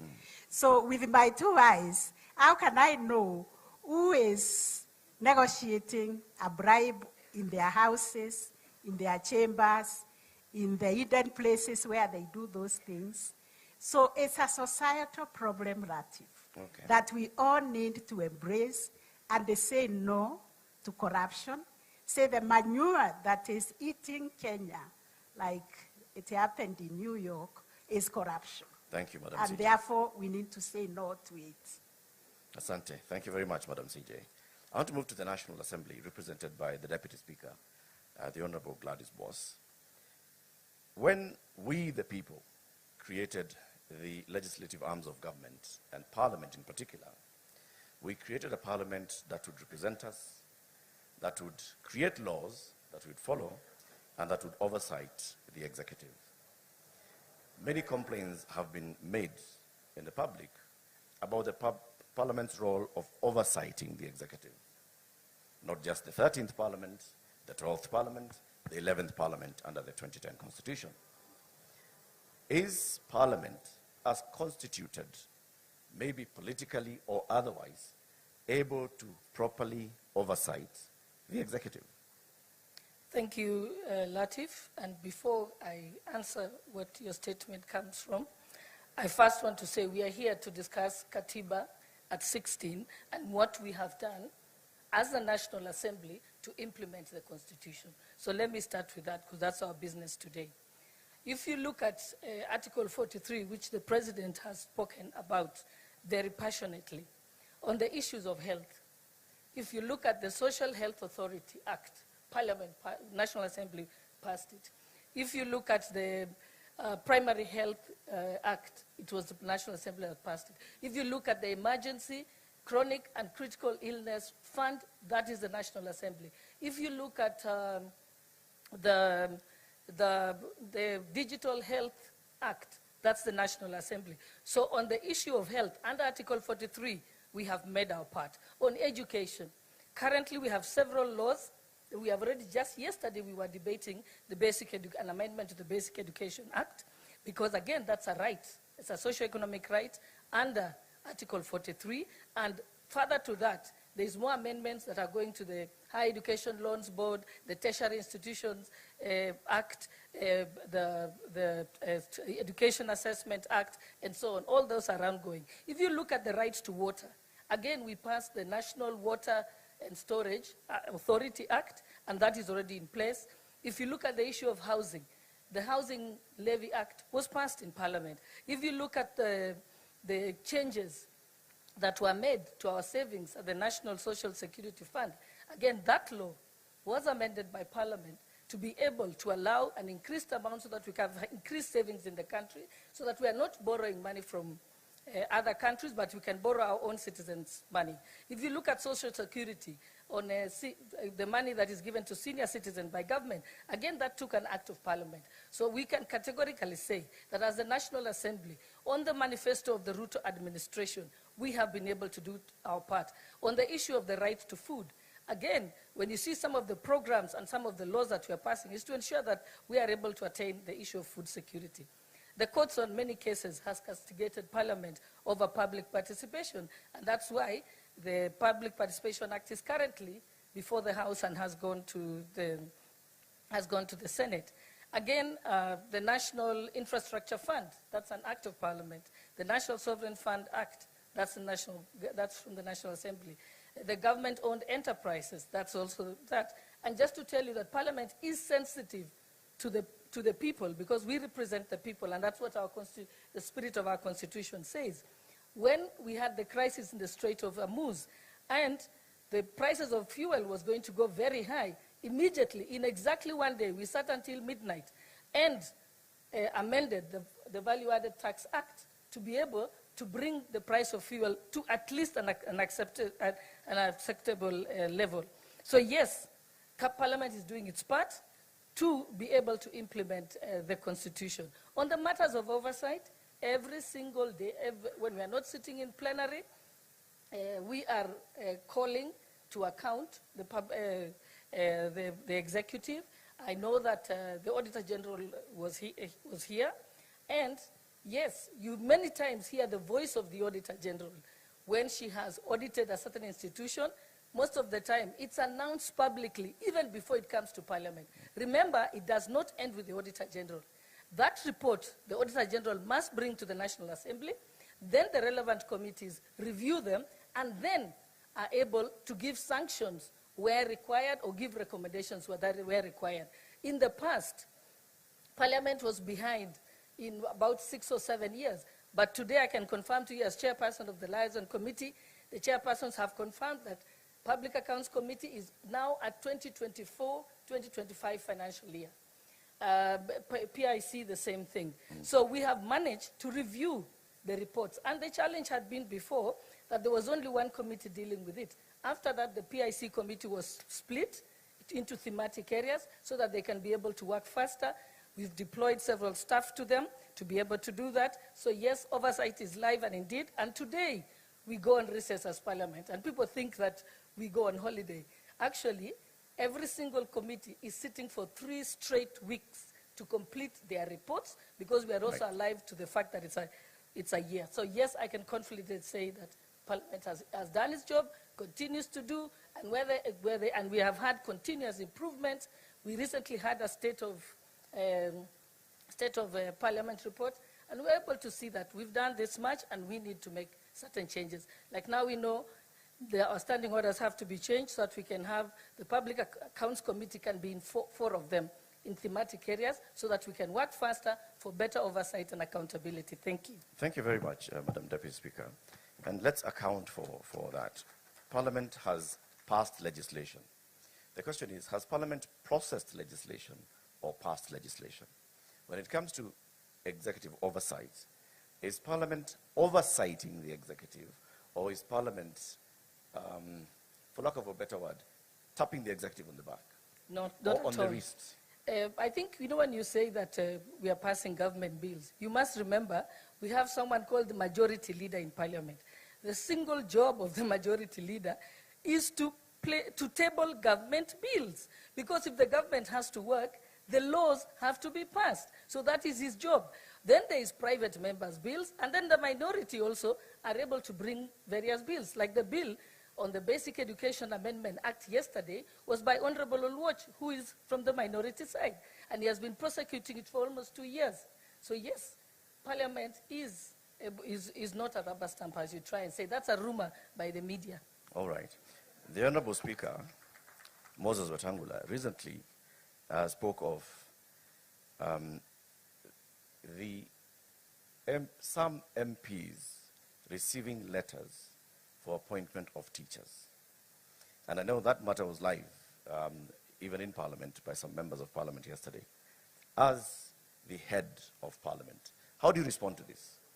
Is Parliament an extension of the executive, or the recruitment agency of the executive? Okay, Latif, let me remind you again politely that we're here to discuss and take stock of Katiba at 16. Indeed it is. And so I have not come here to discuss rumors that are out there.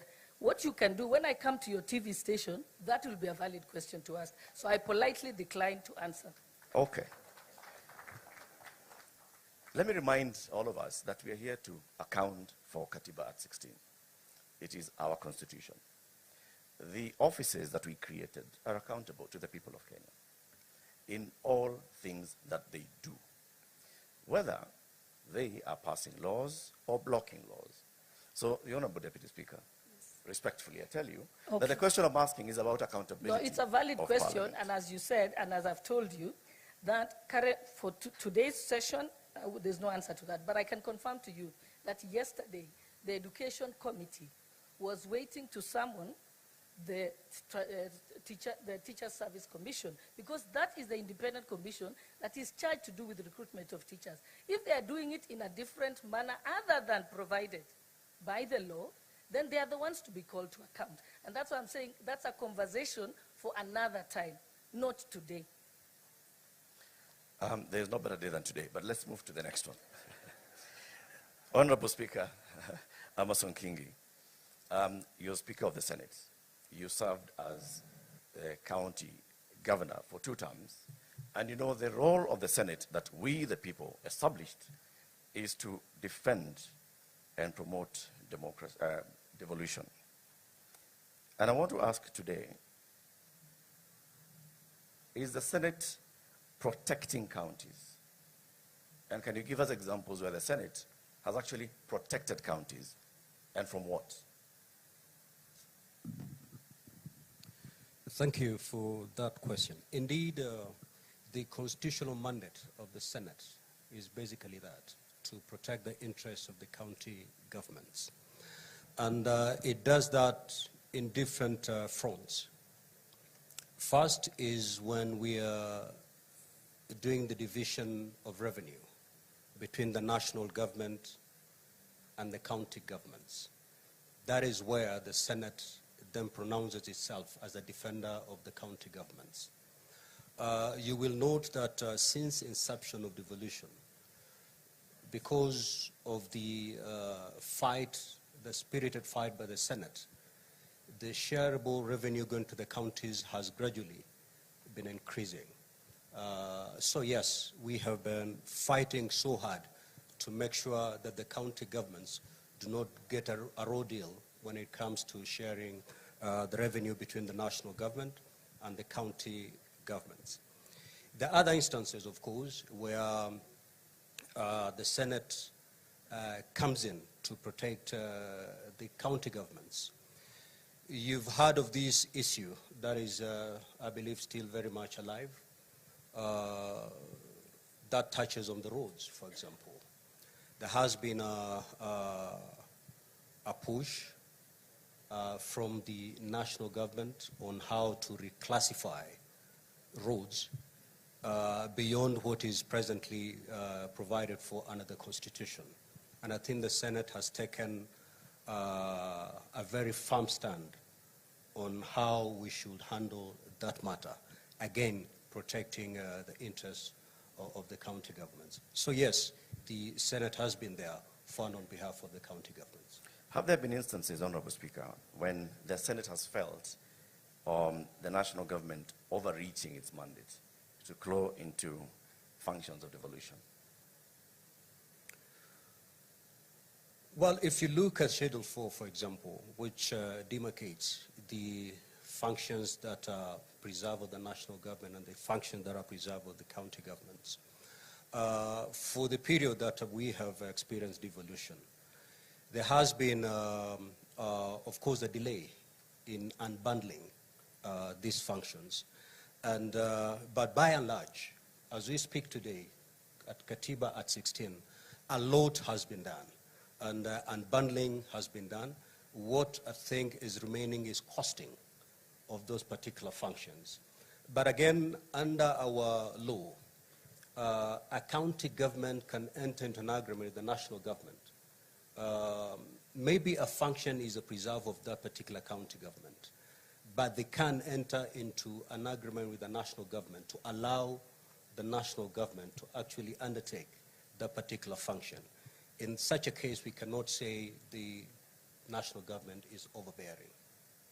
All right, I want to just progress that conversation to, of course, the Chair of the Council of Governors, Honorable FCP Abdullahi. As governor who's also in your second term, are there instances where, as governors, you felt that the national government, and I'm not talking about the administration, I'm talking about the national government, has overshot its mandate to claw into devolution? Thank you very much, Eric. Before I answer your question, let me set mine like everyone else was doing. Devolution has done extremely well, and it's the, that everyone here that has been on this podium has said it's that one single takeout that has been very beneficial to Kenyans out of our 2010 constitution. And without giving numbers necessarily, if you just look at the expansion in healthcare, in agriculture, in early childhood education, the distances that have reduced for fetching water, and all the number of hospital beds, and I have the data here in a very defined manner, devolution has done extremely well. Now, on the issue of national government and the whole matter of clawback,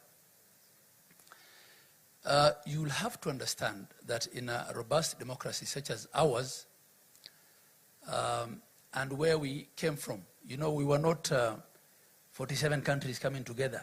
We were one country, and we were not coming out of war, right? We had a very strong centralized government. And the clamor for the new constitution was partly to spread that power at the center and devolve resources and decision-making over those resources. So there'll always be areas of conflict between national and county government. And this is why we have a very elaborate architecture of intergovernmental relations. And we try as much as possible to solve disputes intergovernmentally, right? And at times then, when we don't quite agree, that's why we have courts. And this is the same everywhere. I was just checking the number of cases that US states filed against the Trump government in the last 2 years. There are over 100. So this is normal. And two, clawback globally of decentralization, because devolution is a form of decentralization, doesn't really have to happen through change of law. It mostly happens through, administrative procedures, right? Bureaucrats, sometimes even middle-level bureaucrats at national government might send out circulars and do certain things which then impede or gridlock implementation by decentralized units. And this is why we have IBEC, the Intergovernmental Budget and Economic Council, headed by chaired by the Deputy President, where we meet and discuss these things. And many times we disagree, many times we agree. We have summit, where as a body of governors, the council, we may even disagree with the president, right? And we come back together again to see how we refine, certain procedures. So I would say, largely, we've done very well. Right. And sometimes some of those administrative interventions are necessitated not so much by, the clamor for clawback, but just to get things more standardized, right? Especially in the area of health, technology, equipment, for instance. We might be quite protective of that space as governors, but again, when you look at what, for instance, the NESP, the National Equipment Support Program, has done, and sometimes we ask ourselves, could we have done this individually, as single counties? So clawback is something that we always, as governors, have to be wary of. But this is why then there are these elaborate arrangements of intergovernmental architecture. And this is why also sometimes we go to the Senate and tell the Senate, this is not acceptable to us. And the Senate, much as we have a lot of other differences on other things, still remains and is the key protector of counties, protecting counties against Big Brother, protecting counties against themselves. So this is part of the robust architectural framework that we have. We have over 42, I think by the last time I checked, intergovernmental partnership agreements between county and national government. And we take this through a lot of, legal procedure. We get, lawyers to look at them to see, how it could end, whether it is a clawback through the back door. And by the time we agree to sign those intergovernmental partnership agreements at a full council, then we are fairly confident that it's an arrangement that works for us. Of course, clawback is not only by national government, or the fear of clawback is not only with respect to the national government. Increasingly, it's also with the National Assembly. And because the National Assembly is also becoming quasi-executive by virtue of the funds they handle, CDF, I don't want to get to the politics of that. There's Matters Equalization Fund. It's there for accountability. Right, Matters Equalization Fund. So the strict, separation of powers between executive, legislature, and the judiciary, and especially between executive and legislature, and the realities of our political patronage. I think those are things that will be with us for quite some time. But generally, I think this current administration has respected our space. Thank you. We, the people, have created layers of accountability for the devolution unit, the devolved units. There's the county assembly, there's the Senate, and of course there's directly the people of Kenya. You have a council of governors. Do you use that council of governors as an accountability tool where you self-check and you self-call out for, I don't know how else to put it, for bad behavior? Yeah, that's a good question. As chair of council, I don't have the, constitutional office powers that the people sitting on this panel with me have. I'm just a first among equals. I get elected. So the next year I will be elected on the 8th of October. So I'm more of a union official. But having said that, we also have, benchmarking and best practices and advisory and conversations that, out of respect, I can have as chair with individual governors. But I get this quite a lot when I visit counties where the public complain to me about their governors. So that's not my role as chair of council. But we try to do this through benchmarking, by sharing best practices, by not reinventing the wheel, and by also having honest conversations in our, council meetings. There are things I have publicly said as council chair, that as a leadership we will not, protect non-remittances of statutory reductions, or continued budgeting of pending bills, and these are conversations that we have as governors, but the architecture is not such that the COG is not an oversight body, right? It is an intergovernmental relation outfit. Thank you. It's an association, a club. Yes. And then the other question of the layers of oversight, this is a live debate that we're having now. Where does the oversight role of county assembly end, and where does that of the Senate begin? And I know there's a panelist who said county assemblies may not have, what it takes to oversight. I mean, it probably is. Then what are the requirements of being a county assembly member? Until very recently, the only positions that required any qualification was president and governor and their deputies. Everyone else could be elected with an ID. Now the courts have also said governors, like everybody else, need not have a degree. So those are debates that we have. We try to resist, as a council, appearing before the Senate for day-to-day operational accountability, and argue that that's best left to our CECs and the Assembly, and that the Senate comes in on big matters, on policy, when there's a crisis, when there's impeachment. But the court disagreed with us, so we have to appear before Senate as governors, and at times get asked why a bean card in a facility 300 kilometers from where you are has not been signed. So, I mean, the interpretation of law is done by the courts. We stand guided by the decisions of court until such a time when that changes. Thank you. Thank you very much, Governor. Your Excellency and honorable panelists, you'll acknowledge that we are actually making reference to the supreme law of the land.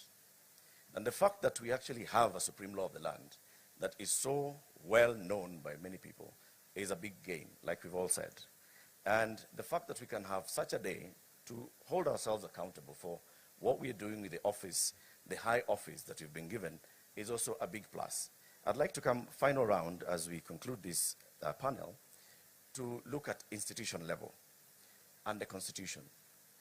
And I'll start with you, Honorable Deputy Speaker. You understand this Constitution very well. You participated in making of this Constitution well, as did the President and the Honorable Speaker and the Honorable Chief Justice, everybody. But looking at the Constitution as it is now, and the institution of Parliament as we have created it, are there aspects of the Constitution that we have not gotten to the full realization of, whose benefits we are not yet reaping from Parliament? And are there ways in which the Constitution ties your hands as representatives of the people? When we take the oath of office, we swear to uphold and protect the Constitution.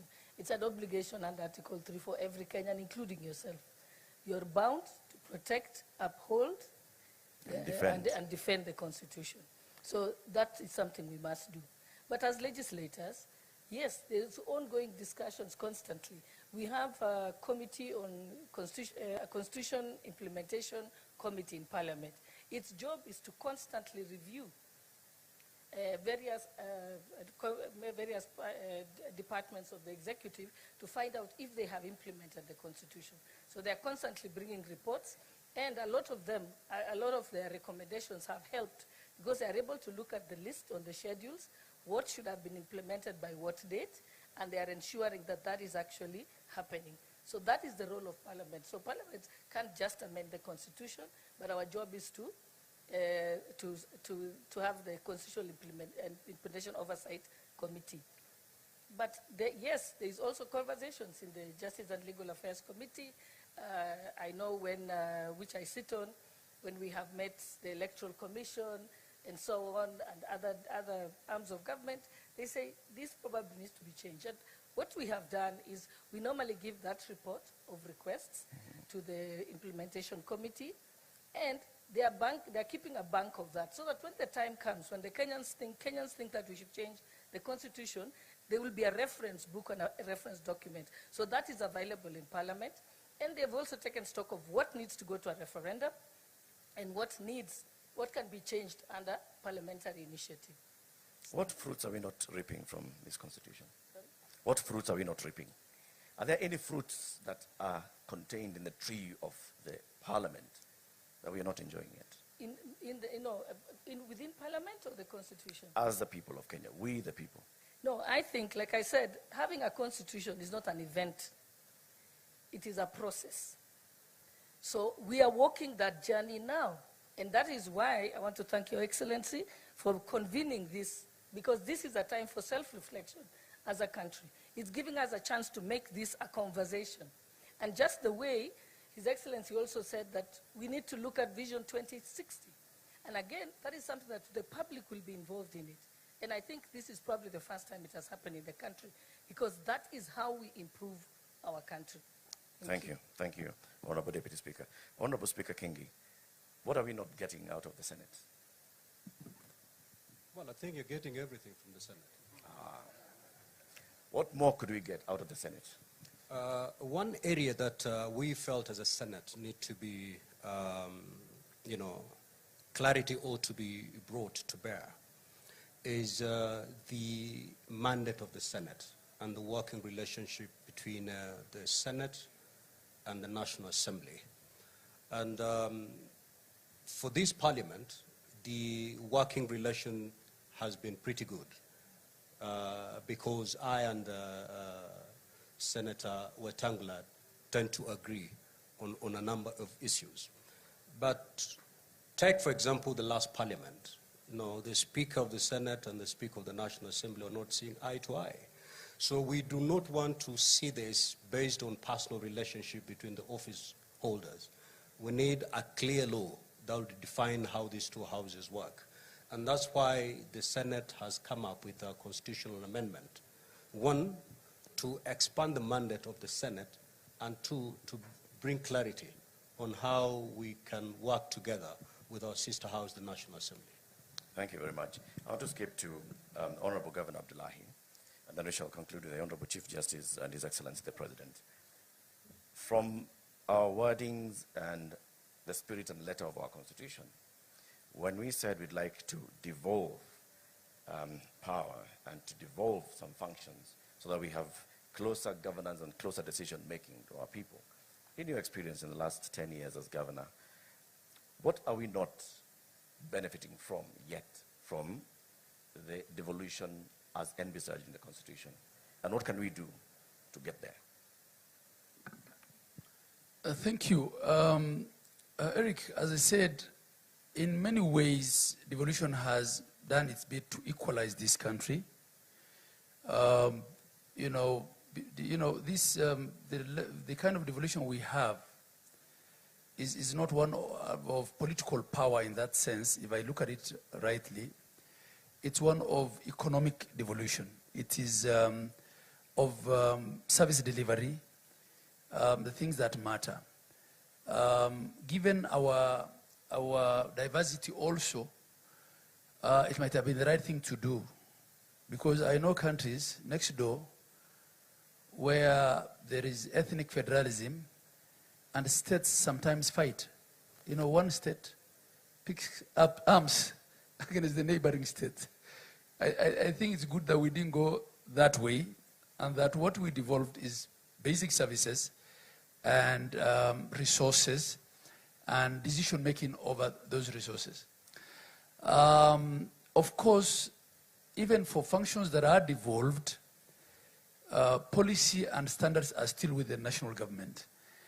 And the question of accountability, which is what we are discussing here, especially with respect to fiscal management, at times also may limit how much you decentralize decisions with respect to resources.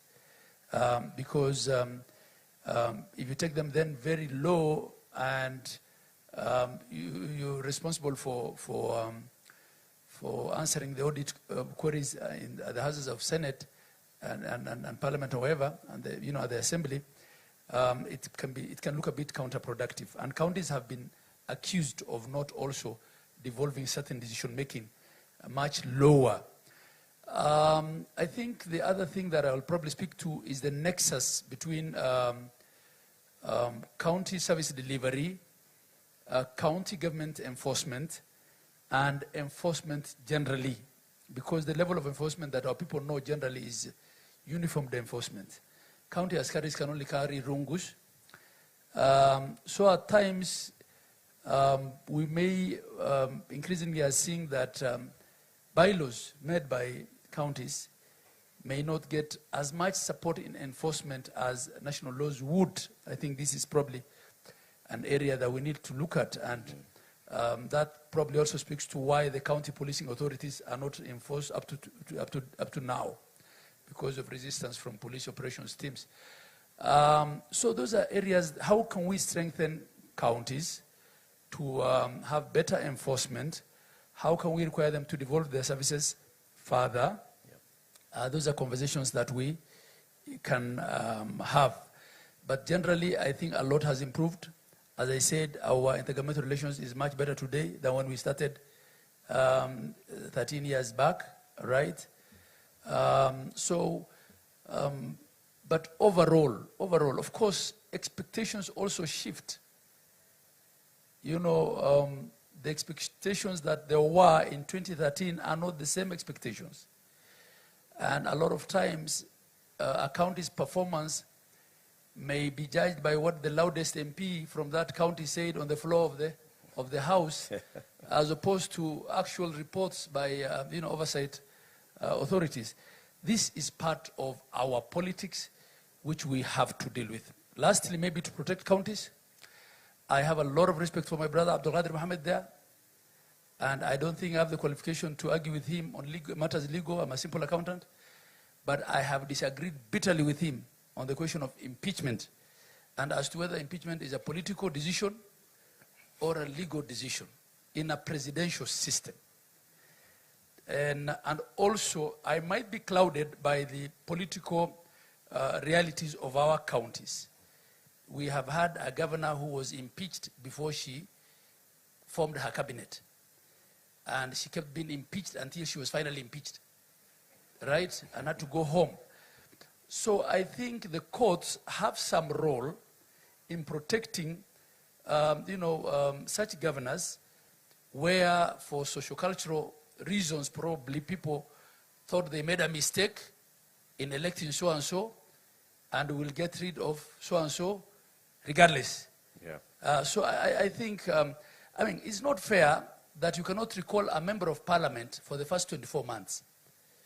And then you can't recall them for the last 12 months. but you can impeach a governor before they have formed government. Those are some of the things we need to look at. Thank you. Thank you. Thank you very much, Honorable Governor. I want to come to you, Honorable Chief Justice.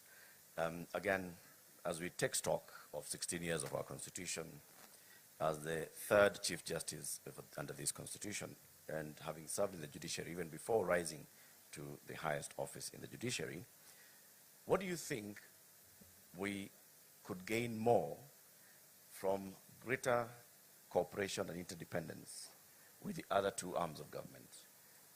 And so we'll start by saying what we are not getting. Thank you. Thank you very much. Just like the Deputy Speaker, what I can say is that our mandate as the judiciary is always to breathe life and spirit to the Constitution as it is. And what I can say is that Kenyans have full confidence in our Constitution and in the institution of the judiciary because they keep bringing disputes to us. And judiciary has courageously interpreted the Constitution.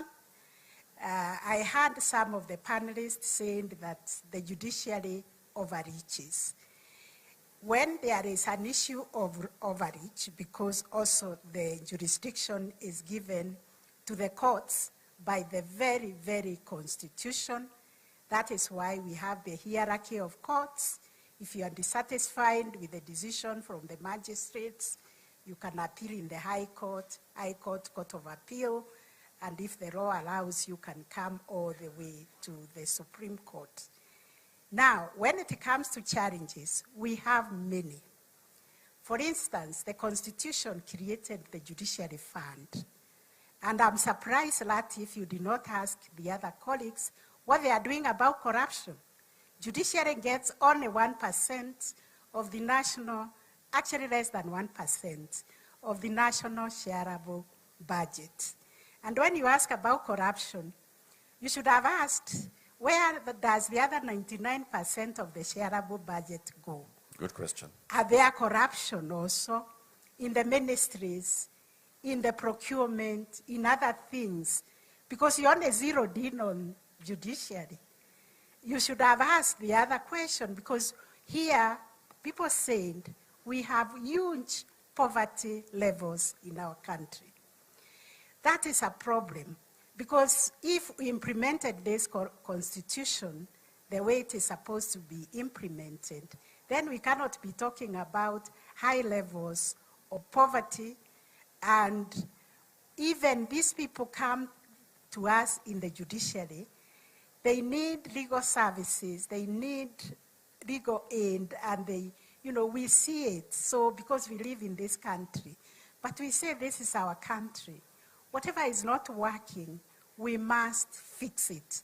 And that is the spirit within which we are meeting here today, to introspect and see what it is that we can do better as a country.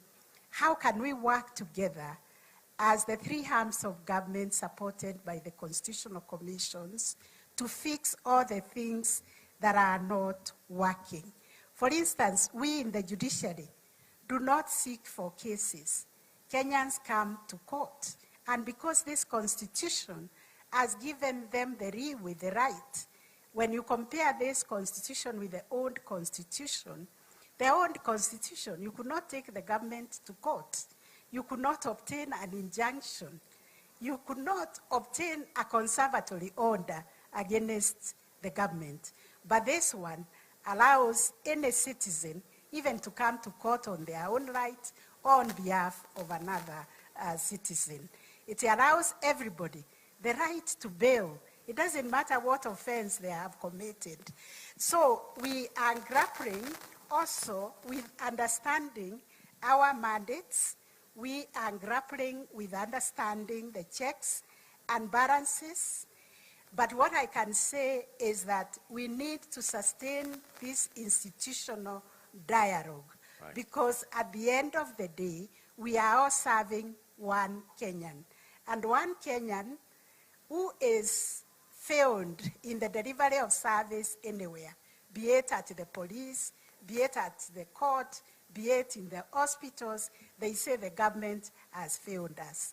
So we have to continue with this dialogue and see where we need to put resources. In the judiciary, you can see the Supreme Court. It looks actually very dilapidated. Your Excellency, you renovated the State House recently. Look at the Supreme Court. We need institutions that can even reflect the power, the authority, and the mandate that is given to the institutions of the judiciary. Our budget is so meager, so that even as we say we want to reach the last mile, we have now 60 small claims courts. Everybody in the 150 court stations we have is asking for a small claims court, because this is how you reach the ordinary wananchi. But the budget does not allow us to do that. We are required to have courts in every sub-county, and that I understand it to be a constituency. We only have 150. We still have a long way to go, and this is because of the budgetary constraints. But recently, we came up with a master plan and a roadmap of how we can reach to all these counties, sub-counties, with the High Court, with the Magistrates Court, and small claims courts, and with the alternative justice system. We have mapped the whole country. We understand where we need to go. And now, because we understand the budgetary constraints, and we are also Kenyans, we live here. Our country is like your mother. You know what your mother can give you, yep, and what your mother cannot be able to give you. But there are certain priorities, especially when it comes to justice needs, that we need to address through more budgetary allocation. Thank you very much. That is the problem I have found with the implementation of the mandate of the judiciary to access justice to everybody. We are not able to reach everybody because of the budgetary constraints. Thank you.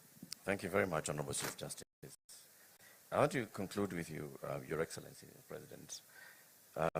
You occupy a very high office, head of state and government. Head of state means that you are a symbol of this republic. And I want to speak to you from that level, looking back, because you have participated in this constitution journey, before Bomas, into Bomas, out of Bomas, into Naivasha, into parliament, into the referendum, into implementing it as the first deputy president under this constitution and the second president under this constitution. So far, what are the gains, because we've talked about the gains that we have, and we can all acknowledge the gains that we have, and you reflected on them in your opening remarks. What are these things that we are yet to realize, we the people? And how can we get there? What do we need to do to get there, to realize the aspirations and the great dreams of our Constitution? Thank you very much, Eric. And because I don't intend to make any further remarks, including what was listed as closing remarks, I will just finalize on my statement now, so that we can bring this occasion to a close. First, let me say the following as I come to answer what you have asked me. That I'm very proud that we are able to sit down in the manner in which we have done and ask ourselves very candidly, very pointed, accountability questions from what you have asked me about the matter of cabinet, to members of parliament on the letters, to Madam Chief Justice here. It just goes a long way in, putting in context the great country that we have, that we can stomach any inquiry into what we are doing as citizens and as leaders.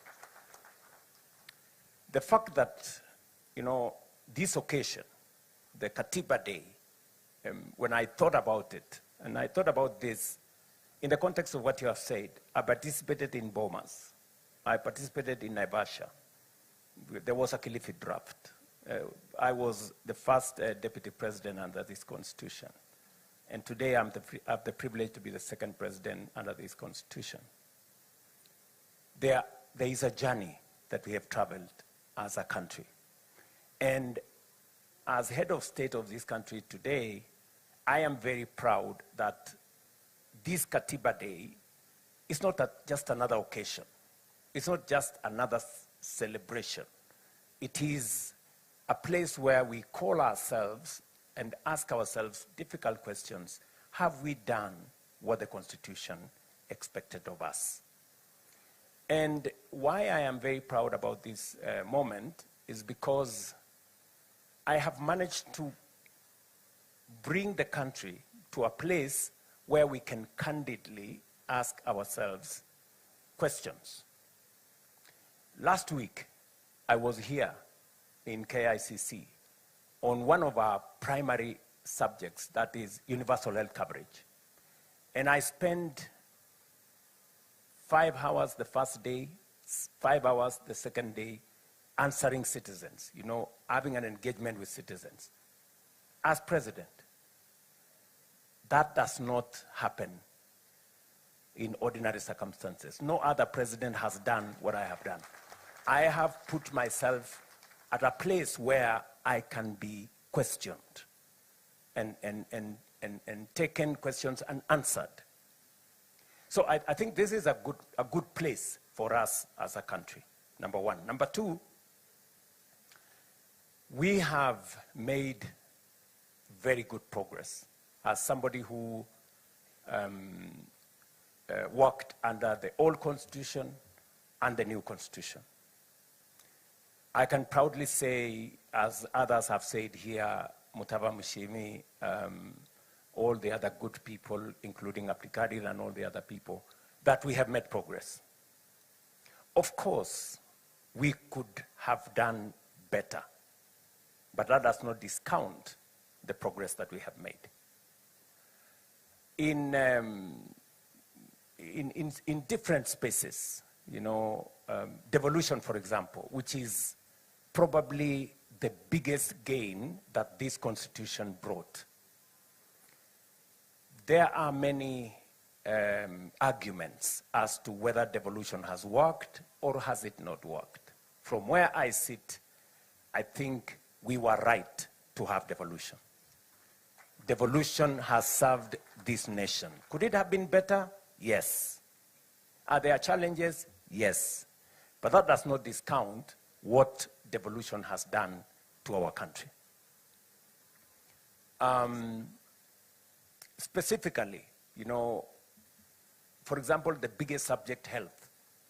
I see many people trying to argue that maybe health should be reverted to national government. I am completely opposed. I think health is in the right place in county governments. Why do I say that? If you look at delivery of health, there are counties where we had only one doctor. Example, Wajir here. Today, there are 70.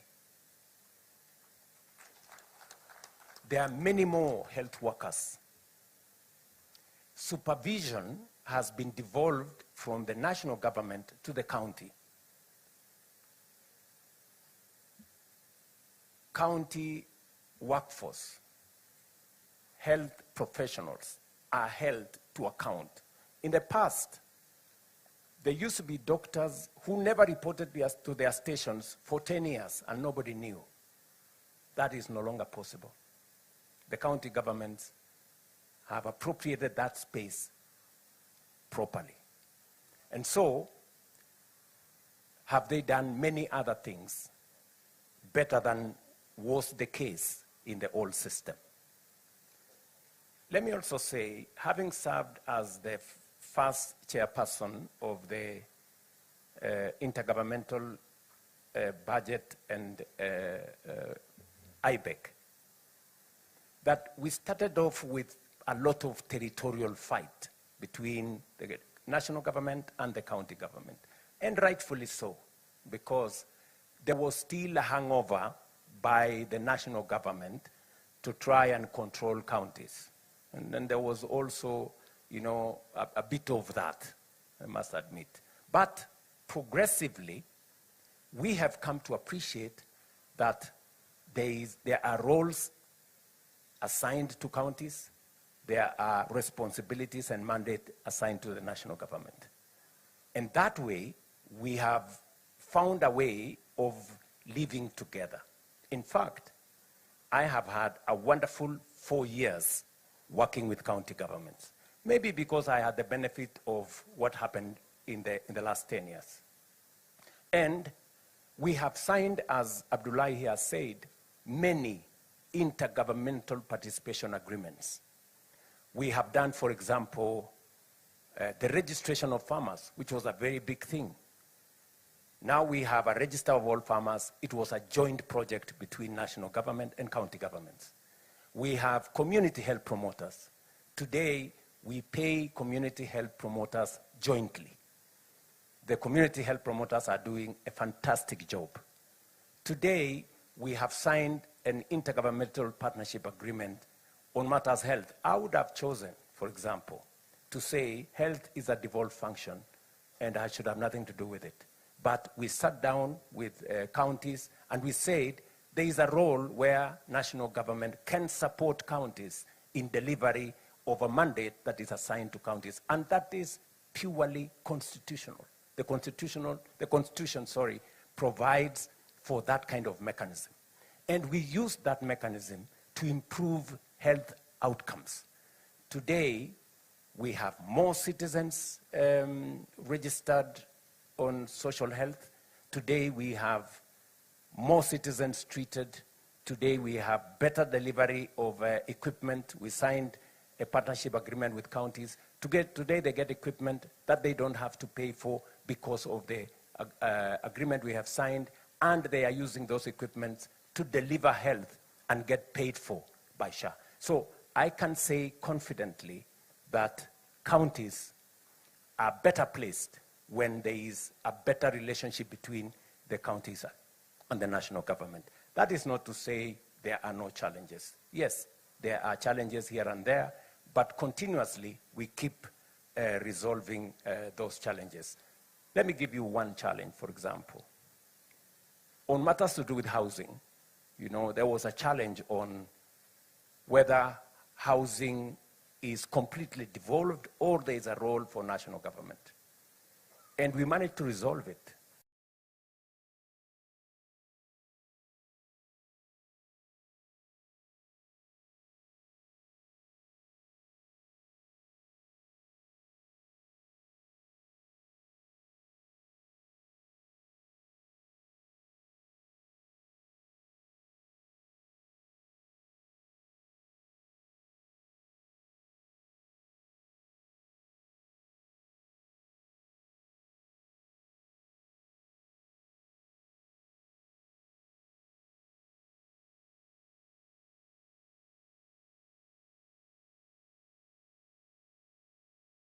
Is it too expensive? Can something be done about it? That is a conversation Kenyans can have, you know, on how do we make them much more effective. You know, that is, or the size of parliament for that matter. That is a conversation we can have as a nation.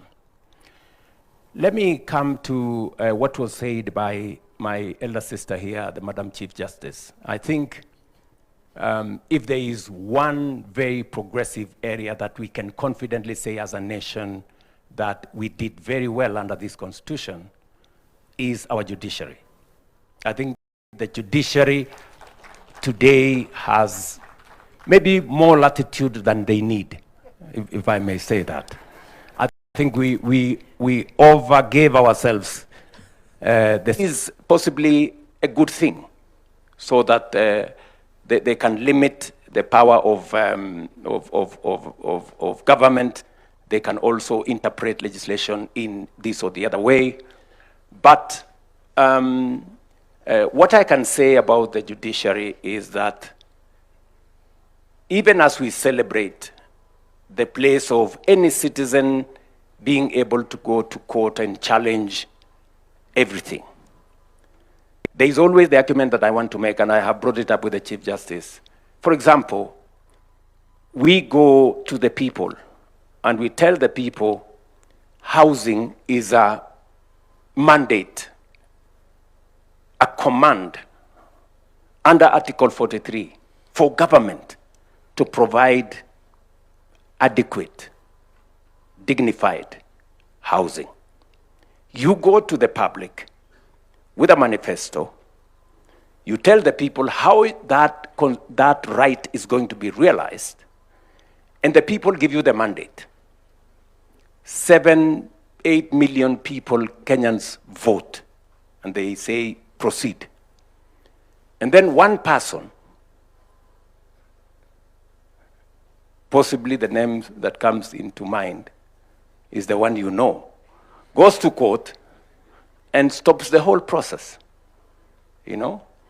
Now, the question you ask yourself is, what is the place of this one person in the context of the 8 million who voted for this right? And secondly, this right is in the Constitution. So that's the question, again, that maybe the judiciary, on their own wisdom, may want to think about balancing the right of every citizen to challenge whatever is being done as against the right of others who believe that that right should be achieved.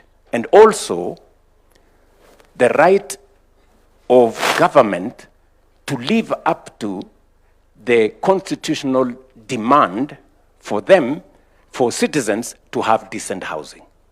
You know? So this is, again, a place where we possibly may want to have a conversation around. I don't think it amounts to changing the Constitution. I think it is by way of practice, and all of us looking at what are the possibilities. Because, and I will come to this later, in terms of my perspective as to what areas haven't we, I will come to answer that question. But having said that, I think I have had a wonderful relationship with the judiciary under my administration. They have cornered me in many places. They have brought down some of the things I wanted to do. But in some cases, they have made very useful proposals. You know, they have told us, for example, go and change the law so that it's not just those who are salaried who pay for housing, let all others pay. Very, very progressive, you know. They have also told us in other areas, maybe change the law so that you do this. So again, I cannot wholesome say they have done something that has stopped us. They've, in very many cases, enriched our, you know, proposal on how to get things done. But to the words of the Chief Justice here, and she has said, and rightfully so, that there is a budget issue, which is an issue, again, we must have a conversation as citizens. Should we pay taxes? Should we not? Should we borrow more money to do what we have to do? Or how do we borrow responsibly? So this is, again, another conversation, because the bottom line of all this thing about budget is taxes. Yes. I mean, we must have a candid conversation. Today, there is a big argument that Kenyans are overtaxed. We need to have a conversation. Is it based on empirical evidence? To my reflection, we are at 14, maybe 15%. Our taxes are 15% of GDP. The highest country, France, is 45% of GDP. They pay 45% of GDP. we pay 15%. South Africa pays 25% of GDP. So is the argument that we are overtaxing ourselves right, or is it not? And is it possible for us to provide for every service that we need without thinking of where we are going to raise the revenue for us to do that? This is again another conversation that speaks to what Mutaba Mushimi was saying as to affordability of government. But to my defense, I can say here that we have increased the budget for the judiciary from 18 billion when I came into office to 30 billion today. We have almost doubled the budget. That's the correct position. Under my administration, I think, together with the Judicial Service Commission, we have hired the highest number of judges any administration has hired. In my 4 short years, I think, Madam Chief Justice, I think you, myself, and your JSC has hired close to 100 judges. So we have made a contribution. Maybe we have not reached where we should. I sympathize that the building at the judiciary is not in very good shape. But I don't know whether you really want to renovate, because you have to be ready for the consequences of renovation.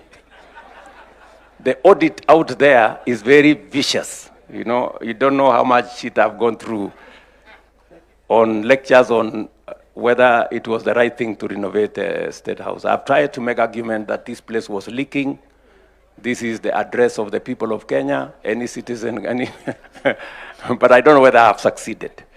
So as you think about renovating and rebuilding judiciary, I will warn you that there will be consequences for that.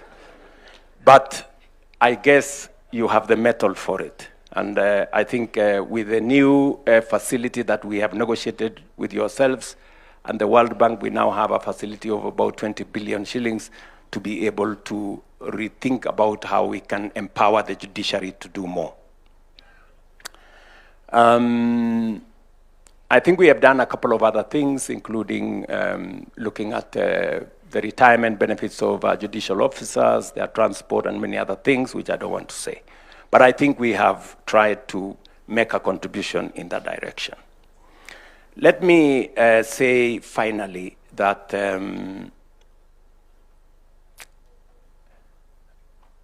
from where I sit, maybe I should say from where I stand, the whole space around accountability is a space that I think we need more work. To your question now, Latif, the whole space around accountability is a place we need to do more work. Why do I say so? We have had arguments on who needs to prosecute. We have had issues raised by citizens on why the DPP enters, withdraws cases. We've had issues, what the chair of the Ethics and Anti-Corruption has said here, on prosecutorial powers to be given to the EACC, the delay in the processes. There are too many processes that ultimately that becomes a challenge. I think those are very valid. You know, even from where I sit, these are very valid proposals that we must internalize and do something about. But having said that, there is more that we can also do by way of prevention. And I remember making this statement before the last election. I said, in my administration, there will be no money to steal. And I meant it. And how have we stopped or prevented loss of public resources? Number one is what was said here by somebody, digitization. Just by digitizing government services and payment, we have significantly reduced transactions in cash that end up being areas of corruption. Today, I can confidently say we have eliminated paying for government services using cash. And this is to enhance accountability, traceability, and who pays what. We had 1,000 plus government pay bills, all in shady places. Today we have one. And the Treasury can see all government payments and where it is going. Number two, we have implemented what we call Treasury Single Account. Treasury Single Account enables government to see how much money we have in which places and how much idle money there is in government. We used to go to borrow using the instruments that we have, and most of the time we borrowed money which we had, you know? And sometimes we went to the market to borrow our own money. And it was not very intelligent. I don't want to say it was foolish. So we have eliminated that, and John Buddy is here, and we have made huge savings just by making sure that we have all our money with our visibility. Number three, and by the way, this single treasury account was a conversation that was there for almost 15 years, but there was no courage to implement it because there were people benefiting from these dark places. Number three, we have implemented what we call electronic EGP, electronic government, electronic procurement. We've made the whole procurement of government services transparent. John Buddy was telling me, an item, say for example a pen, procured by government on 17th floor was different price procured by another ministry on 10th floor. That is no longer possible because we have standardized procurement. We know how much it costs, and every government entity pays the same for the same service or for the same commodities or other procurement products. Again, we are possibly saving up to 10% of all our procurement just by making e-procurement possible. I can tell you, we've gone through hell trying to implement this. The amount of requests we've been asked to excuse, or you know, our issues are very urgent, or you know, these issues are very sensitive, or these issues. But I want to thank John Buddy, he has said no.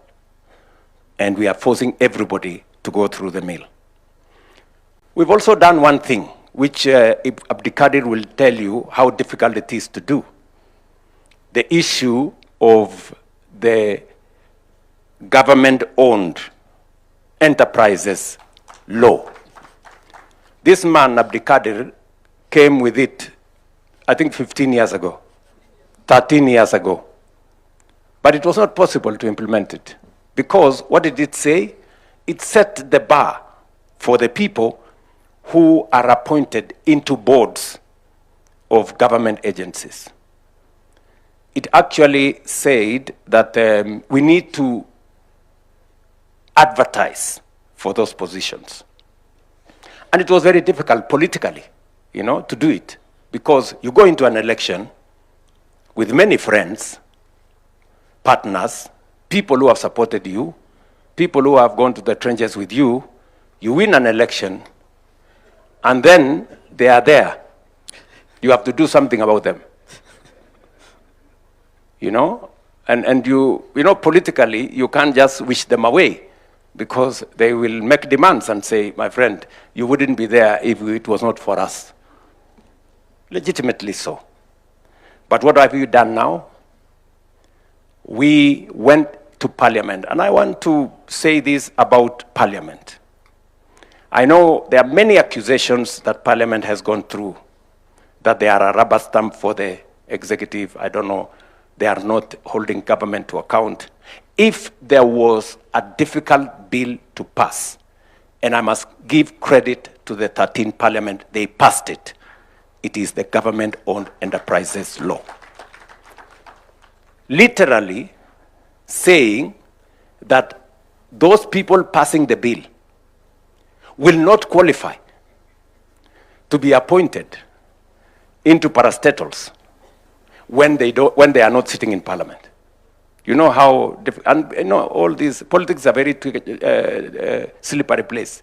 You are in today, you can be out tomorrow. So, but I want to credit the 13th Parliament.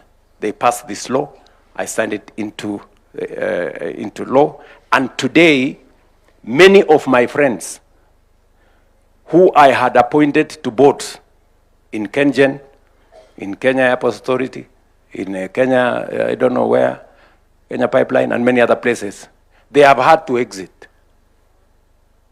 Because now the law says those who participated in the last election cannot be board members.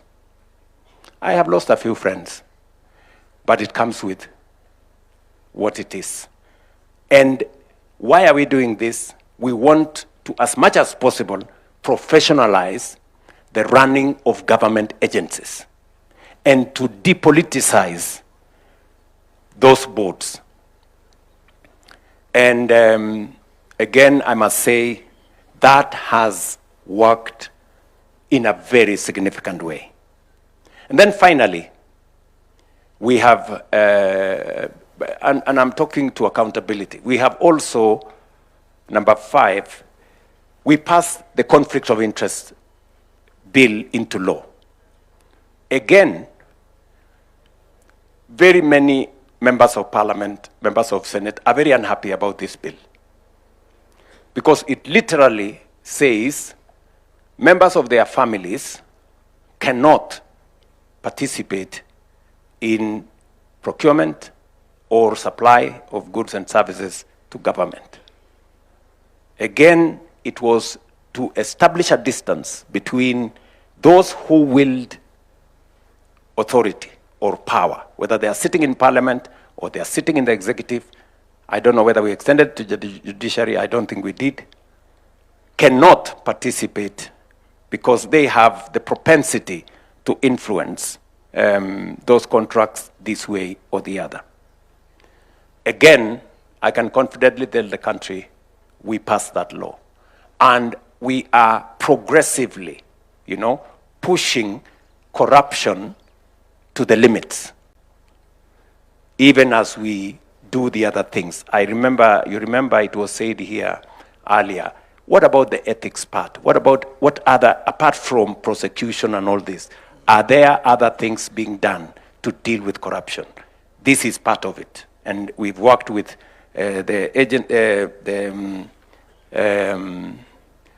criminal justice system to work on this.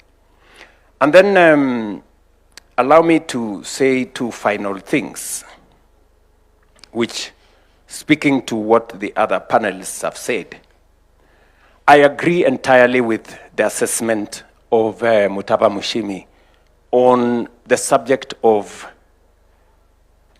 us having and what we are doing about poor people in our country. There is a message that Mutava Mushimi is saying, that those of us in positions of responsibility, myself and these great people and all of you seated here, which we cannot lose focus on. What are we doing about equity? How are we working to make sure that every citizen has meaning in Kenya? It's okay, for us to defend our salaries, for us to demonstrate, ask for more salaries, but what about the people who have no salary? What about the people who have no jobs? What about the poor people? This is something that we must pay attention to. There are some people, and I'm afraid to say this, that believe that they are citizens who are born to be poor. I think that is tragic. Because I hear arguments when I was pushing for the housing levy. And many people were telling me, how is it our business to make sure the people living in slums who have no decent dwelling places, how is it our business to assist them to get decent housing? You know, it's a very, reasonable question. But looking at it from the other side, it's very callous. I mean, it shows how insensitive we are. That we have people who live in slums, that it doesn't concern you that there is a citizen who uses a flying toilet. It doesn't concern, you're not bothered. I mean, you really have to have a heart of stone not to think about fellow citizens who have to pay to use a toilet. I mean, it is something that must concern us. And that is, I think, what my good brother there was saying.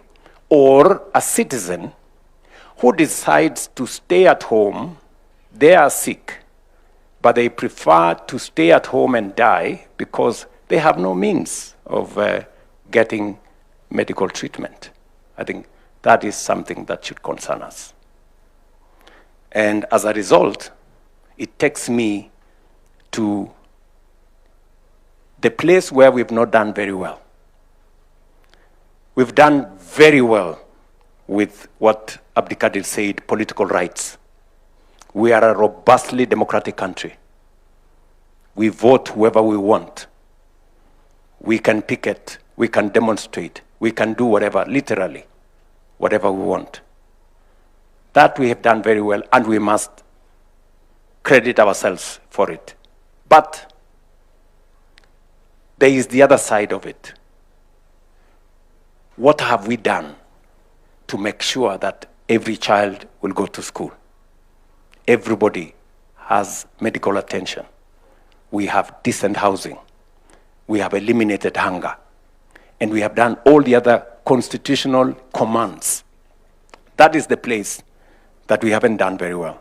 And that is where we must focus going into the future.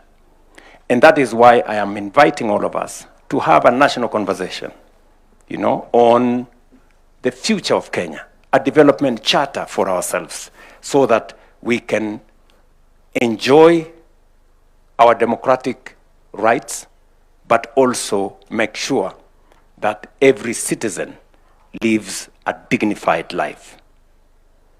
I think these are the two, sides of what we must achieve. And I say this with a lot of humility, that it's upon us, to do whatever it is that we can to make sure that we deliver on these two commitments. Let me say this. Our right to choose, our democratic right to choose,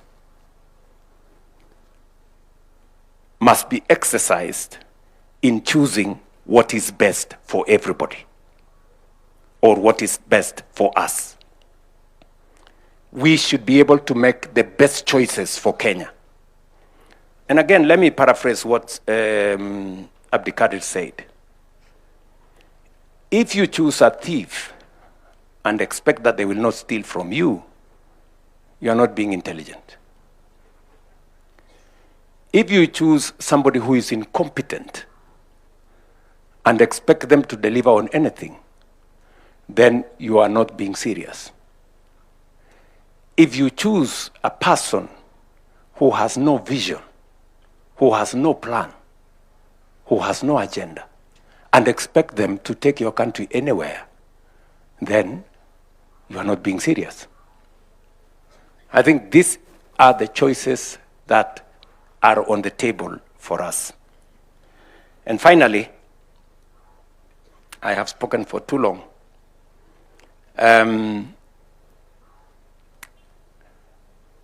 Why I like this meeting, and it is good that we are talking about our constitution in a forum like this, that intellectuals are present, is that Mutava Mushimi can say some of the things politicians cannot say. And Abdikadir can say some of the things politicians cannot say. And my good bishop can also say some of the things that are difficult for politicians to say. But they must be said. So this is a good forum for us to engage without defending ourselves that much. And finally, I think we need to do more. We have gaps in matters to do with our gender equity. I think we can do something about the 2/3 gender rule. And I think I can do something about making the, not just the 2/3 gender rule, but also the constitutionality of our cabinet. I think that is a space that even me, I have some homework to do on matters to do with gender and all that. If I was given an opportunity, I would try to mitigate my situation by saying, at least I have the first ever Attorney General who is a woman, whom I have appointed. And I can also try and mitigate my case by saying, by appointment, maybe the cabinet does not meet the 2/3 gender rule, but by operation, it does. Because I not only have the AG, but also the Secretary to Cabinet sitting in my cabinet. But anyway, that's a conversation for another day. So I want to say to all of us, this is a very good conversation, Madam Chief Justice, I think. And Abdullahi, my good friend from the Council of Governors and the Houses of Parliament, I want to say to all of us, thank you very much. I think this is time we have spent very well. And thank you, Eric, for provoking us. Asante sana. Ladies and gentlemen, let's give a standing ovation to our panel, please. And a round of applause as I welcome Michael Gitonga to come and take over to the next space. I'd like us to do something. Every 27th of August going forward, always remember it's a day of victory for we, the people. And I'd like us to say this together. 16 years ago, we, the people, gave ourselves this constitution. And our head of state went ahead to say, our responsibility today is to fulfill its promise and build a democratic, prosperous, and transformed republic. So repeat after me. Our responsibility today is to fulfill its promise and build a democratic, prosperous, and transformed republic. Thank you very much, Your Excellency. Thank you very much. I'll request that we remain standing, and as His Excellency takes back his seat and the panelists, kindly let's take back our seats. And I'll request just one thing as we do that, because we'd like to clear the stage. We have one more thing we'd like to do, the conferment of Katiba Awards, which is going to be a very short part of it. I want us to just keep standing, and let's play a song to Shangilie Kenya as we empty the stage for the next take our seats. And Your Excellency, we only have one more item on our program, and that is the conferment of the Katiba Awards. So with your permission, allow me to invite the Head of Public Service to lead us through a brief state of investiture ceremony for conferment of Katiba Awards. Welcome, sir. Tumkaribishe kwa makofi tafadhali. Thank you. Thank you. Your Excellency, distinguished ladies and gentlemen, this part of the Katiba Day commemoration is convened pursuant to Article 132(4)(c) of the Constitution and the Kenya Heroes Act 2014 to recognize three eminent Kenyans whose service has left an enduring mark upon our nation's constitutional journey. On this 16th anniversary of the promulgation of the Constitution, the Republic pays tribute to those who devoted their intellect, courage, and conviction to its making and have remained steadfast custodians of its promise. In recognition of that distinguished service, their names shall be entered into the roll of national heroes under the category of statesmanship, and each accorded the title Shujaa wa Katiba. This recognition carries forward a tradition inaugurated at the promulgation of the Constitution in 2010, when a special Constitution promulgation commemorative award was conferred for distinguished leadership in steering the Constitution through Parliament and towards promulgation. Your Excellency, today's honorees join the Honorable Abdikadir Mohammed, the first and until today only recipient of that special constitutional recognition. Together, their service is firmly inscribed in the constitutional history of our republic, and a grateful nation now accords them their rightful place among its heroes. May it please Your Excellency to take your position in the arena for 1 minute, Your Excellency. And in the name and on behalf of the people of Kenya, formally recognize the following Mashujaa wa Katiba. The first is Professor Yash Pal Gai. With uncommon wisdom and unwavering dedication, Professor Yashpal Gai led Kenya's constitutional dawn. As chair of the Constitution of Kenya Review Commission, he forged a people-driven charter that enshrined in the powerful Bill of Rights, devolution, and rule of law. Through the Katiba Institute, which he founded with Dr. Jill Cottrell Gai, he has tirelessly defended these democratic pillars, often without fee. A scholar of global renown, his counsel has shaped constitution across more than 20 nations. The award will be received on his behalf by the President of the Law Society of Kenya.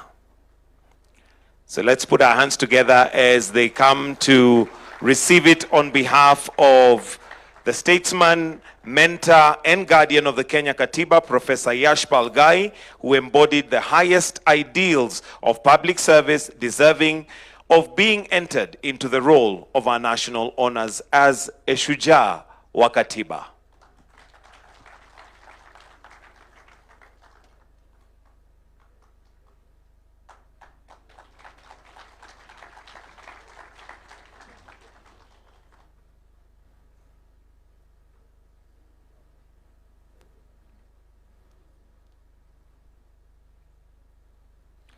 Thank you. Thank you.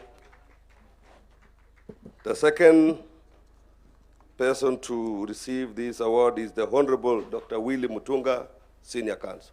With fearless principle and lifelong commitment to justice, Dr. Willie Mutunga stood at the vanguard of Kenya's democratic transformation.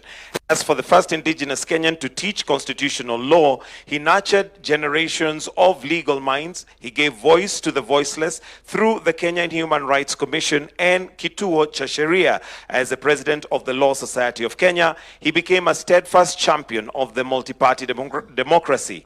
As the inaugural Chief Justice under the new constitution, he reformed the judiciary with integrity by professionalizing its ranks, combating corruption, and issuing the Mutunga rules that anchored the constitution. A round of applause for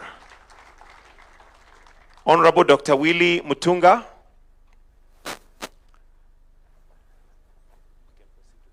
Perhaps we'll proceed to the next one, maybe a member of the judiciary, perhaps to receive it on his behalf. Honorable Chief Justice Martha Koome to receive it on his behalf. A round of applause, please.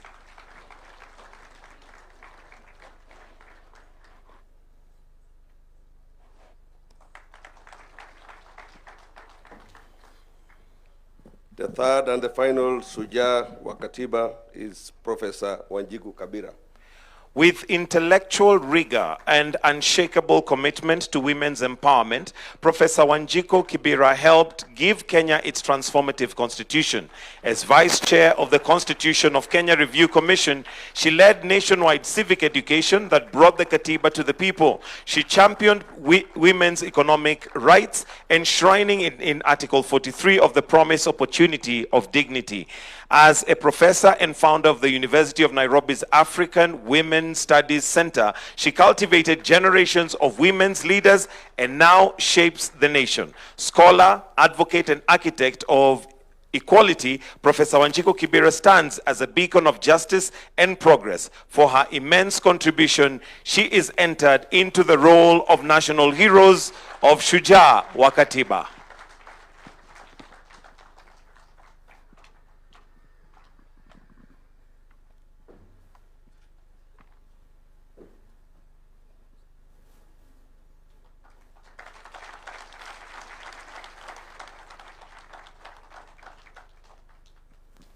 Your Excellency, sir, you may now resume your seat. Thank you.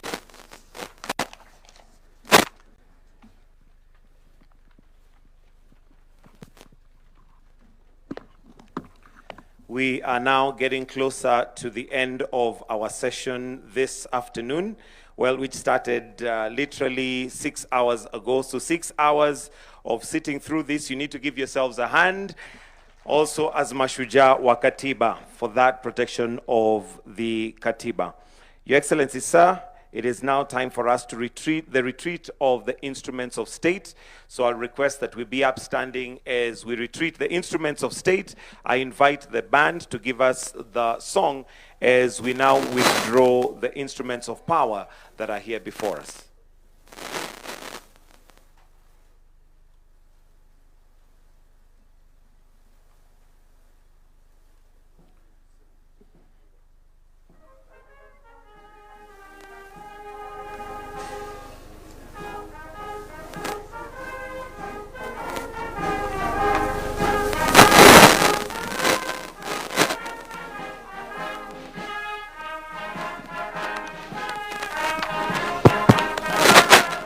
Asante sana Mheshimiwa Rais. Nitaomba kwa heshima mwanasheria mkuu aweze kuondoa nakala ya katiba mahali ambapo iliweza kuwekwa ili wanajeshi wetu waweze kuendelea na shughuli za kuondoa vyombo hivi vya mamlaka tunapokamilisha hafla hii siku ya leo.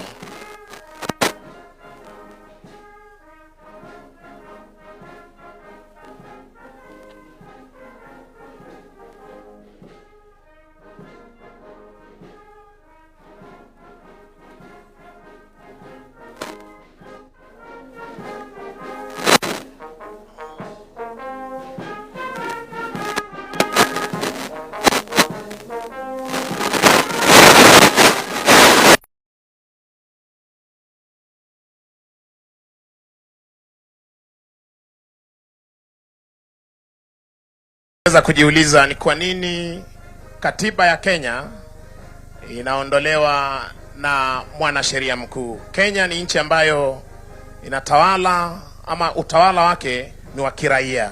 Ndiposa vyombo vyote vya mamlaka ambavyo vimesalia vinaletwa na kuondolewa na majeshi ya Kenya. Chini yake Regimental Sergeant Major Warrant Officer 1 Kiprono, wanajeshi hawa wakiweza kuchukua nafasi zao kuondoa vyombo hivi vya mamlaka.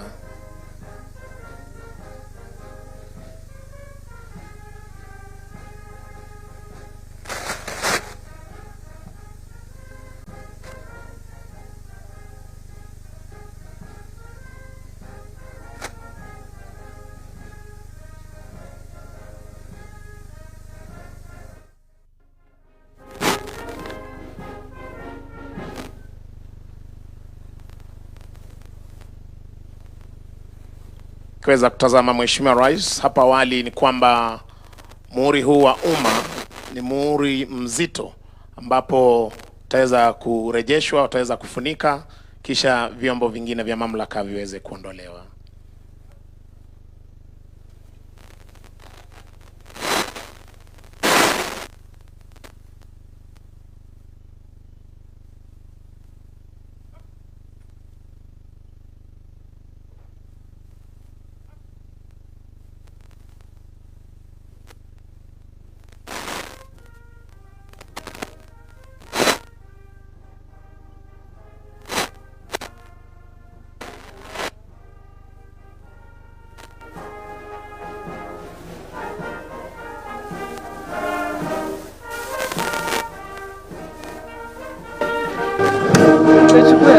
Asante bendi yetu, asante bendi. Mheshimiwa Rais, nitaomba kwa heshima tubaki tukiwa tumesimama kwa wimbo wa taifa, wimbo wa Jumuiya ya Afrika Mashariki, kisha baada ya hapo atatupa itifaki ya kufumukana sehemu hii.